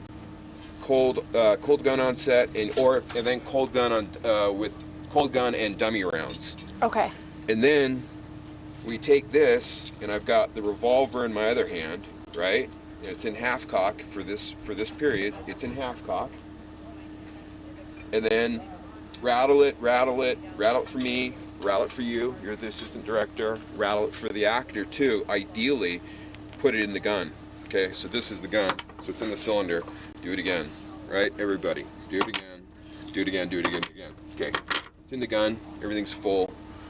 Bring the hammer down slowly, gently, and then that's it. Then it gets handed off to the actor. Okay. The actor is not supposed to do what I hear Alec Baldwin did, which is start messing around with it. And honestly, there was just no reason for it to even have dummy rounds. Right, and I mean, you can't believe everything the media says. I know. though. I'm just trying to say this is the routine. Okay. The director or the assistant director, and it could be, and don't worry about the first, second, third, all that shit, and none of it matters. Okay. It's the AD, the assistant director. He happened to be the first assistant director, right? So he's like the top tier assistant director. He's a veteran in the whole thing. I'm really surprised to hear that he was fired on his last gig for unsafe firearms practices. That was pretty... And you're talking about David? Yeah, Okay. that was pretty shocking. The fact that he just went and grabbed it off the cart and did what he did is... Everybody's in shock. Like, you never do that. Nobody handles the guns, but the armor and the props crew and the prop master. Prop master is the boss. That's her truck. That's all her stuff. It's under her. And that's Sarah. That's Sarah. Okay. Question regarding that. Yeah. So, because obviously she works for you. Sarah meets the minimum standard that the ATF recognizes for these situations. Okay. Okay, so there's only two mechanisms that for years, okay, over 10 plus years, there are only two ways that we can facilitate the movie industry and also satisfy and make ATF happy with doing that. And one of the thing they like to do mostly is do the relationship thing that Sarah and I have. And this is gonna sound really weird because it sounded weird to me. the ATF considers that just 1 hour per quarter is enough to legally satisfy the ATS requirement. Okay. So that's what happens. They get, and I used to, in the past I would say that's ridiculous. 1 hour a week. Yeah. Makes more sense An to hour me. of what? An hour per week of like she gets paid. Oh, okay. Right? So employment Yeah. purposes. Yep. That okay. Yeah. An hour a quarter. And you see, I know, it's pretty funny, right? And I'm like, really? Okay. The other mechanism is to make them a responsible party to the FFL. But that is, it's more involved, and the ATF frankly doesn't like that. They prefer to do the employee thing. Now, if you ask, as much as you ask a cop or an ATF officer, if you ask 10 of them, well, most of them are not even going to know the ATF's guidelines or policy relating to the movie industry and federal firearms licensees. Okay. They're just not. So then how does Hannah get involved if this is like, if Sarah's pretty much responsible for this Yes. and, the weapons and everything of the sort, how does Hannah come in? She's like, she'd be a supervisor, right? And you've got a specialist, forensic type specialist, and that's Hannah. Okay. But your lieutenant says, hey, I don't know anything about lifting prints and all the other shit, but I know you do, and you report to me. Okay. So the production company discussed and hired Hannah from a pool of people that they wanted. Okay. Okay, and so it's ultimately because it's like kind of an anxiety thing for me. I'm like, dude, at the same time she's not an employee, it's still my gun. I'm still getting named in the lawsuit. Right. Right. Which is So awesome. and that's I guess where my whole thing is coming from is how is she the one to say like, hey, you get to handle these guns, but you're not even an employee of this company? She does, because they're locked up on the prop master's truck, and that's her domain. Okay. If the prop master fires Hannah, the guns stay.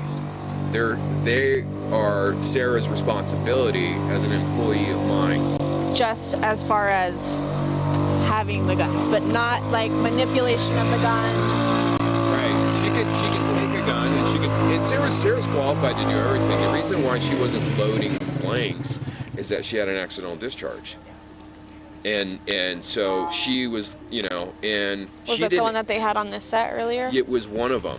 They Okay. had, the rumor has it was 3 in one day. It was one with Sarah, and it was a different revolver. It wasn't the one that Alec, supposedly used. Yep, it wasn't that one. And then they had a second one, which was Alec Baldwin stunt double with the engraved lever action that should be here. Okay. Okay, so two totally different guns, and not any of them being the one that Alec, unfortunately used. Okay. Yeah. And I think I've got a picture of it, because, not that it matters. Very nice. Sergeant Tom Stone of LAPD. Do you need bail money? Asshole. I guess a lot of these guys are my buddies. I did MacTac and RTF. They tapped me a long time ago for that because of the blank guns. And so I ended up with a bunch of cop buddies. Back when MacTac was like in its infancy in RTF. And you were an armorer once upon a time too, right? Or do you I still work. Okay. Yeah. Yeah, Hannah had mentioned something about you being the lead armorer for The Walking Dead. Yeah, I'll shoot you a list of the shows. I don't mind sharing it because it's like, it just kind of goes to everything that I'm saying. How come they didn't choose you for this? I was busy. I was serious. I was busy, but it's like, if you were just going to handle, see, this is, I love you is not exactly what I need to hear right now, Sergeant Tom Stone, but thank you. Well, thank you. Okay. Thank you for that. Do you know how many guns did you guys supply to this? I've got to put together a list, but I'm gonna guess it's like around 30 or so. But Okay. I'll grab the piece of paper, which is an invoice, because the gun, and if it's this one, which I'll show you a picture of.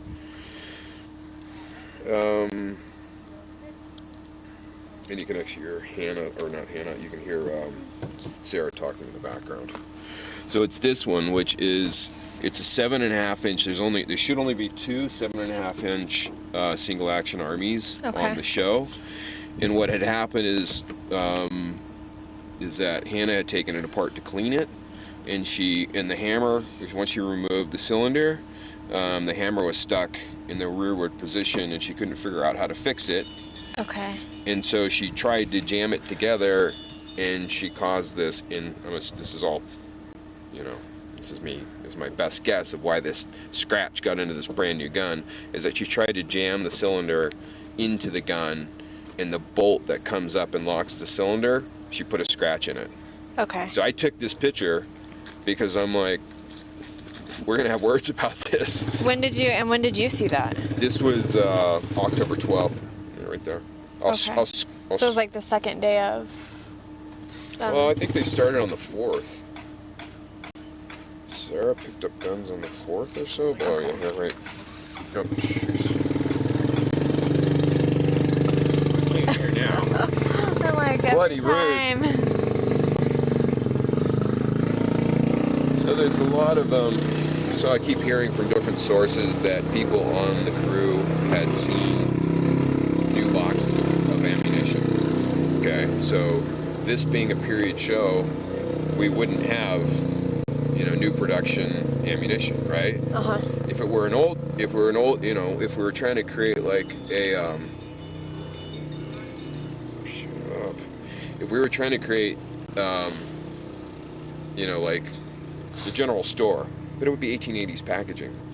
So there's absolutely no reason that anybody would have seen a box of Winchester whatever ammo or anything contemporary at all. Not at all. We always use white boxes for dummy rounds and for blanks. No packaging, packaging at all, other than you might see JS, Joe Swanson. So, what's the typical number of boxes of ammo you're supposed to have on? It just is what you need, and then more than enough if they fall off. Okay. Yeah, and it's a crystal ball moment as far as knowing what a production is going to need. The prop master is responsible for it all, though. So if you have 10, 20 boxes of blanks, totally normal. Okay. Yeah, because each one is different. I could, and I'm happy to share. Like I said, I mean, you guys, hopefully you won't do me wrong on taking all these guns, because it's like, I mean, depending, whatever you guys make the call. Yeah. I'm hoping that, I mean, these aren't germane, but if you guys think they are and you're going to take them all, I guess this is what you're going to do. So. Yeah, and I think they're discussing that. Yeah. It looks like they're photographing them right now and just making sure that they're all. Which is fine. I mean, I totally want to assist, and it's just a matter of, sitting down and going, okay, look, Amy, here are my thoughts on what should be in that safe right now. Okay. Okay? Again, you know my feelings. I put it in pretty clear detail. Like, I Absolutely. don't think any long guns should be included, but they have record of them, and they're not going to go anywhere. Well, other than, if you guys are okay, I need to rent them to 1883. Yeah. Okay. Your long guns. Yeah, the long guns. How many long guns should be there? I could give you a number, but, I mean... I think I only saw one, and then a plastic one, or rubber one. Yeah. Oh, no, there should be a lot more than that. We're talking rifle long guns, right? Yeah, shotguns, long guns, trap doors. They're not there? I've only seen one. Get out of here. Unless they're in the safe, which it doesn't. Well, looks like there's still socks in the safe. They so should be in there. I'm sorry. Alex. Sorry. I'm like. I don't want to have to deal with the ATF. We're not going down that route. Yeah. Hold on, wait. Give me a second, because I still see something in the safe. It looks like they're just on. Okay, yeah, they should be all socked up, and nothing, from what I hear from Sarah, the only things that were on the cart that day were, revolvers. That's it. So, in my mind's eye, if I were, I already have my feeling on the matter. It's like, if they found anything in there at all that wasn't completely cold, that to me is relevant. Right. To the care and custody. if there's any dummy rounds in there at all that they think are dummy rounds, dude, take the gun. Because it may be live ammo. Yeah. I wanted to show you this. Do you guys supply those? No, those no. And this is actually a really good way. No, those came, more than likely, they came out of, you know what, it's a good question where they came from. Where do they come from? That's weird. That may have come from Billy Ray. Okay. Because Thale would do this, you would see this and a hole cut in it. That's what's on top, right? Yeah, that's a hole cut in it. Now that's cool if it's in the gun. That makes sense. I mean, that's cool if it's in the gun, but it doesn't work for the cartridge belts because you see all these holes in it, right? Yeah. So I can't tell you where that came from, but that's one way of doing it. And see, without the primer, even if there were powder in there, and there of course shouldn't be, it's one of those things that indicates, yeah, somebody really took the time to do that. I've supplied just like that, but without that hole in the side. Okay. Because that's just... But yours have the nickel... Yeah, the 45 long Colts were going to look like this. Starline brass, nickel, and they're going to be aged like this. So pretty much... Yeah. Yep, and that looks like it. And I can't really see in the sun. Yeah, I know. It's hard to see with... May I hold your phone? Yeah. Okay. Yeah, that looks like one of mine because it looks aged and all jacked up. Yep. And then my fingerprints are going to be all over that because I had to go, I was like, doing that routine. And do these, so say they get done with the production of this movie, I'm assuming that all this goes back to you. It does. And then, or minus... Wherever it originated, it goes back to. Okay. So then, tons of people could be handling these. It gets recycled. Unless it's a brand new box like this, then you're going to have potentially... There's a lot of people that could handle this. The cases, right? The cases, bullets, and inert primers get into Joe Swanson's shop, right? Depending how they handle them. You're gonna have the guy, whoever just might have picked it up, and Joe might have gone like that, or one of his guys, and then when they load them, they put the components together, the 100% inert components, then they get dumped into a bucket, and then they get sorted by somebody, put into the boxes, sealed up, and shipped out, or made for pickup. When you guys purchase these, is it just the shell? Or is it the whole thing? It's assembled. Okay, so it's fully assembled. It's fully assembled, including the BB in there. For us, for myself and Billy Ray, we both get our stuff from Joe Swanson. And you guys, do you reload? No. Okay. No, and I was thinking about, of course, I'm sleepless. Do you think it's possible for someone to take these apart and then reload them to be? And to make them live you wouldn't get the rattle though, and I thought about that. And the chamber pressure wouldn't be high enough to actually do what that round had done. There's no way. If you reloaded them. Exactly. Even if somebody was... Even if... but... he's just trying to protect his daughter, but I'm like, dude. Oh. No, that makes sense. Yeah. Absolutely. He doesn't know I'm here right now, or maybe, I don't know, but... and you could tell a lot of times, because, a lot of people have really acidic, acidy, right? There you go. You can even probably see it on there. Yeah, this is from being handled probably by me previously. The reason why I thought, and I texted with Sarah, and I put all this in writing to Sarah, by the way. Okay. Everything I'm saying to you, because I was like, of course I can't sleep. I'm like, what, wait a minute, what happened? And the whole, I'm like, no, no, this can't be me. How could I have done this? And then I remembered, and at first, I thought I'd given her a box of 4440, and I hadn't because they were having problems with that gun. So I pulled one off of 1883 that essentially matched what I thought, which is that one, the one I took a picture of with a scratch in it. Okay. I grabbed another one, but it was chambered in 4440, which is this. You can't, and you can't put a 45 long Colt dummy round or blank in a 44-40 gun. What about, so what You would put- the one that Alec Baldwin, the gun that he had? 45 long Colt. Okay. Yep. This will go in that. This will go in that, and it'll look more or less right. Like the camera may not like it exactly, but that's what it wants to see is a fuller look, Okay. right? So it just looks a little bit bigger. So if anybody was like, "Oh, that doesn't look right," you'd be like, "Well, this is all the dummy round I have right now." Okay. Okay. So, but that's why I remembered going, no, I brought the 44-40 for Sarah, but then I fixed the gun in like 2 seconds flat. And she said, oh, it's been having misfires or whatever she said. I said, okay, let me test it. So I took, and how, the easiest way to test a gun is to actually is to use it with blanks or just a primed case. So what it is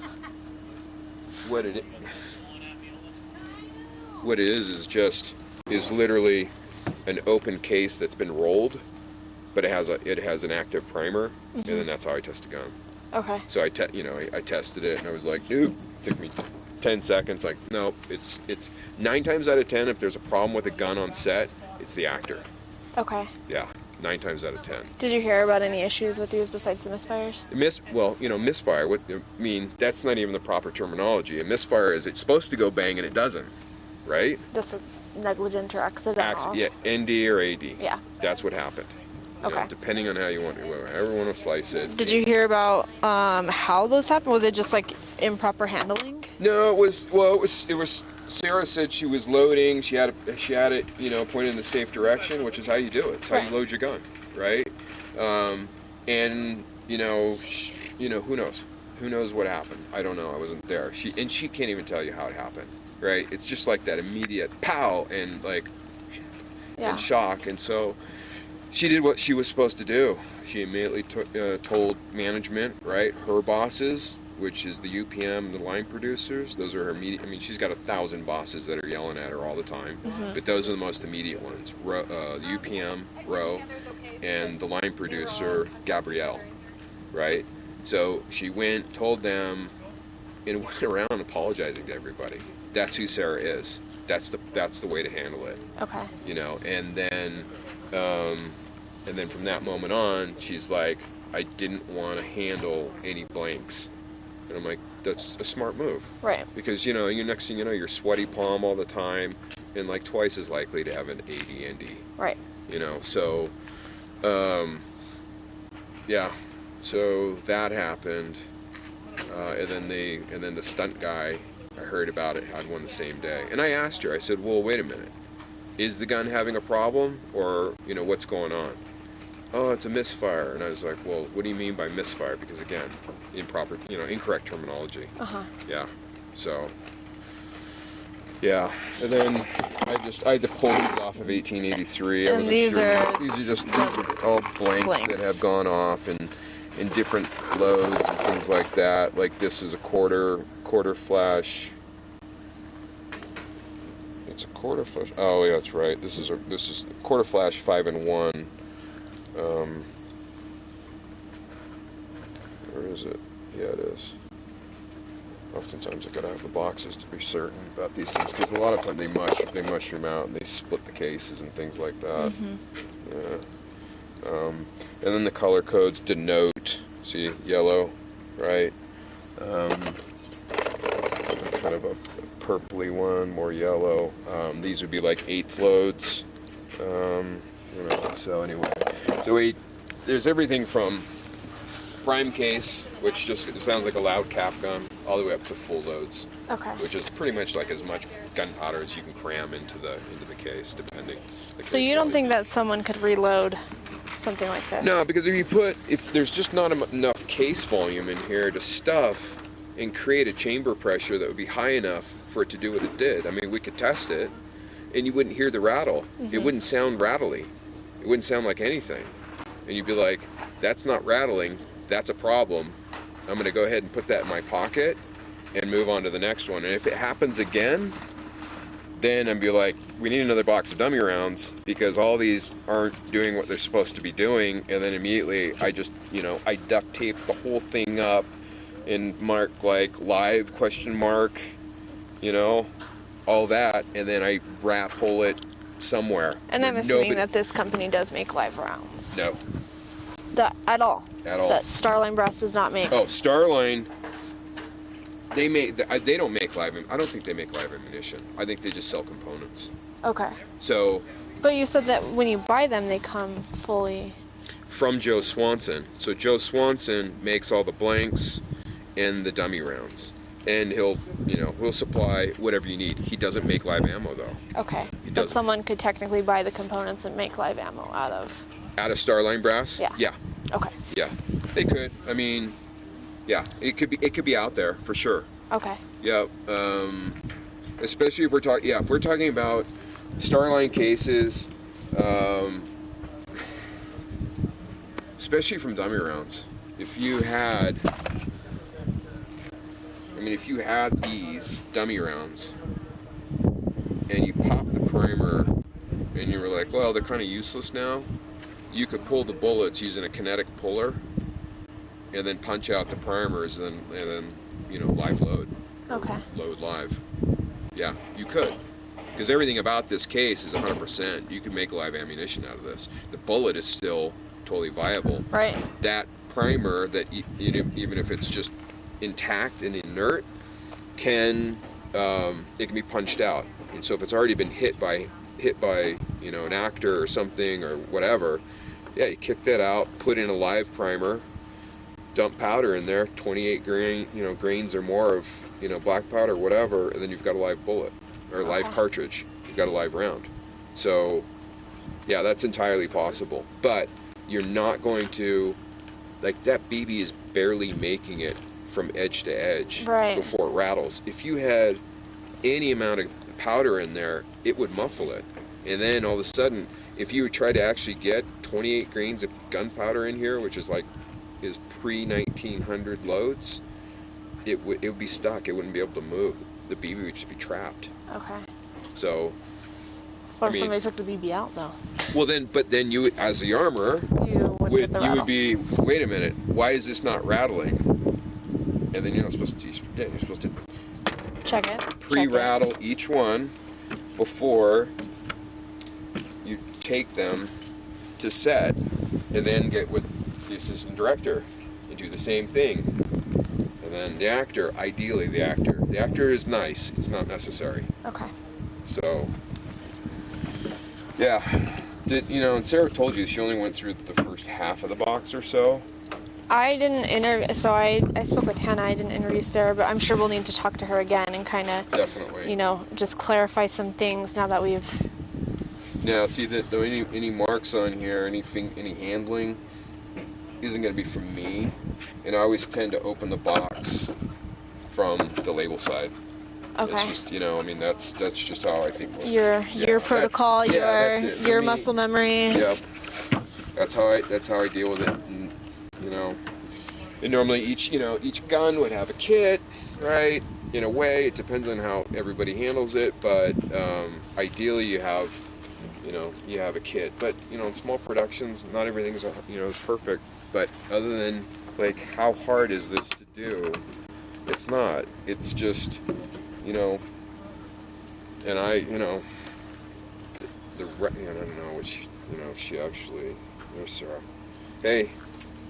I'm gonna go make a phone call real quick.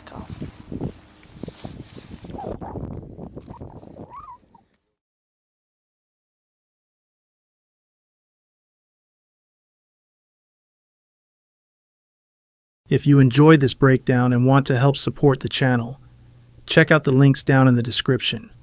There's a few ways you can get involved. And if you'd like to go even further, consider becoming a member by clicking the join button below this video.